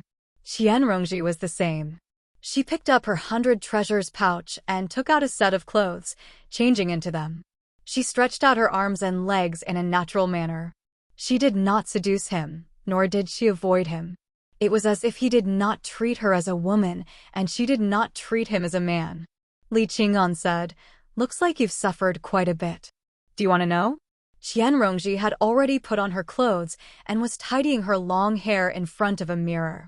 "Tell me." Li Qingshan was indeed rather curious. Qianrongji casually recounted her experiences as if she was telling someone else's story. After listening to her, Li Qingshan also felt a chill inside. He asked, "How are you going to get rid of this goo?" Qianrongji said, "There's no way to get rid of it, and there's no need to. As long as I can let go of my sense of shame and hatred, it will naturally stop tormenting me." The venomous snake hell was originally used to punish those who committed atrocities because of their shamelessness and those who committed boundless sins because of hatred. But punishment was not the goal. It was to let the sinners realize their sins in hell and finally obtain self-redemption and liberation. Only then could it be considered Buddha's mercy. Li Qingshan mocked, "Can you do it?" Qianrongji also laughed, "Of course I can't do it. I will not be ashamed of anything. I hate everyone in the world." The venomous snake happily slithered around.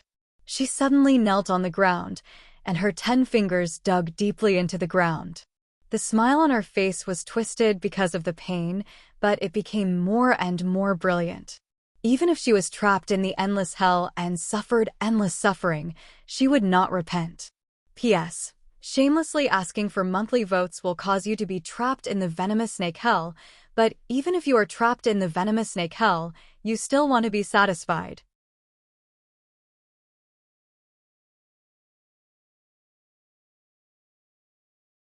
Chapter 356. Seeing her like this, killing intent surged through Li Qingshan's heart for some reason. Although she had already recovered from her wounds and turned back into the beautiful Qianrongji, she felt even more inhuman than the monster he had just seen. He said indifferently, "Does that include me?" Rongji said. Are you human? Li Qingshan was slightly taken aback.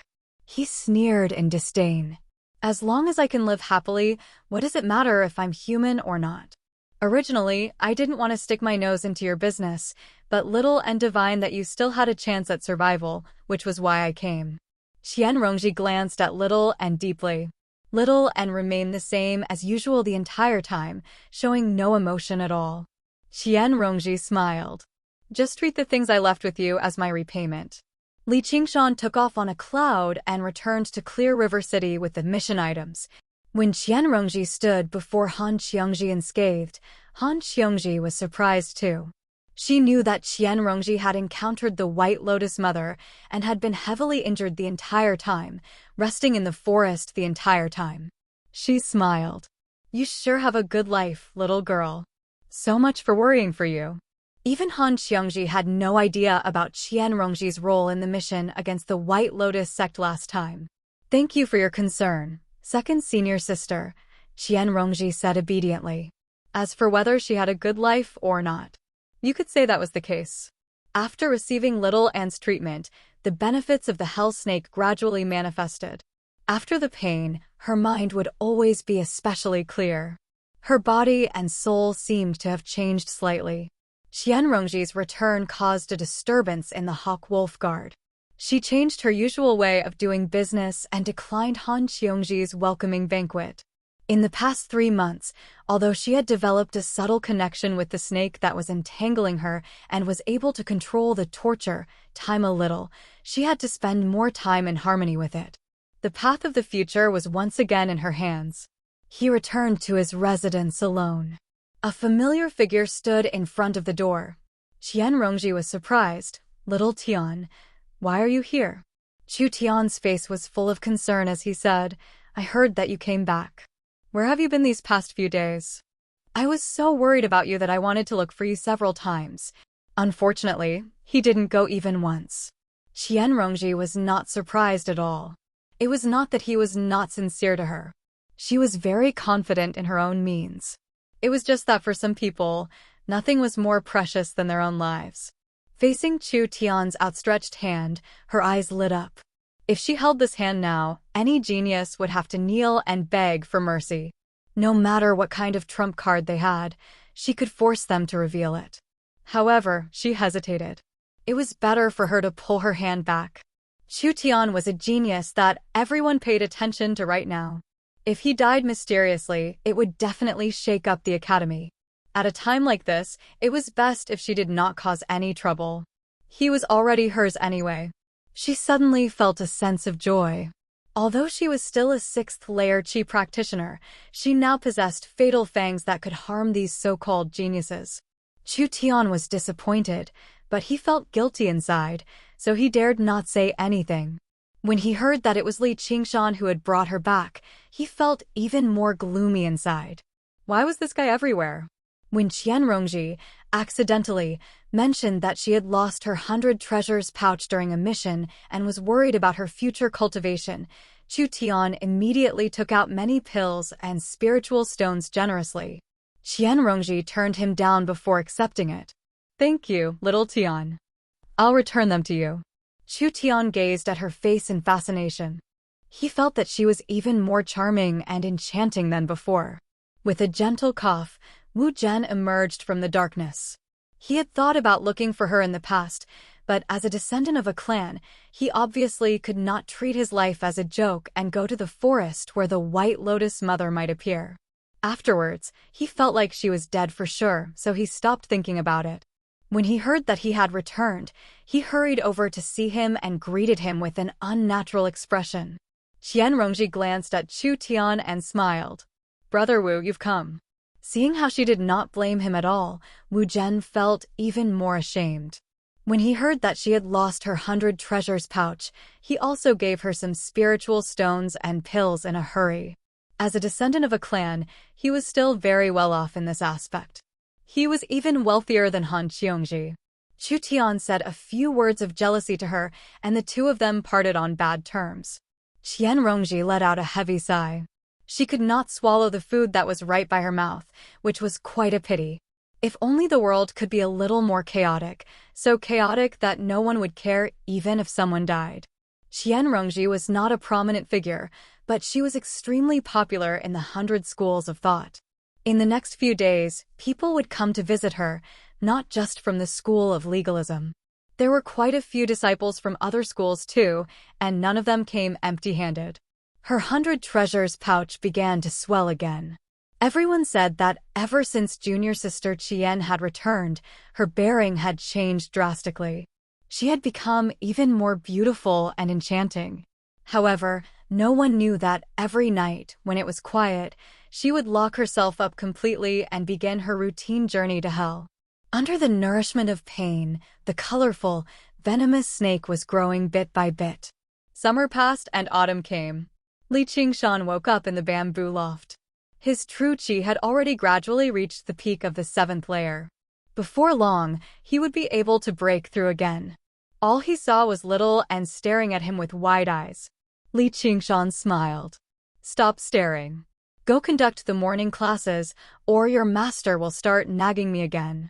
Ever since the Buddhist Dharma assembly, she had been in charge of the morning classes in the Ensrava temple. Afterwards, she would allocate the tasks for the Buddhist disciples for the day. This was obviously the One Thought Master's arrangement, and it was the job of the primary disciple in the first place, so she could not shirk it. However, there were many benefits as well. She had already earned quite a lot of pills for Li Qingshan from the One Thought Master. Li Qingshan did not just treat her as a child laborer. Practicing a high-level ability like the Path of White Bone and Great Beauty placed the most emphasis on the cultivation of the mind. This was not something that could be resolved by reading a few Buddhist scriptures or conducting a Dharma assembly. It required her to accumulate it bit by bit in her daily life. A flower was a world, a leaf was a Bodhi tree. Li Qingshan had grown accustomed to her, so he was rather reluctant to part with her. However, upon further thought, he treated it as sending a child to school. With her identity as the primary disciple, coming into contact with a few more people and matters would definitely bring great benefits to her future cultivation. After little and left, Li Qingshan sat there for a while longer. He neither cultivated nor practiced martial arts. All he did was empty his mind and think about nothing. It was equivalent to waking up early and brushing his teeth and washing his face. Only then did he emerge from the room. The sky was already bright. 2 children played around in the bamboo forest as they swept up the fallen leaves with a broom. They were both second-layer qi practitioners. They channeled their true qi into the broom, and with a wave of their hands, they kicked up a fierce gust of wind. Even the bamboo forest swayed gently. The 2 of them directly began fighting with their brooms. It was actually extremely methodical. They called out, "I'm the second senior brother, and you're the little junior brother." Suddenly, they saw Li Qingshan emerge and lowered their heads in a hurry. They said politely, "First senior brother." Before the next entrance examination, the School of Novels had a new disciple. After a period of nurturing, the children selected from various places were given the opportunity to choose their schools. The 2 children chose the School of Novels. They both cultivated the water element, and their talent was nothing special. However, they made Lu Chuanfeng so happy that he could not close his mouth for a few days. This continued until the School of Novels finally prospered in his hands. Li Qingshan was finally no longer alone. He patted them on the head. "Stop fooling around. Go and study." The older child said, "We still have to sweep the floor." The other child added, "If we don't sweep it clean, Master will scold us." Li Qingshan knew that Lu Chuanfeng was enjoying being a master. In the past, this place was littered with fallen leaves. When had he ever seen him care? He also liked the 2 children very much, so he said with a smile, "I'll help you sweep." A crystalline water dragon flew out of his hand and swept away all the fallen leaves, revealing the cobblestone path below. The 2 children cheered, their faces filled with admiration. When could they be as powerful as eldest senior brother? June, Sheng, you're done sweeping the floor. Get over here." Lu Chuanfeng's authoritative voice sounded from the bamboo loft. "Yes, master." Li Qingshan smiled and shook his head. He watched as they skipped over. Ever since they came, Lu Chuanfeng seemed to have changed into a different person. He put on the dignity of a master. Qingshan, come back early too, Lu Chuanfeng said. Li Qingshan also said, yes, master. Lu Chuanfeng stroked his beard in satisfaction. He looked inside his body. The divine talisman of great creation was shining. The amount of wish power he had accumulated was unprecedented. He had been stuck at the 10th layer of qi refinement for many years. Now, he finally had some confidence to touch the door to foundation establishment. What was the most important thing for a school? It had to be a foundation establishment cultivator. Otherwise, no matter how famous they would be looked down upon. The School of Novels still had to rely on him, the head of the school. In order to save wish power in preparation for foundation establishment, he could no longer bear to transform into a woman. With 2 young disciples around, he could not afford to lose face. When Li Qingshan arrived outside the island, he saw Li Long working there. Thanks to the various crops he had planted, Li Qingshan was able to pacify Millipede in the insect sack. He greeted him with a smile and soared into the sky. Li Qingshan turned into a small and landed on Great War Island. Only then did Li Long lower his head and continue tending to the herb garden. Among the many crops, spiritual herbs were the most difficult to grow. They had extremely high requirements for various environments. However, the process of growing them was also the most beneficial for the disciples of the School of Agriculture. Li Long had cleared out a small piece of land on Cloud Wisp Island, which was rich in spiritual qi. He tried to grow a few medicinal herbs that were easy to grow. Although he did not know the results, his horticultural skills and qi refinement cultivation had clearly improved. He would soon be able to advance further. As long as he did not lack wealth, companions, methods, and land, the first few layers of qi refinement were relatively easy to break through. On the practice field, Li Qingshan's fist whistled through the air, smashing towards Han Tie's face. Han Tie's body spun like a spinning top, the spear in his hand turning into a rolling black dragon that swept towards Li Qingshan's legs. Li Qingshan snickered. He did not care about his lower body at all. His fists changed, transforming into layers of afterimages. To the surrounding military disciples, it looked like several dozen fists had struck out at once, covering the sky and covering the earth as they headed towards Han Tie's face.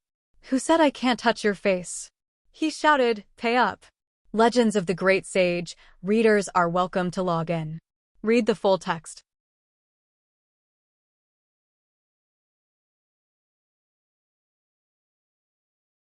Chapter 357. Han Tie abandoned his spear without hesitation and accurately caught Li Qingshan's fists amidst the afterimages of the fists.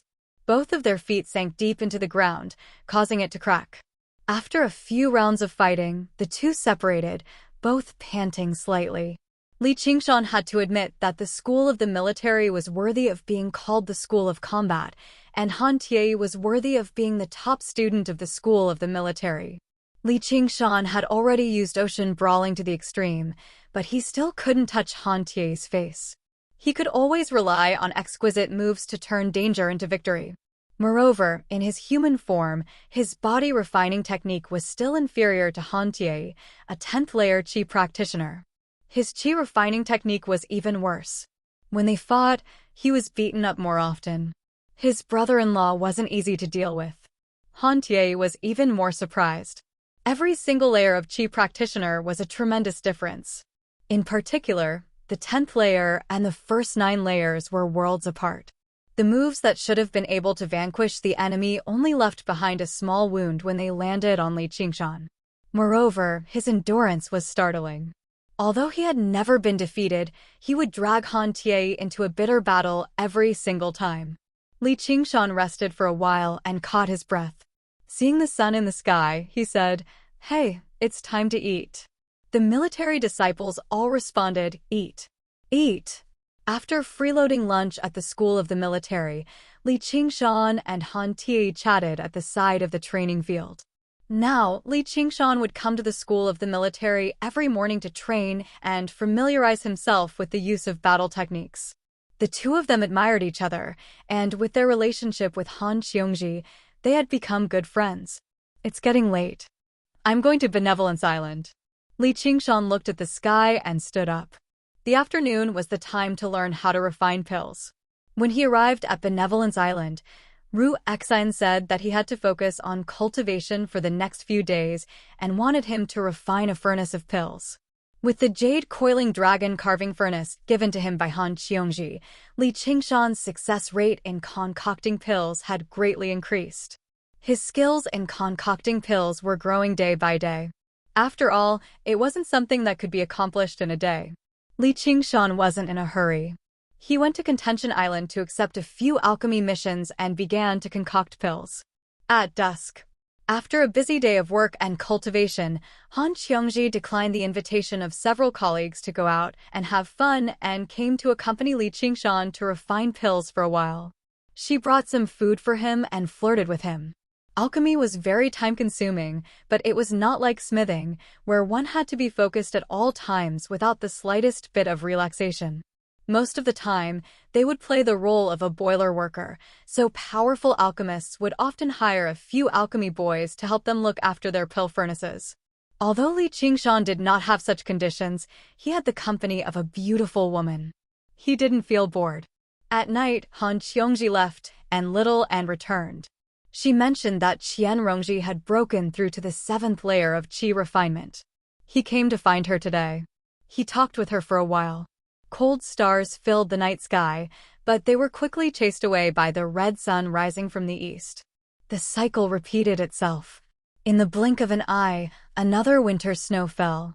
Li Qingshan's skill in concocting pills continued to rise, but he began to feel anxious instead. The deeper his understanding of alchemy, the more he felt its profoundness.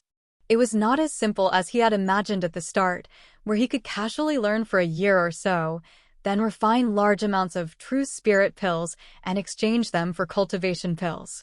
In reality, this process was filled with difficulties. The first step was to gather spirit herbs. Even though the spirit herbs used to refine true spirit pills were far inferior to blue butterfly flowers, they were still extremely rare. He had to first use a large number of spirit stones. To refine all of the blue butterfly flowers into true spirit pills, he would need to spend at least tens of thousands of spirit stones. Among them, there were 1 or 2 that were practically priceless. They were in the hands of alchemists who wanted to use them to refine other high-grade pills. If he wanted to buy them, he would have to spend at least 1 or 2 times the price. After causing such a huge commotion, everyone would know what he wanted to do.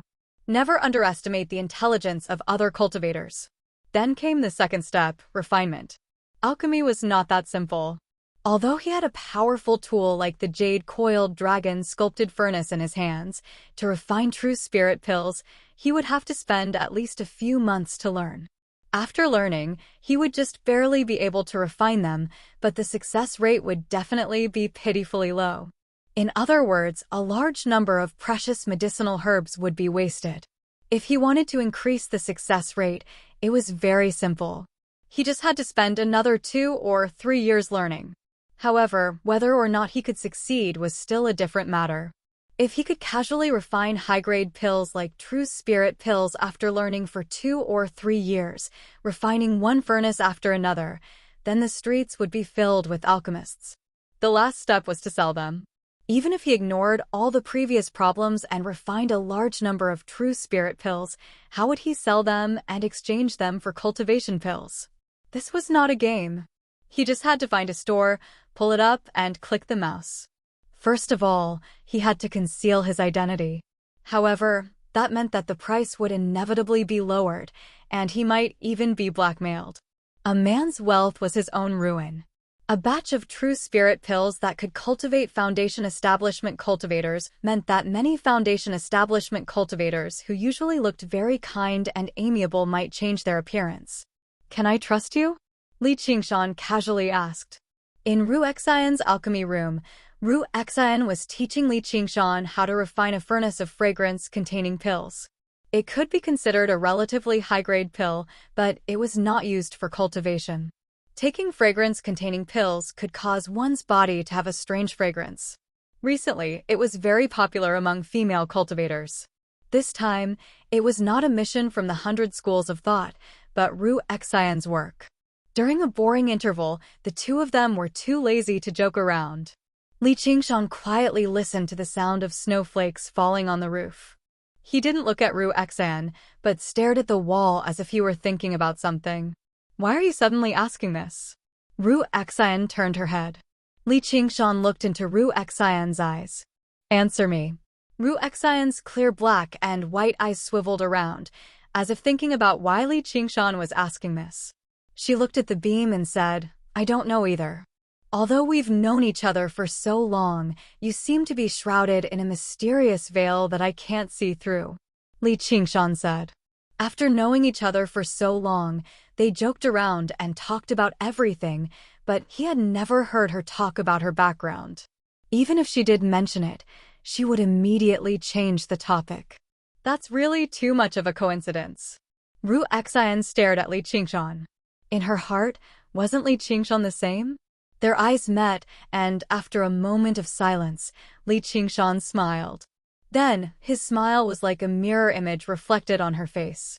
Yes, they both had secrets that couldn't be divulged, but even if they were friends, there was no need for them to share all of their secrets. Have you refined a true spirit pill before? I haven't. If there's a chance, I'd like to try, Ru Xian said calmly. The most important spirit herb of a true spirit pill was a spirit herb. Blue butterfly flowers were nearly extinct. There weren't too many people who had refined them. Li Qingshan opened his palm, and a shimmering blue butterfly fluttered in the air. It flew in front of Ru Xian. Then come and try it. Ru Xian stretched out her hand, letting that blue butterfly of light land on her fingertip. She exclaimed in surprise, it really is a blue butterfly flower. I've only seen it in books. I didn't think you'd actually have it. No wonder you painstakingly cultivated the art of alchemy. So it was to refine a true spirit pill. Li Qingshan smiled and shook his head. No, not one. Ru Xian's mouth opened slightly. Blue butterflies of light fluttered in the alchemy room. Dozens, hundreds, even more, they rendered the alchemy room magnificent and beautiful. But in her heart, she was thinking about exchanging them for spirit stones. Could they fill up this alchemy room? After a long time, Ru Xian finally came back to her senses. She looked deeply at Li Qingshan, and her eyes flickered with extraordinary splendor. Thank you for your trust. His eyes flickered. Li Qingshan said, I also had no choice. After I finish refining them, I can give you 30%. This number. It made Ru Xian's heart beat fiercely. Not to mention anything else, with this amount of true spirit pills, she could immediately start breaking through to the foundation-building realm. It was Li Qingshan's next words that made Ru Xian calm down. You're in charge of collecting the other spiritual herbs. You're in charge of refining them. Finally, you're in charge of helping me exchange them for medicinal pills for cultivation. It'd be best if they're Dao accumulation pills. Most importantly, you're in charge of keeping it a secret. I believe you understand this even without me telling you. Of course I understand. Ru Xian smiled slightly. Once the news is leaked, I might even lose my life. Is that so? Li Qingshan's situation wasn't as serious as she imagined. After all, this was still an orderly and prosperous age of peace. He just didn't want people to think of the underground. Ru Xian said, the 100 schools of thought isn't as safe as you think. The patriarchs might not do anything to us, but what if there's pressure from above? Isn't the reason why you're afraid of working with the Han family because they're too powerful while I'm all by myself? Li Qingshan could not help but admit this. He could trust Han Qiongji, but he could not trust the entire Han family. Ru Xian did not come from an aristocratic family. Her past was a blank slate. It was said that she was not even a part of the Clear River Prefecture. Even her current master, the leader of the School of Medicine, Hua Xiai, was a strange, solitary old man. This meant that once this matter was exposed, even Ru Xian would not be able to keep the true spirit pills. Apologies. This is a matter of great importance. I can't trust anyone completely. If it were not for the past few months, Li Qingshan would never have been bold enough to trust her like this. I can understand. If you really are someone who trusts others so easily, I'll instead look down on you. I'll tell you a secret too. Ru Exine took out a pill cauldron from her 100 treasures pouch. A supreme-grade spiritual artifact pill cauldron. Li Qingshan blurted out. This was not a regular supreme-grade spiritual artifact, but a rare pill cauldron, and the shape of the pill cauldron was extremely strange. At first glance, it seemed more like a cauldron. The patterns on it were complicated. Through his recent days of studying alchemy, he could tell with a single glance that this was not a creation of the Green Province, but the Mist Province further south. However, Li Qingshan did not expose this. The people of the Mist Province had always been denounced as barbarians by the people of the Green Province. Although they were both under the rule of Great Xia, the conflict between the two vassal states had never stopped over the past millennia. Their borders were heavily guarded, and the Hawkwolf Guard had always suffered the most losses. The two vassal kings had grievances with each other. If it were not for the suppression of the imperial court, they would have declared war a long time ago. Was Ru Exine a spy from the Mist Province? How could Ru Exine not guess that the blue butterfly flowers came from underground? There were only a handful of organizations that possessed fields of blue butterfly flowers, and they were protected by numerous formations. Even Foundation establishment cultivators could forget about plucking a single flower, so how did a measly chi practitioner manage to venture so deep underground?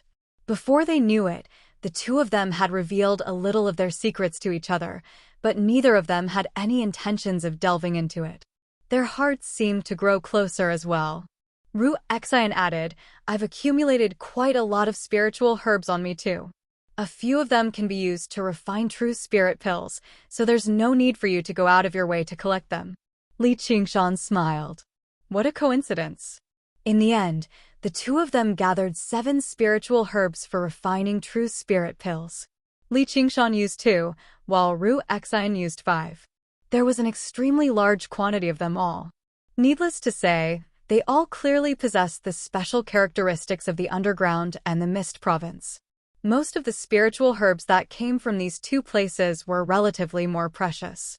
The remaining spiritual herbs were collected by Ru Exine. As the primary disciple of the School of Medicine, she was in charge of the medicinal storehouse of the School of Medicine. It was not difficult for her to retrieve some spiritual herbs in the name of refining other pills. In the afternoon of the next day, Li Qingshan arrived at the alchemy room again. Ru Exine took out another formation scroll. She set down the formation and ensured that no one could discover this place. Li Qingshan asked, How is it? Ru Exine said sternly, My master already knows about this. What? Li Qingshan was surprised and furious. He took a step forward and grabbed her shoulder. I'm just joking. Oi, it hurts. Ru Exine frowned slightly. She was like a goddess cradling her heart, sorrowful and moving. Li Qingshan became even more vexed. This shameless woman. However, he relaxed his grip. Their faces were inches away from each other. After separating yesterday, they had both guessed each other's identities for a very long time. In the past few months, they had not had any physical contact at all. Now, they suddenly felt rather awkward. Li Qingshan let go of her shoulder. This isn't the time to joke around. Ru Exine said, I'm just telling you to relax a little. Don't act like you're a thief. Li Qingshan said, I'm not a thief. I'm committing adultery. Ru Exine put her arm around Li Qingshan's shoulder with a smile. That's not impossible. I like rich men the most. Why don't you kick the first young Miss Han? Don't forget to take back the heavenly maiden scatters the blossoms. Give it to me, and I'll give you the pill cauldron I normally use as compensation. She normally used a high-grade spiritual artifact pill cauldron too. Li Qingshan said, Don't even think about it. Hurry up and take back the spiritual herbs. Why are there so few? Ru Exine said, It's already enough for the beginning. If you take too much at once, people will notice something amiss. Take it slowly. Li Qingshan expressed his understanding. Ru Exine said, Then, let's begin. Oh right, what's the name of your cauldron? Crystal Granule Cauldron. Ru Exine shrank the crystal granule cauldron to the size of a palm. Then, according to the order, she placed the spiritual herbs one by one inside first. Finally, she placed a blue butterfly flower. The first time was purely for the purpose of experimenting and accumulating experience. Her goal was only a true spirit pill. She basically had no hopes of success.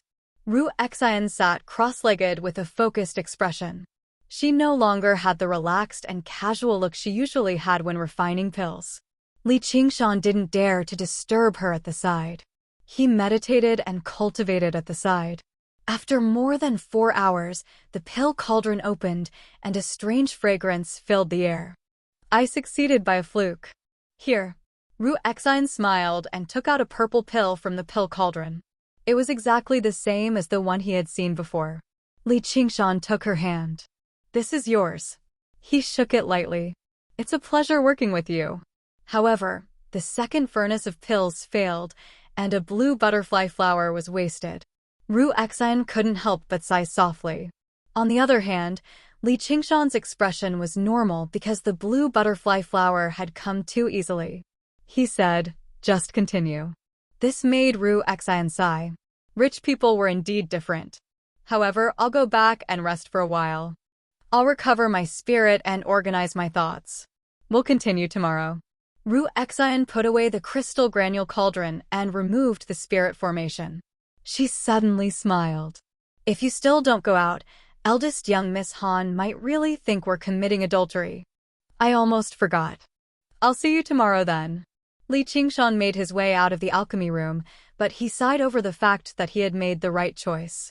With Ru Xian's many years of alchemy coupled with the supreme-grade spiritual artifact cauldron, the current success rate was only 50%. If a dabbler like Li Qingshan were to refine it, the success rate would probably be less than 10%. Han Xiongji was waiting by the lake. It was currently snowing lightly, and the sky had already darkened. She asked in confusion, "What took you so long today?" Li Qingshan was rather apologetic. He wrapped his arm around her shoulder. Refining pills took some time. You must have waited for quite some time. Where do you want to go today? Today, she wore a bright red hooded cloak with a white, velvet collar. She was like a red flame in the snowy sky, warming his heart. The world of the two of them after a busy day was what they both loved the most. Their footprints had stopped at the 100 schools of thought and the prefectural city of Clear River a long time ago. They had left their footprints in all the beautiful places in the surroundings. Han Xiongji's face reddened slightly. Let's go sightseeing. Li Qingshan's eyes lit up. Sightseeing had already become a special signal for them. The white reed stretched for 5 kilometers. The snowflakes in the sky blanketed the surroundings. A small boat was docked in the uninhabited reeds. It rippled gently, and the enchanting panting of a woman could be vaguely heard. A thick, embroidered blanket covered the cabin, and the red cloak was casually tossed to one side. Li Qingshan leaned against Han Xiongji, kissing the woman he loved deeply. His left arm wrapped around her body, kneading her left breast through her clothes. His right hand slid across her body recklessly, from her round thigh to her perky bottom. The coldness in the air could not affect the passion in their hearts. Unwilling to be obstructed by the layer of clothes, Li Qingshan extended his hand into her clothes. Han Xiongji immediately grabbed his hand. Her eyes were like water, and she looked at him with a smile. Pervert! Then, she wrapped her arms around his neck and kissed him passionately again. She felt a hot big hand sliding into her clothes and holding her plump breasts. She let out a muffled moan. The soft breasts were like water in his hand, but they were full of wonderful elasticity. Li Qingshan changed their shapes according to his will, or fiddled with the 2 slightly hard red beans. But he soon felt dissatisfied. The narrow space seemed to not allow for more. He wanted to see what they looked like with his own eyes. If it was in the past, she would have stopped this greedy action, but today seemed to be a little different. Under Li Qingshan's surprised gaze, Han Xiongji propped herself up and took off her clothes one by one. Only when there was only a red undergarment left did she stop. She turned her head away with a red face. Do it yourself. A large area of snow-white skin appeared in front of Li Qingshan's eyes. That waist was as slender as he felt, and the deep ravine attracted his attention even more. What's wrong? Han Qiongji did not wait for the action she expected. All she saw was Li Qingshan holding her face with a face full of concern. She felt a little warm in her heart. Don't think too much. I wanted to tell you later, but I'm preparing to go into seclusion for a period of time. Legend of the Great Sage. Welcome readers to log in. Read the full text.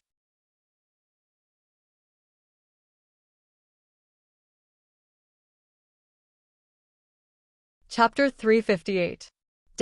You want to break through to the 10th layer of Qi Practitioner? Li Qingshan immediately understood. She had been stuck at the 9th layer of Qi Practitioner for a very long time. Opening the 12 standard meridians was much more complicated than opening the 8 extraordinary meridians.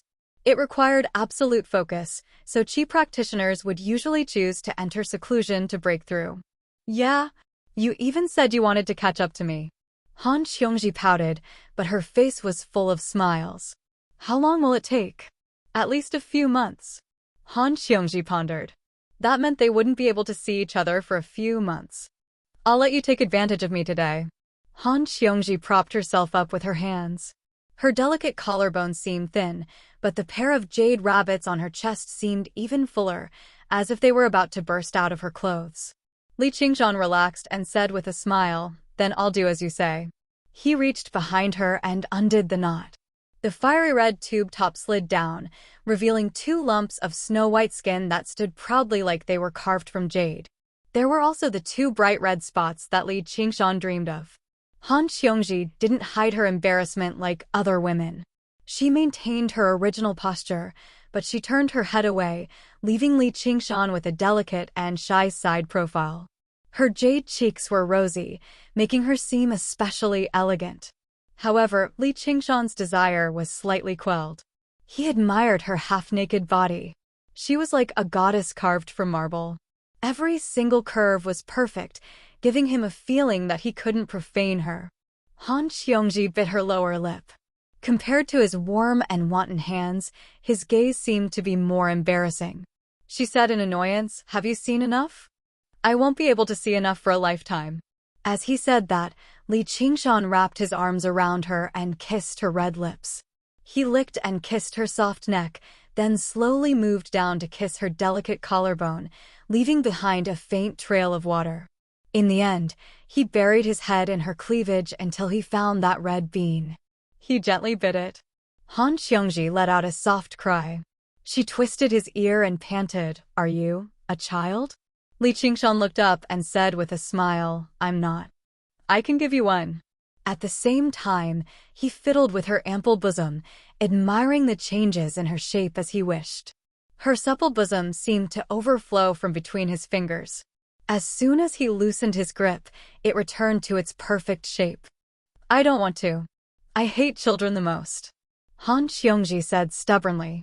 However, if he really wanted her, he would have to wait until she reached the foundation establishment stage. She suddenly felt a little surprised.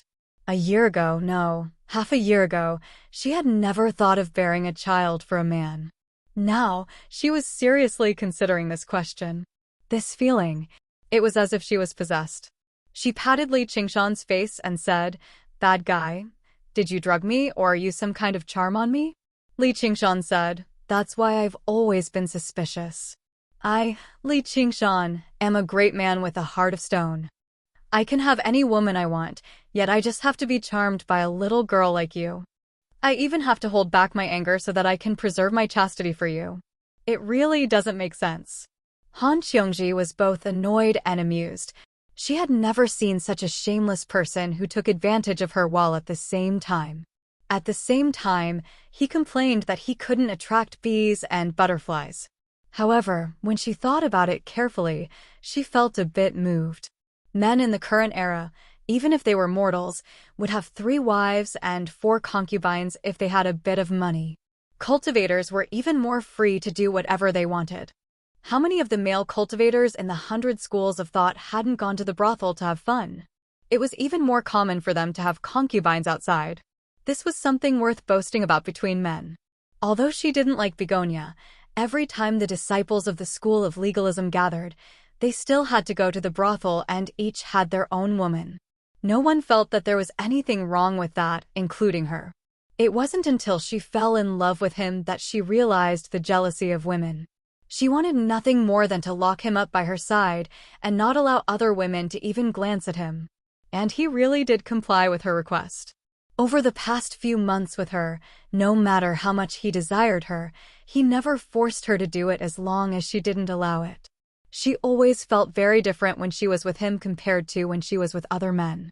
Actually, Li Qingshan had only been influenced by the beliefs of his past life. No matter how much he wanted to have several wives and concubines, he would still be tolerant when he met the woman he loved. Moreover, he was controlled by the spirit turtle's method of sea suppression, or he would have lost his self-control long ago. In his past life, he had been called a male chauvinist beyond redemption, but in this life, he had instead become a good man. Sure enough, the environment determined one's beliefs. Whatever. My life will be ruined by a woman like you. Li Qingshan lowered his head and kissed her. Han Xiongji raised her hand to block his lips. Han Xiongji said, "Why should I be the only one to take it off?" "That's hard to say." Li Qingshan smiled. In just a few moments, he had stripped completely. His well-defined body was filled with pressure. "I didn't ask you to take it off." Han Xiongji called out, but she could not help but admire him. She rubbed his chest in great satisfaction. She glanced down and saw the main culprit who always clung to her angrily pointing at her. She pushed him aside casually and said in annoyance, "You're so ugly." Li Qingshan felt his entire body burn with lust. He suddenly pressed her down and whispered in her ear, "You won't be saying that very soon." "I've already taken it off now, so it's a little unfair." He extended his hand to take off her dress. "Not right now." Han Xiongji knew what he wanted to do, so she grabbed his hand in a hurry. "Once I emerge from seclusion, you can ask for my father's hand in marriage. When the time comes, I'll give you everything." When she reached the end, she could not help but lower her head in embarrassment, dropping it to her chest. Li Qingshan looked pleasantly surprised. He cupped her cheek and said, "Xiongji." Han Xiongji said, "Don't be happy too early. My father might not agree yet." Li Qingshan said, "With a good son-in-law like me, he can't wait to be happy." "How could he not agree?" "Even if he doesn't agree, can you not agree?" "That's hard to say." "I might not have." "You're still doing it," Han Xiongji said. Suddenly, she felt Li Qingshan taking off her panties again. Li Qingshan said, "I'm just appreciating it in advance." "You can't be that you won't even satisfy your fiancé's request, right? Don't worry, I'll definitely wait until our wedding night, then I'll turn you into a woman." How could Han Xiongji refuse this man who was about to become her husband? She could only tap the tip of his nose and said in a weak voice, "We've already agreed. You're not allowed to go back on your word." Li Qingshan smiled faintly and lifted her up. He grabbed the edge of her skirt and pulled it down, revealing her soft, snow-white buttocks. Han Xiongji did not even have time to leave behind her last line of defense. In the blink of an eye, he had stripped her like a white sheep. Both of their hearts trembled. Although they had already hugged countless times, this time was completely different from the past. The bronze and Snow White were tightly pressed against each other. One was as hard as iron and the other was as soft as cotton, as if they were about to merge into one. Han Xiongji hugged him tightly, her chest pressed tightly against his chest. She listened to his powerful heartbeat and felt his firm buttocks firmly pressed against hers. His large, rough hand gently slid across her satin-like back. A burning heat suddenly rose. At this moment, if he really wanted her, she could not refuse and could only be at his mercy. Li Qingshan took a deep breath and slowly let go of his hand. With great difficulty, as if he was cutting off a piece of flesh from his body, he placed her on the brocade couch and said, "Let me take a good look at you." Han Xiongji felt a wave of disappointment and loss. She was almost reluctant to part. She wanted him to continue hugging her like this, no matter what he did. Li Qingshan was admiring her body in admiration. Her entire body was slender and well-proportioned, especially the places that should be plump. They were extremely plump, sexy, and enchanting to the extreme. No matter how generous Han Qiongji was at this moment, she could not help but feel shy. Her straight and slender legs were curled up. There was not even half a bit of manliness left. It was as if she was waiting for her husband to come. That night, their date lasted for a long time. Once they thought about how they would soon be separated and not seeing each other again for several months, neither of them was willing to pay attention to the passage of time. It was not until early morning the next day that they reluctantly helped each other put on their clothes. Li Qingshan personally sent her to the cave where she would be in closed-door meditation. Looking at the cave's door closed, he almost could not resist the urge to go into closed-door meditation with her. But he shook his head and dispelled this thought. He was afraid that by the time they came out of closed-door meditation, they would already have a child. How could they still cultivate in peace? Last night, at the end of their passionate entanglement, she saw that he was holding back pitifully. She did not have time to be bashful and boldly used her hand to help him. And then she sternly warned him that while she was in closed-door meditation, he was not allowed to have an affair, otherwise, this plaything would belong to her. It was only then did Li Qingshan realize her conspiracy. He laughed and said, "If you want me not to have an affair, just relying on these methods is not enough." His eyes fixed on her tender, bright red lips. Han Qiongji immediately understood what he meant. How could she agree? She bluntly said that only brothel girls would do that. She scolded him for being insatiable, for being ungrateful and violating justice. In the end, Li Qingshan settled for the next best thing. He took pleasure in her soft breasts, and in the end, he even dirted her face, so she complained for a long time. Li Qingshan could see that after confirming their relationship, she was actually very bold in this aspect. He thought that she used to often go to the brothel to play, so under the influence of what she saw and heard, she might know more things than he did. When the time came, he would coax her to try it out properly, so that his transmigration would not be in vain. He was already looking forward to married life. As for Han Qiongji's warning, he did not take it to heart at all. At this very moment, how could there be room for other people in his heart? Even Gu Yenying had to step aside. After returning to Cloud Wisp Island to inform Little N, Li Qingshan went straight to Renxin Island. In Ru Xian's pill room, Han Qiongji was not there, so he could concentrate on concocting medicinal pills. He thought that when she broke through to the 10th layer of the aura refining realm, she would also need Jinling Dan when she entered the foundation building realm. At a time like this, he had never considered that the first miss of the Han family would never need him to provide her with pills. He was only doing it for her own good. Ru Xian smiled as soon as she saw Li Qingshan. "You still look like you're in love. Looks like you had quite a good night last night. Don't tell me you've already ruined the young miss of the Han family. How could that be? But I'll probably be married in a few months." Li Qingshan smiled from ear to ear. He had held back this news time and time again, but in the end, he could not help but reveal it to Ru Xian, who shared a great secret with him. Ru Xian's heart skipped a beat. She said sorrowfully, "Then I really do need to congratulate you. It's just a pity for me. I spend the entire night before the cauldron, thinking about refining pills. Everyone close to me cares about me." Li Qingshan smiled. "Senior sister, if you want a man, you can line up from here all the way to Clear River City." Ru Xian took a step forward and placed her hand on Li Qingshan's shoulder gently. The light in her eyes flickered. "It's a pity that what I want already belongs to someone else. P.S. Originally, I wanted to write less about this, but by the time I returned to my senses, I've already written a lot. I stopped myself right at the brink of the cliff in a hurry. It's a sloppy start, but a weak finish. A process like this is essential for the development of their relationship. If you like it, just treat it as a bonus. If you don't, just skip it. Your support is my greatest motivation. Dash.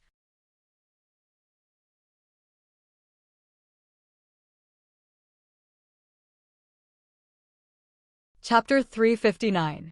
Li Qingshan gazed at her gentle face that completely differed from Han Qiongji's and was left speechless for a moment. He felt rather complacent, but also rather awkward. If it were in the past, he could take advantage of this opportunity to tease her a little, but that was difficult to say now.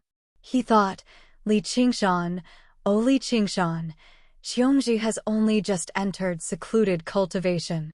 You can't do anything that will let her down, so I have to say a few things to make Ru Xine give up. Don't tell me you think I'm talking about you. A mischievous smile that Li Qingshan was familiar with appeared on Ru Xine's face.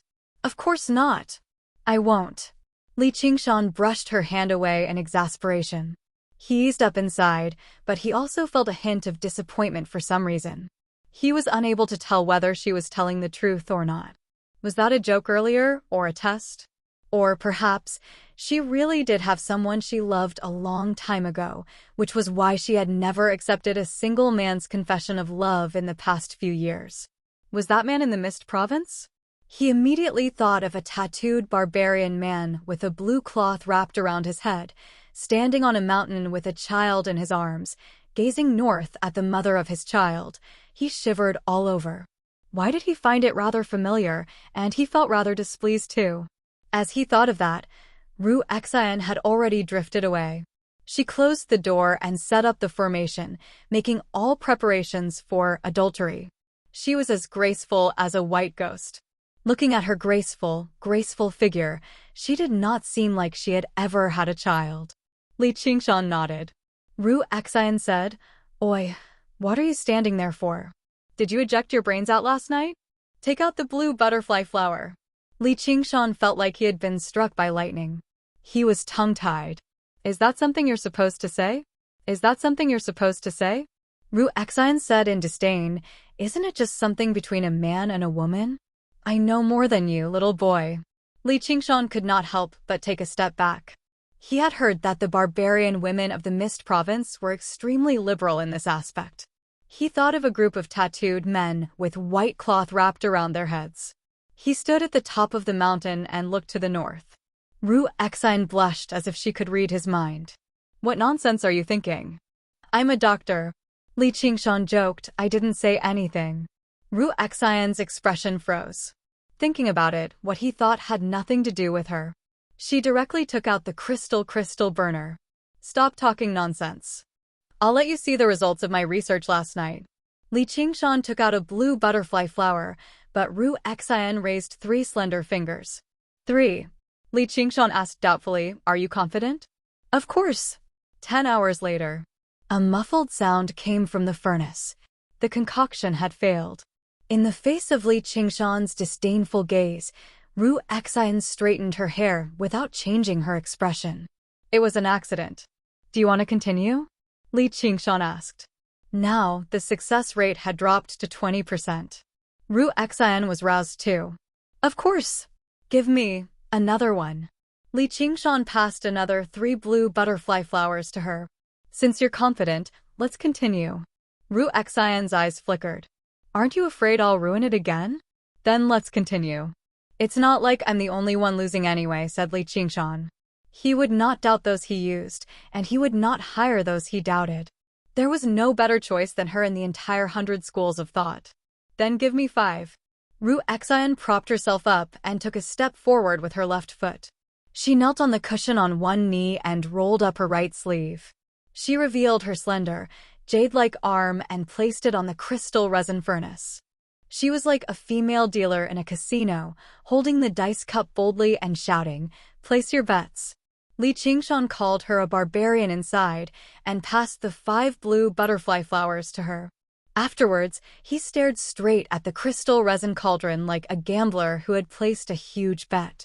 However, he found it boring very soon, so he shifted his gaze to Ru Xine. After staring at it for a while, she glared at him. He looked away and felt bored, so he simply sat down to cultivate. The night passed and the sky brightened. The furnace was opened and auspicious light flowed around. Ru Xine took out the 5 true spirit pills and smiled. It's done. Li Qingshan also revealed a relieved smile. Do you want to continue? Ru Xine said, Continue. This time, there were 7 flowers. Concocting pills did not mean that the fewer the ingredients, the better it was. It was just like cooking. If the ingredients were too small, it would be extremely difficult to control the heat and taste. Moreover, it would also waste time and energy. Of course, it did not mean that the more ingredients, the better. A big pot of rice would never be able to compare to a small stove. It did not matter if the food tasted bad, but if the pills were bad, it meant that their effects would be greatly reduced, and they would not be able to unleash their own medicinal properties. The amount of control was related to the skill of the pill refiner and the quality of the furnace. With Ru Xian's level, it was best to refine 12 true spirit pills in one furnace. With Li Qingshan's unrestrained support, she very quickly reached this level. However, this also meant that if she failed, she would lose 100,000 spirit stones. Every time she opened the furnace, it was like a huge gamble. In this process, Li Qingshan could also be considered to have seen the other side of Ru Xian with his own eyes. That kind of courageous gambler, and it just so happened that she won the gamble. The success rate very quickly climbed to more than 90%, exceeding Li Qingshan's best imagination, and even exceeding Ru Xian's own imagination. A few days passed, and after refining a few furnaces of pills in succession, Ru Xian was already a little tired. However, the two of them did not say that they would stop. Under the intense pressure, Ru Xian was like a gambler who had lost all her fortune and suddenly started winning. Then, she could not stop.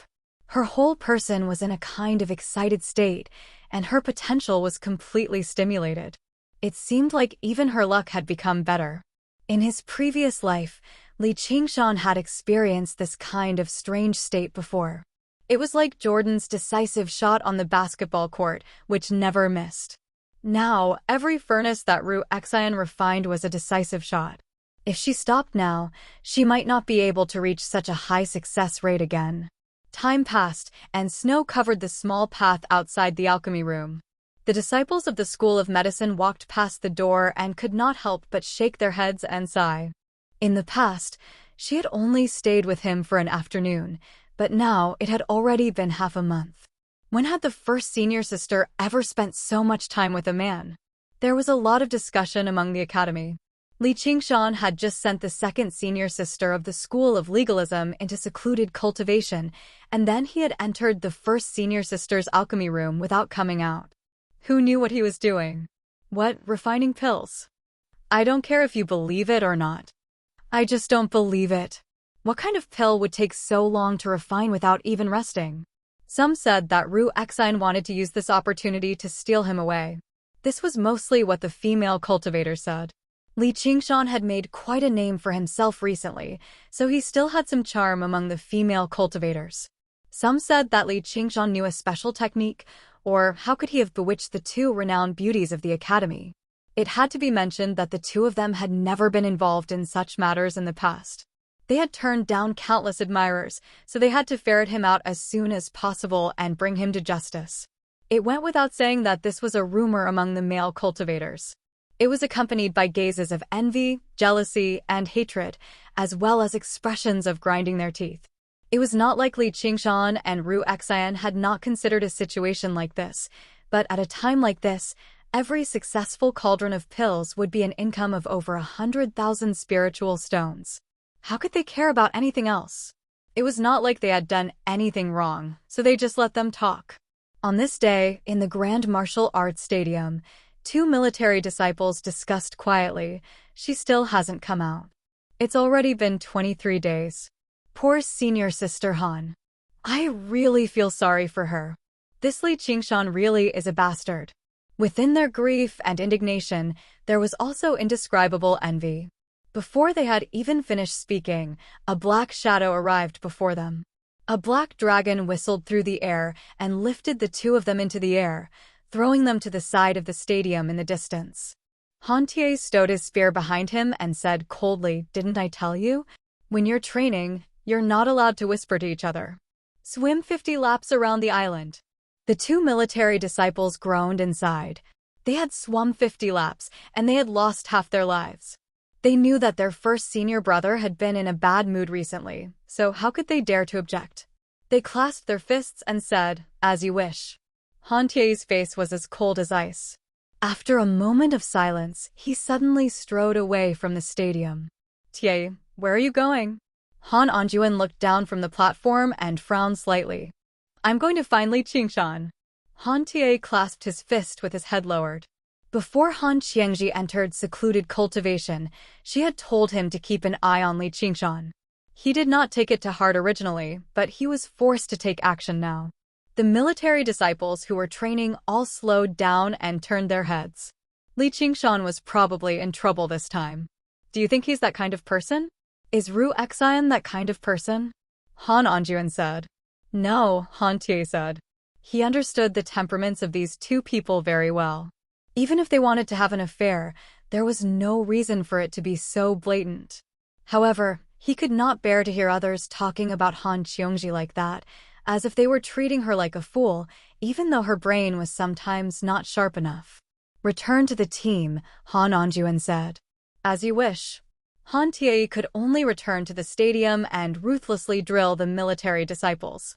"Li Qingshan, get out here." On Benevolence Island, outside the alchemy room, Chu Tian was like an enraged bull, shouting loudly. Seeing that there was no response from inside, he went forward to push open the alchemy room's door. Immediately, a group of medical disciples rushed out to stop him. "The alchemy room is a restricted area. Do not trespass." "Senior Ru Xen is refining pills. Fellow Chu, please go back. You don't have to stop me." Chu Tian stepped forward. 5-colored true chi appeared on his body and forcefully barged in, slamming his palm on the alchemy room's door. The medical disciples did not really want to stop him. They were extremely curious about what Ru Xian and Li Qingshan were doing inside, but at this moment, they were afraid to see a terrible scene. The door flashed, but it did not open. This time, it was not only Chu Tian. Everyone's suspicions exploded. Refining pills in the 100 schools of thought still required a formation. At this moment, in the alchemy room, Ru Xian had her eyes closed, concentrating on refining pills. Her brows were slightly furrowed. Li Qingshan cursed in his heart, and without saying another word, he immediately stood up and walked towards the door. Now was a critical moment. If he was not careful, he would waste 12 true pill, and that was not even counting. If someone barged in and found out that they were refining true pill and saw Ru Xian's auspicious beast furnace, then it would be even worse. Chu Tian pushed the door open and became even more furious. 5-colored true chi gathered in his palm and fiercely slammed down. The alchemy room's door suddenly opened, and a waterspout rushed out, fiercely crashing into Chu Tian's body, directly blasting him away. P.S. I just realized that there was a new Alliance Master. I was really slow to realize it. It's not that I don't understand, but the world changes quickly. Congratulations to the Alliance Master of the Space of Names. I bow and express my thanks.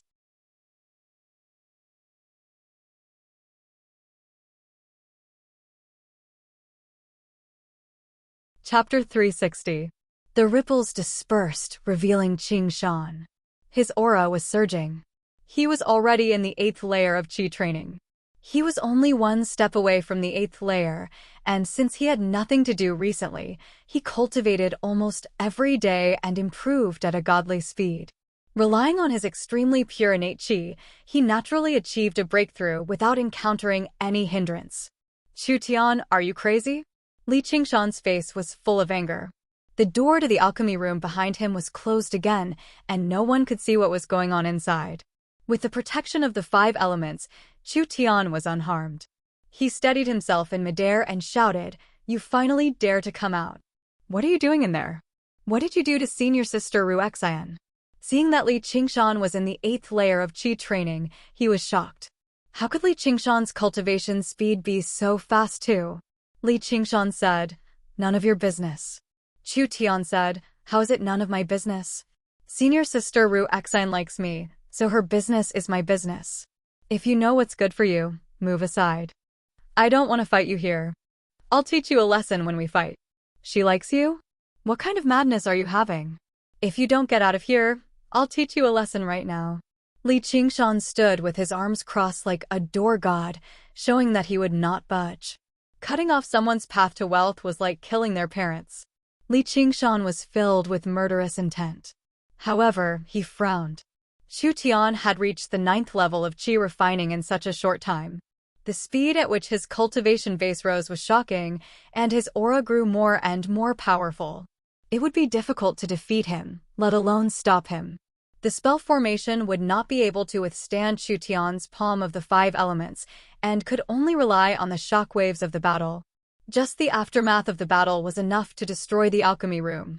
Seeing the 2 girls standing not far behind Chu Tian, he shouted, "Are you just going to watch him come looking for women?" The 2 girls said in unison, "As long as Brother Tian has us in his heart, we will support him no matter what he does." The onlookers gasped in admiration. Chu Tian's face was full of pride. "Did you hear that? I'm not like you, being tied up by a woman." He suddenly thought that Li Qingshan might not have been tied up and had already touched his woman. His expression became even more unsightly. Li Qingshan was surprised. He cursed, "No wonder you're crazy enough to come out and look for women. You're such a heartless, rotten woman. I don't want it even if you give it to me." The faces of the 2 girls changed. Chu Tian's face immediately darkened. "You can insult me, but you can't insult my women. Those who touch my reverse scale shall die." The 5 elemental Jinqi in his body burst forth, and the 5 elemental palm imprint radiated a brilliant light as it soared into the sky. Li Qingshan spread his arms, and the waves behind him surged up like the raging tides of the sea. With just a few words, the 2 of them had pulled each other's hatred to the highest level. Chu Tian descended from the sky, his palm bearing the weight of Mount Tai. Li Qingshan looked up, and the 5 elements palm imprint filled his vision. It was almost overwhelming, as if it was the wrath of heaven that could not be avoided or blocked. He took a step forward, and he soared into the sky. His qi was like a torrential ocean, but he had lost the geographical advantage first. He was about to collide with the 5 elements palm imprint. He suddenly used the wave-treading stance and moved away in the air to avoid the sharp edge. "I knew you wouldn't dare to block it." Chu Tian laughed wildly, ignoring Li Qingshan, and rushed towards the pill room. Li Qingshan did not let him see. He felt that there was something fishy going on. The door of the pill room was very close, and Chu Tian suddenly felt something tighten around his waist. He looked down and saw a water belt, like a snake, tightly wrapped around his waist. He suddenly looked back and saw that the other end of the water belt was in Li Qingshan's hand, and a huge wave had formed under his feet. The people below suddenly heard 3 explosions in the air. Li Qingshan pulled Chu Tian and used the wave-treading stance 3 times in a row. Like a fired arrow, they left Benevolence Island and plowed a gully on the still water surface. In the blink of an eye, the 2 of them became 2 small dots. They exclaimed in their hearts, "These 2 people have become stronger." The 5-colored true qi on Chu Tian's body shuddered, dispersing the ribbons of water. He lunged towards Li Qingshan. It was still a simple palm strike, but it was far more dangerous than any technique with 1,000 variations. Li Qingshan did not dodge, and only sneered with his arms crossed. Chu Tian suddenly felt a great danger coming from behind. He suddenly turned around, and a giant Vajra sword slashed down from above. Clang! Chu Tian raised his palm and used the sky supporting stance to block the giant Vajra sword, but he could not block the sword qi and sword intent contained within. Boom! The lake water below was split into 2 by the sword, and the surging waves left a sword mark that was dozens of feet long. It turned out that Li Qingshan had brought Chu Tian to the vicinity of Ansrava Island. Little N was now in the 10th layer of qi refining. If there was anyone in the 100 schools of thought who could beat Chu Tian in terms of true qi, it would be her. A trickle of blood flowed from the corner of Chu Tian's mouth. He did not even have time to scold her for being despicable. Li Qingshan's fist came whistling from behind him. The fist was not a fist, but a drill. Layers of water spun at high speed, blurring the appearance of the water and turning it into the most terrifying killing weapon. Vortex stance. The blood that flowed from the corner of Chu Tian's mouth turned into a spurt, and he was immediately sent flying. He wanted to stabilize his body, but his eyes were filled with a golden light. The Vidra warrior was waiting for him on the path he was flying over.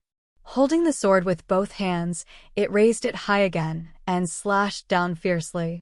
This time, it was even more powerful and ferocious than before. The two's tacit understanding was perfect, and Chu Tian had no chance to catch his breath. He could only watch helplessly as he was forced into a desperate situation step by step. Finally, he felt the threat of death, and his hand hurriedly reached for his 100 treasures pouch. He wanted to use that, but how could he make it in time? The blade turned in midair, changing from slash to slap. The Vidra warrior's angry eyes returned to normal. With a bang, Chu Tian fell into the lake of dragons and snakes like a kite with its string cut, and he gave rise to an enormous splash with a bang. Li Qingshan nodded at Little and expressed, "I'll be here, so you can go about your business." Li Qingshan glanced down. An injured Chu Tian posed no threat at all, so he swung his sleeve. "You don't know what's good for you." He left on the waves. If he faced any difficulties, he could find Little and if he faced Chu Tian alone, it would be rather troublesome, so he would work with Little and this had always been his trump card, and it had never disappointed him. The Palm of the Five Elements was a very powerful cultivation method, but it was not more powerful than the Guardian King's scripture of demon subdual. You practice 5 types of true qi, but Little and practices 7. At this moment, figures flew up from the nearby islands. The various school leaders all returned to their senses. The One-Thought Master and Lu Chongqing were obviously among them. Li Qingshan rushed back to the alchemy room and said to everyone, "You can all disperse." Then he entered the alchemy room again. Everyone had yet to return to their senses. In just a few moves, a supreme genius like Chu Tian had been taught a lesson just like that? Sigh, all Chu Tian can do is harass people like us. Of the 3 people who took action earlier, which one of them isn't a genius? A genius was taught a lesson by 2 geniuses working together, so of course this is the outcome. Originally, I thought Chu Tian would be able to get his revenge once he reached the 9th layer, but I didn't think Li Qingshan would cultivate so quickly as well. He's reached the 8th layer in such a short amount of time. Looks like Chu Tian has no hope of getting his revenge anymore. As they discussed, someone whispered, "He's reached the 8th layer so quickly. Don't tell me he dual cultivates." If Li Qingshan were outside, he would be tempted to choke him to death. As a result, the suspicions and rumors spread even more. The One-Thought Master scolded Little and a little, but what could he do to his junior sister? Chu Tian was taken away by Lu Chongqing and placed in confinement. After all, he was the one who had interfered first. He had broken the rules that forbade fighting in the academy. And, if he had interfered first, then so be it, but he had even lost in such a horrible manner. It was utterly humiliating for him as the leader of the school. Chu Tian ground his teeth furiously, almost fainting from anger. He was tempted to take out that item immediately for revenge.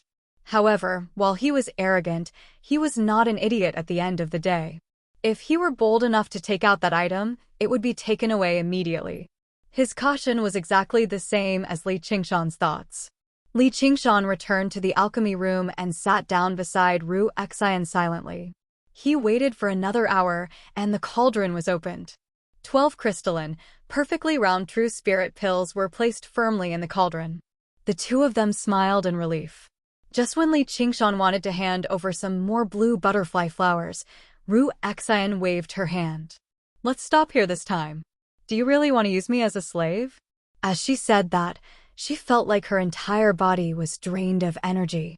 Over all these days, she had used pills to replace food, cultivating to maintain her mind, and refining pills day and night had left her utterly exhausted.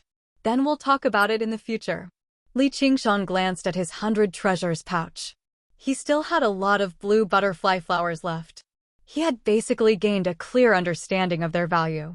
This was a startling sum of wealth, enough for him to use for a very long time. "Let's split the spoils now." Ru Xian smiled. She was exhausted, but she was unable to hide the joy on her face.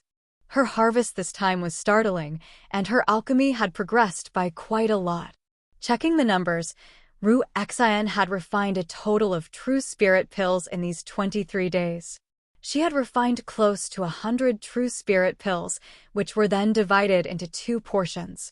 Li Qingshan had obtained 60 or so, while Ru Xian had obtained 20 or so. Ru Xian was like a miser. She carefully examined the true spirit pills countless times before putting them away into her 100 treasures pouch, explaining why she had chosen to stop at this time. With these true spirit pills, I believe that I'll be able to successfully build my foundation before long. At that time, I'll use my identity as a foundation-building cultivator to activate this crystal resin cauldron, and the success rate will definitely not be lower than now. Now it's my turn to congratulate you. Li Qingshan extended his right hand. Ru Xian reached out to grasp it, shook it lightly, and said first, "It's been a pleasure working with you." Li Qingshan smiled and directly took out 20 true spirit pills for her. "Help me exchange them for pills for cultivation, the more the better. Aren't you afraid that I'll scam you?"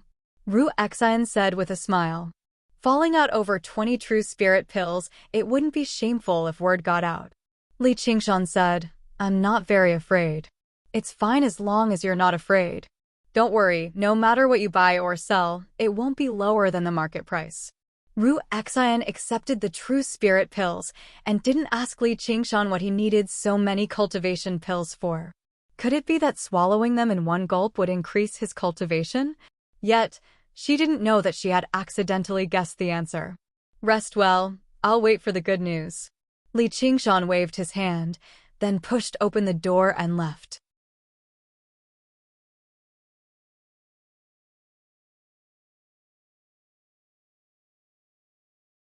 Chapter 361. Ru Xian exhaled deeply. What a nice man. Li Qingshan returned to Cloud Wisp Island and saw Little and sitting on the porch. He smiled. "What's wrong? You're not grounded." Little and said, "He can't control me. I can feel that he's a little afraid of me." Li Qingshan laughed aloud and pulled her into his arms, whispering something into her ear. Little and beamed with joy too, feeling happy for him. After enduring for so long, after waiting for so long, he finally saw a glimmer of hope. Afterwards, Li Qingshan continued to study alchemy with Ru Xian every day. Although he did not have any pills right now, just letting her refine them was the right thing to do. However, as time passed, there would be a time when they would part.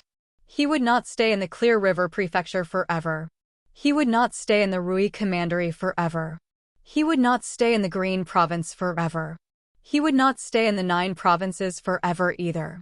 One afternoon, before Li Qingshan could go find Ru Xian came knocking on his door. She gave him some pills before smiling. "I'm going into secluded cultivation." Li Qingshan said, "I wish you good luck." "You too." After Ru Xian left, Li Qingshan raised his head. Faint clouds drifted through the blue sky. His heart brimmed with faint joy. It was also time for him to set off. Li Qingshan went to Ansrava Island to call Little, and Qianrongji was actually there too. She squatted beside him and said something to Little, and when she saw Li Qingshan, she stood up and smiled. "Have you heard?" Li Qingshan asked. "What?" Qianrongji said, "Vice Sect Master Wei has already established a foundation." Li Qingshan had almost forgotten about this person. The last time he fought with Wei Zhongyuan was almost 2 years ago. After that, he spent most of his time in the 100 schools of thought. Coupled with his rising reputation, Wei Zhongyuan roughly understood. With the cultivation of the 10th layer of Qi training, she couldn't do anything to Li Qingshan, so she was very peaceful. He's so old, yet he succeeded in building his foundation? Qianrongji said, "I don't know. It's said that he somehow obtained 2 true pill and luckily succeeded in building his foundation." Li Qingshan immediately understood that these 2 true pill S probably came from his 20 true pill S. He didn't know whether to laugh or cry. The changes in the world were truly unpredictable. Qianrongji smiled and said, "That old man won't let us go. How about we join hands again? I can give you a chance to attack." Li Qingshan said, "You?" Qianrongji looked left and right. Seeing that there was no one around, she stretched out her hand. The beautiful little snake slithered out of her sleeve and crawled on her palm. Suddenly, she raised her head. Half of her body turned from a tattoo to a physical body. Li Qingshan understood. Without any preparation, even a foundation establishment cultivator would have to take a beating. As long as he could have this moment. If Li Qingshan and Little and joined hands, even a foundation establishment cultivator would be killed without hesitation. You can separate it from your body. Impossible. It's already fused with me. Moreover, why would I separate it? Look, how beautiful it is. Qian Rongji gently stroked the little snake's head, like a mother comforting her child. Li Qingshan thought for a moment, then nodded in agreement. He was about to go out and find a place to take the last step, transcend the heavenly tribulation, and become a demon general. If that old man targeted him and destroyed him at a critical moment, it would be troublesome. Those who strike first gain the advantage. Those who strike later gain the advantage. Under the boundless night, Wei Zhongyuan stood proudly on the top of the mountain. The mountain wind ruffled his robes as he overlooked the mountains. His heart was filled with lofty sentiments. The spiritual qi of the world constantly resonated with him. He had never felt so at ease before. Many memories flashed through his head. Suddenly, he stopped on a young face and ground his teeth. Li Qingshan, I will return the pain and humiliation you've given me tenfold, 100-fold. However, no matter how bold he was, he would never be bold enough to barge into the 100 schools of thought to demand for a person. That would be suicidal. However, he had already ordered people to keep an eye on Li Qingshan's movements. As soon as he left the 100 schools of thought, he would capture him immediately. Without any evidence, no one could do anything to him. However, that was not the first thing he had to do right now. He took off and arrived above the Clear River Prefecture in the blink of an eye, landing directly in front of the entrance. Under the gazes of everyone, he made his way into the building like a king returning, insufferably arrogant. The building was still brightly lit like it was daytime. Wei Zhongyuan gazed at the sky and strode in. In the eyes of regular people, they only found this man to be awe-inspiring, like a god descending upon the mortal world. However, the cultivators all sighed in amazement. This was clearly a foundation establishment cultivator. The disciples of the school rushed over in a hurry to congratulate him. Every single one of them fawned over him, while those who originally belonged to Wei Zhongyuan's faction ravished with joy. Wei Zhongyuan waved his hand. The school has some family matters to deal with, so the building will be closed today. Everyone, please return. The disciples of the sect immediately began to clear the area. Their orders were like mountains, and their words were the law. For Qi practitioners, foundation establishment cultivators were an unshakable existence. Every disciple of the sect knew that the sky of the sect was about to change today. Wei Zhongyuan led the disciples straight to the top floor of the building. Begonia currently stood in the garden on the top floor, gazing at the resplendent night view of the city in thought. She heard the disturbance behind her and suddenly looked back. Her eyes met with Wei Zhongyuan's. Both of them were slightly taken aback before undergoing a series of changes. One was deeply worried, while the other was ravished with joy. Wei Zhongyuan studied Begonia greedily. He no longer had any fear. He fantasized about the pleasure of pressing this woman who ordered him around and doing whatever he wanted to her. He took a step forward and clasped his hands. Sect Master Qiao, I've already undergone the heavenly tribulation and reached foundation establishment. According to the rules of the school, I hope the sect master can marry me as soon as possible so that we can become cultivation partners and comprehend the fortune of yin and yang together. Begonia waved her hand rather tiredly. You're all dismissed. Her prestige was still present, so how could the disciples of the school dare to disobey her? All they did was look at Wei Zhongyuan. You can all go and wait. Wei Zhongyuan raised his hand. He wasn't afraid that Begonia would fall out with him. Although she had built her foundation for many years, she was still in the early stage. The school's cultivation technique paid particular attention to the balance of yin and yang. If she dared to refuse, she would immediately lose the support of the people. At that time, he would inherit the position of sect master and then capture this traitor who violated the school's rules and play with her as he pleased. The crowd dispersed, leaving only the two of them on the rooftop. Wei Zhongyuan frowned. Who else? Disciple Qian Rongji greets Vice Sect Master Wei. Qian Rongji walked out from the bushes at the side. Wei Zhongyuan said, "Didn't I already expel you from the sect? I took her in as a disciple again." Begonia's expression was cold and arrogant. Wei Zhongyuan's expression changed and his pupils shrank. He stared at Qian Rongji until her whole body trembled. But now isn't the time to care about this. He took a step forward and asked Begonia, "What does Sect Master think?" Begonia hesitated. She looked back in the direction of the 100 schools of thought in the night. The person she was waiting for was also in closed-door meditation. Wei Zhongyuan strode forward and grabbed Begonia's hand. "Today, you have to agree whether you want to or not." Begonia's expression changed. Wei Zhongyuan's face was filled with a hideous smile. Black and white spiritual energy collided fiercely, but there was no force released. Instead, they melted each other. Using Yang to subdue Yin, Wei Zhongyuan had a slight upper hand. Just as he was about to grab Begonia's wrist, Qian Rongji, who was loyal to her master, stood in front of Begonia and shouted, "Vice Sect Master Wei, please don't do this." Wei Zhongyuan directly threw a slap, landing it on Qian Rongji's face. Suddenly, all of his strength vanished, without a single sound. The hell snake crawled up Qian Rongji's face and bit Wei Zhongyuan's hand. Wei Zhongyuan opened his mouth wide and his eyes bulged. It was an intense pain that came from the depths of his soul. In an instant, Li Qingshan's figure appeared behind Wei Zhongyuan. He pressed his hand on Wei Zhongyuan's back and hundreds of sword chi surged in. Little and wielded a Vajra longsword and slashed down on Wei Zhongyuan's head. Begonia's hand stretched out 2 fingers and pierced towards Wei Zhongyuan's eyes. Wei Zhongyuan forcefully suppressed the pain and circulated his spiritual energy. He wanted to launch a desperate counterattack, but it was already too late. The sword chi collided horizontally. Without the protection of spiritual energy, Wei Zhongyuan's internal organs were torn into pieces. The Vajra sword slashed open the top of his skull. The sword chi and sword intent penetrated his feet. 2 slender fingers not only pierced through his eyes, but also pierced into his brain and stirred violently. In the end, he heard Qian Rongji say, "Vice Sect Master Wei, why did you touch my face?" Then, he lost all consciousness amidst pain and unwillingness. Wei Zhongyuan's body fell to the ground with a loud bang.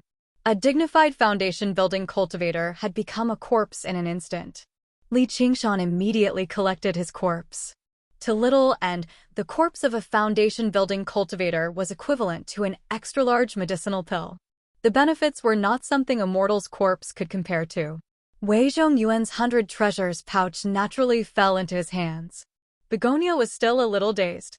She didn't dare to believe that Wei Zhongyuan had died just like that. He had died so easily. That day, when Qian Rongji came to her and said that she could help her kill Wei Zhongyuan, who was in the foundation-building realm, silently, she still didn't believe it. Even if 3 foundation-building cultivators worked together to kill 1 foundation-building cultivator, it wouldn't be that easy, let alone a small chi practitioner. But the truth was right before her eyes. Even if she didn't make a move, the 3 of them could still have killed Wei Zhongyuan. 3 chi practitioners had killed a foundation establishment cultivator. "Master, I did it." Qian Rongji bowed to Begonia, but there was no loyalty in her eyes. It had to be said that the incident with the White Lotus sect had disrupted many of her plans. It was not like Begonia was an idiot. How could she not realize that Qian Rongji was not under her control at all, with Qian Rongji acting as a double agent? Her submissiveness in the past was all an act. So much for teaching her the various cultivation methods of the sect without worry, treating her as an obedient puppet. However, back then, Qian Rongji had already established a relationship with Gu Yenying. She wanted to help Gu Yenying complete her plan. Even if Begonia was furious, she was afraid of revenge, or she would be treated as part of the White Lotus sect, which would lead to the destruction of her entire sect. She could not even mention the matter of her attempt to use charm to control the Hawk Wolf Guard. Afterwards, the 2 of them never saw each other again. This continued until a few days ago, when Qian Rongji suddenly visited, saying she could help her eliminate a great problem. P.S. It's almost the end of the month. It'll be a waste if you don't vote. Oi, I'm not telling you to leak it to someone else. Look here, look here.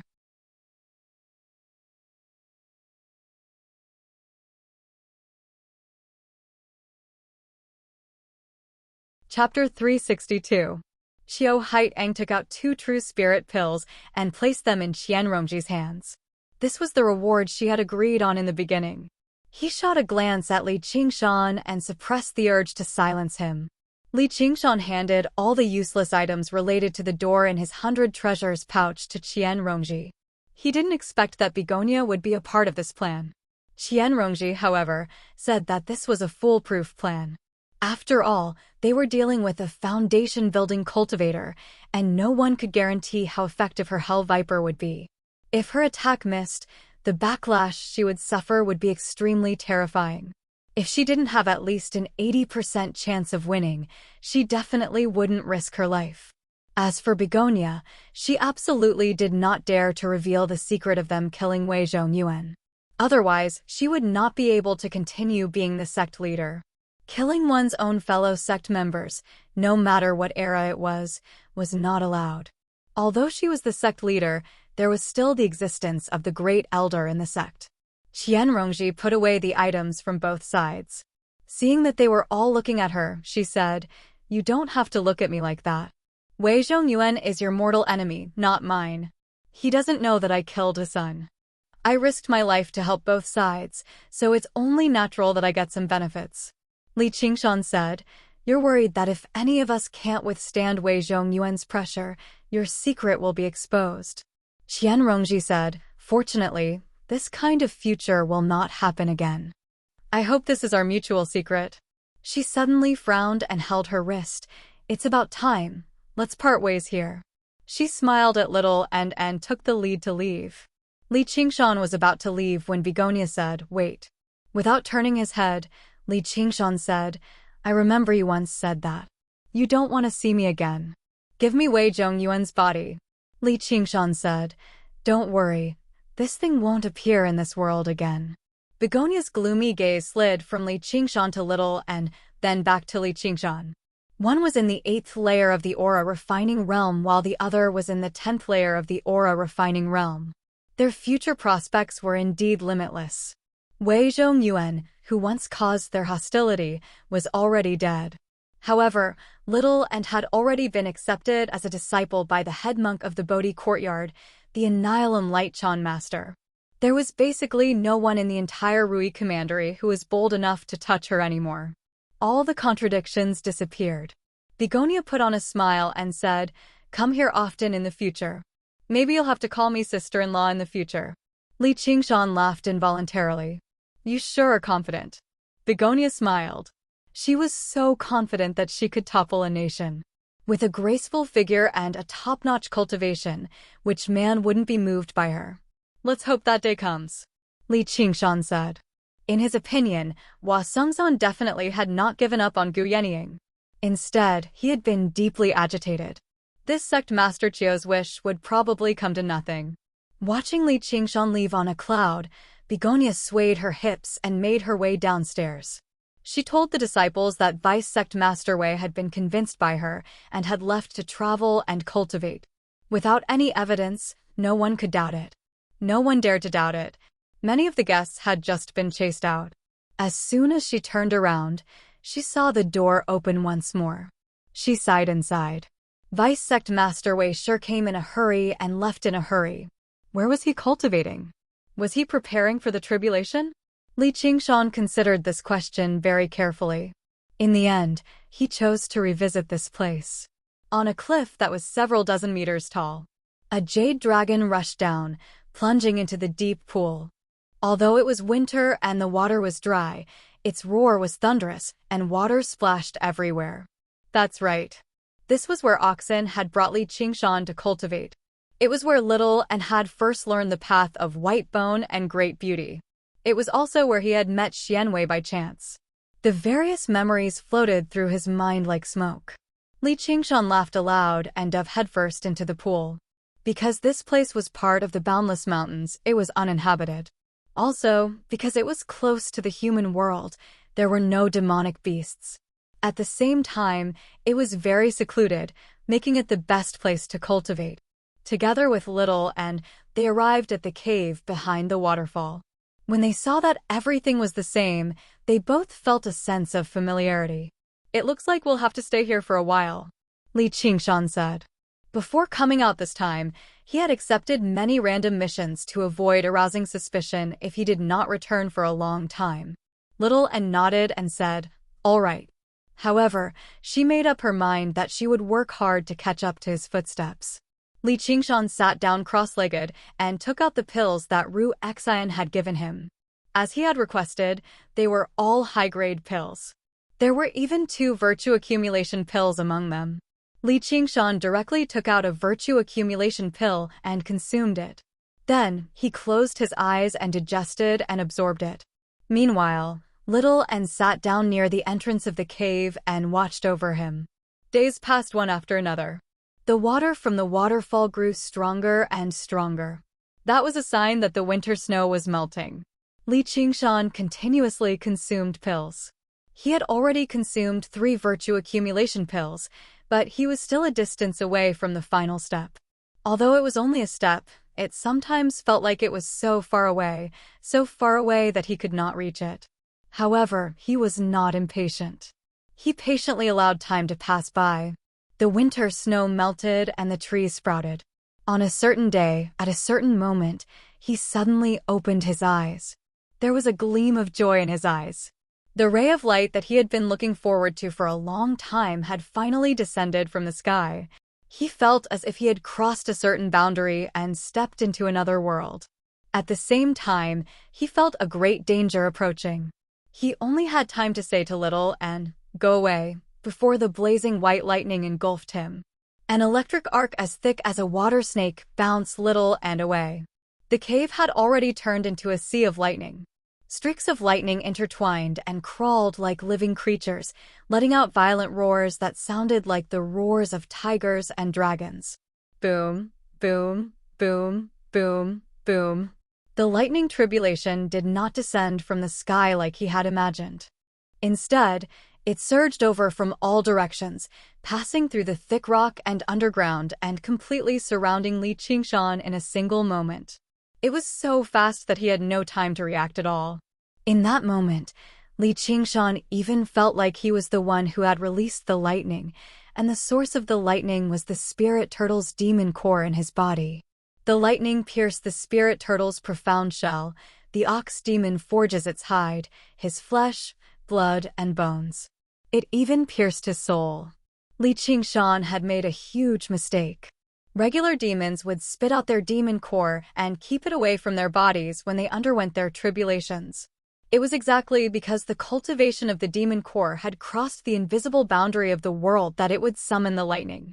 Why would anyone undergo their tribulation while holding their demon core in their body?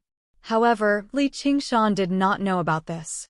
There were no human books that recorded how demons underwent their tribulations, nor had a demon general ever told him about this. He did have one by his side, but Millipede had always been a simpleton. Why would he think of telling him about this? The rocks in the cavern were all crystallized by the scorching energy before shattering and condensing again from the heat. They constantly shattered and condensed again. Intense pain. Tearing pain. It was as if he was being torn apart inch by inch. The spirit turtle suppresses the seas. Li Qingshan bellowed out. The demon core shone with rings of blue light, stabilizing his mind, soul, and body. Li Qingshan stood up, and his body rapidly swelled. When he rushed out of the cavern, he was already 20 or 30 meters tall. He had completely turned into a demon, and he was still growing larger. His roar drowned out the lightning as he swung his arms, like he was fighting against an invisible enemy. The pool water and waterfall turned into mist in an instant, rolling and churning like a thick cloud. It landed on the ground, and an imposing figure could be seen in the midst of the constantly flashing lightning. It seemed like the passage of time, but in reality, it was only a short moment. The disappearance of the lightning was as fast and mysterious as its arrival, without any warning. Qingshan. Little An's face was full of worry. He took a step forward and called out his name. He was almost unconscious when he heard this call and woke up. The white mist that shrouded the surroundings was like a white towel that was full of water that had been twisted by someone. The torrential rain poured down, soaking his crimson hair. The water level in the dried-up pool continued to rise. He looked down and saw a blurry figure on the surface of the water. When he saw himself in the water, he revealed a surprised expression. "Is this me?" Shaun rushed into the mist and saw where he was with a single glance. She stopped and was taken aback. "So noisy." He casually grabbed at the sky, and the mist that filled the sky turned into water and returned to the deep pool. He was not submerged by the water, but floated up and stood up from the water. He waved his hand, and the water surface was flattened. Like a mirror, it clearly reflected the blue sky and white clouds, as well as his appearance.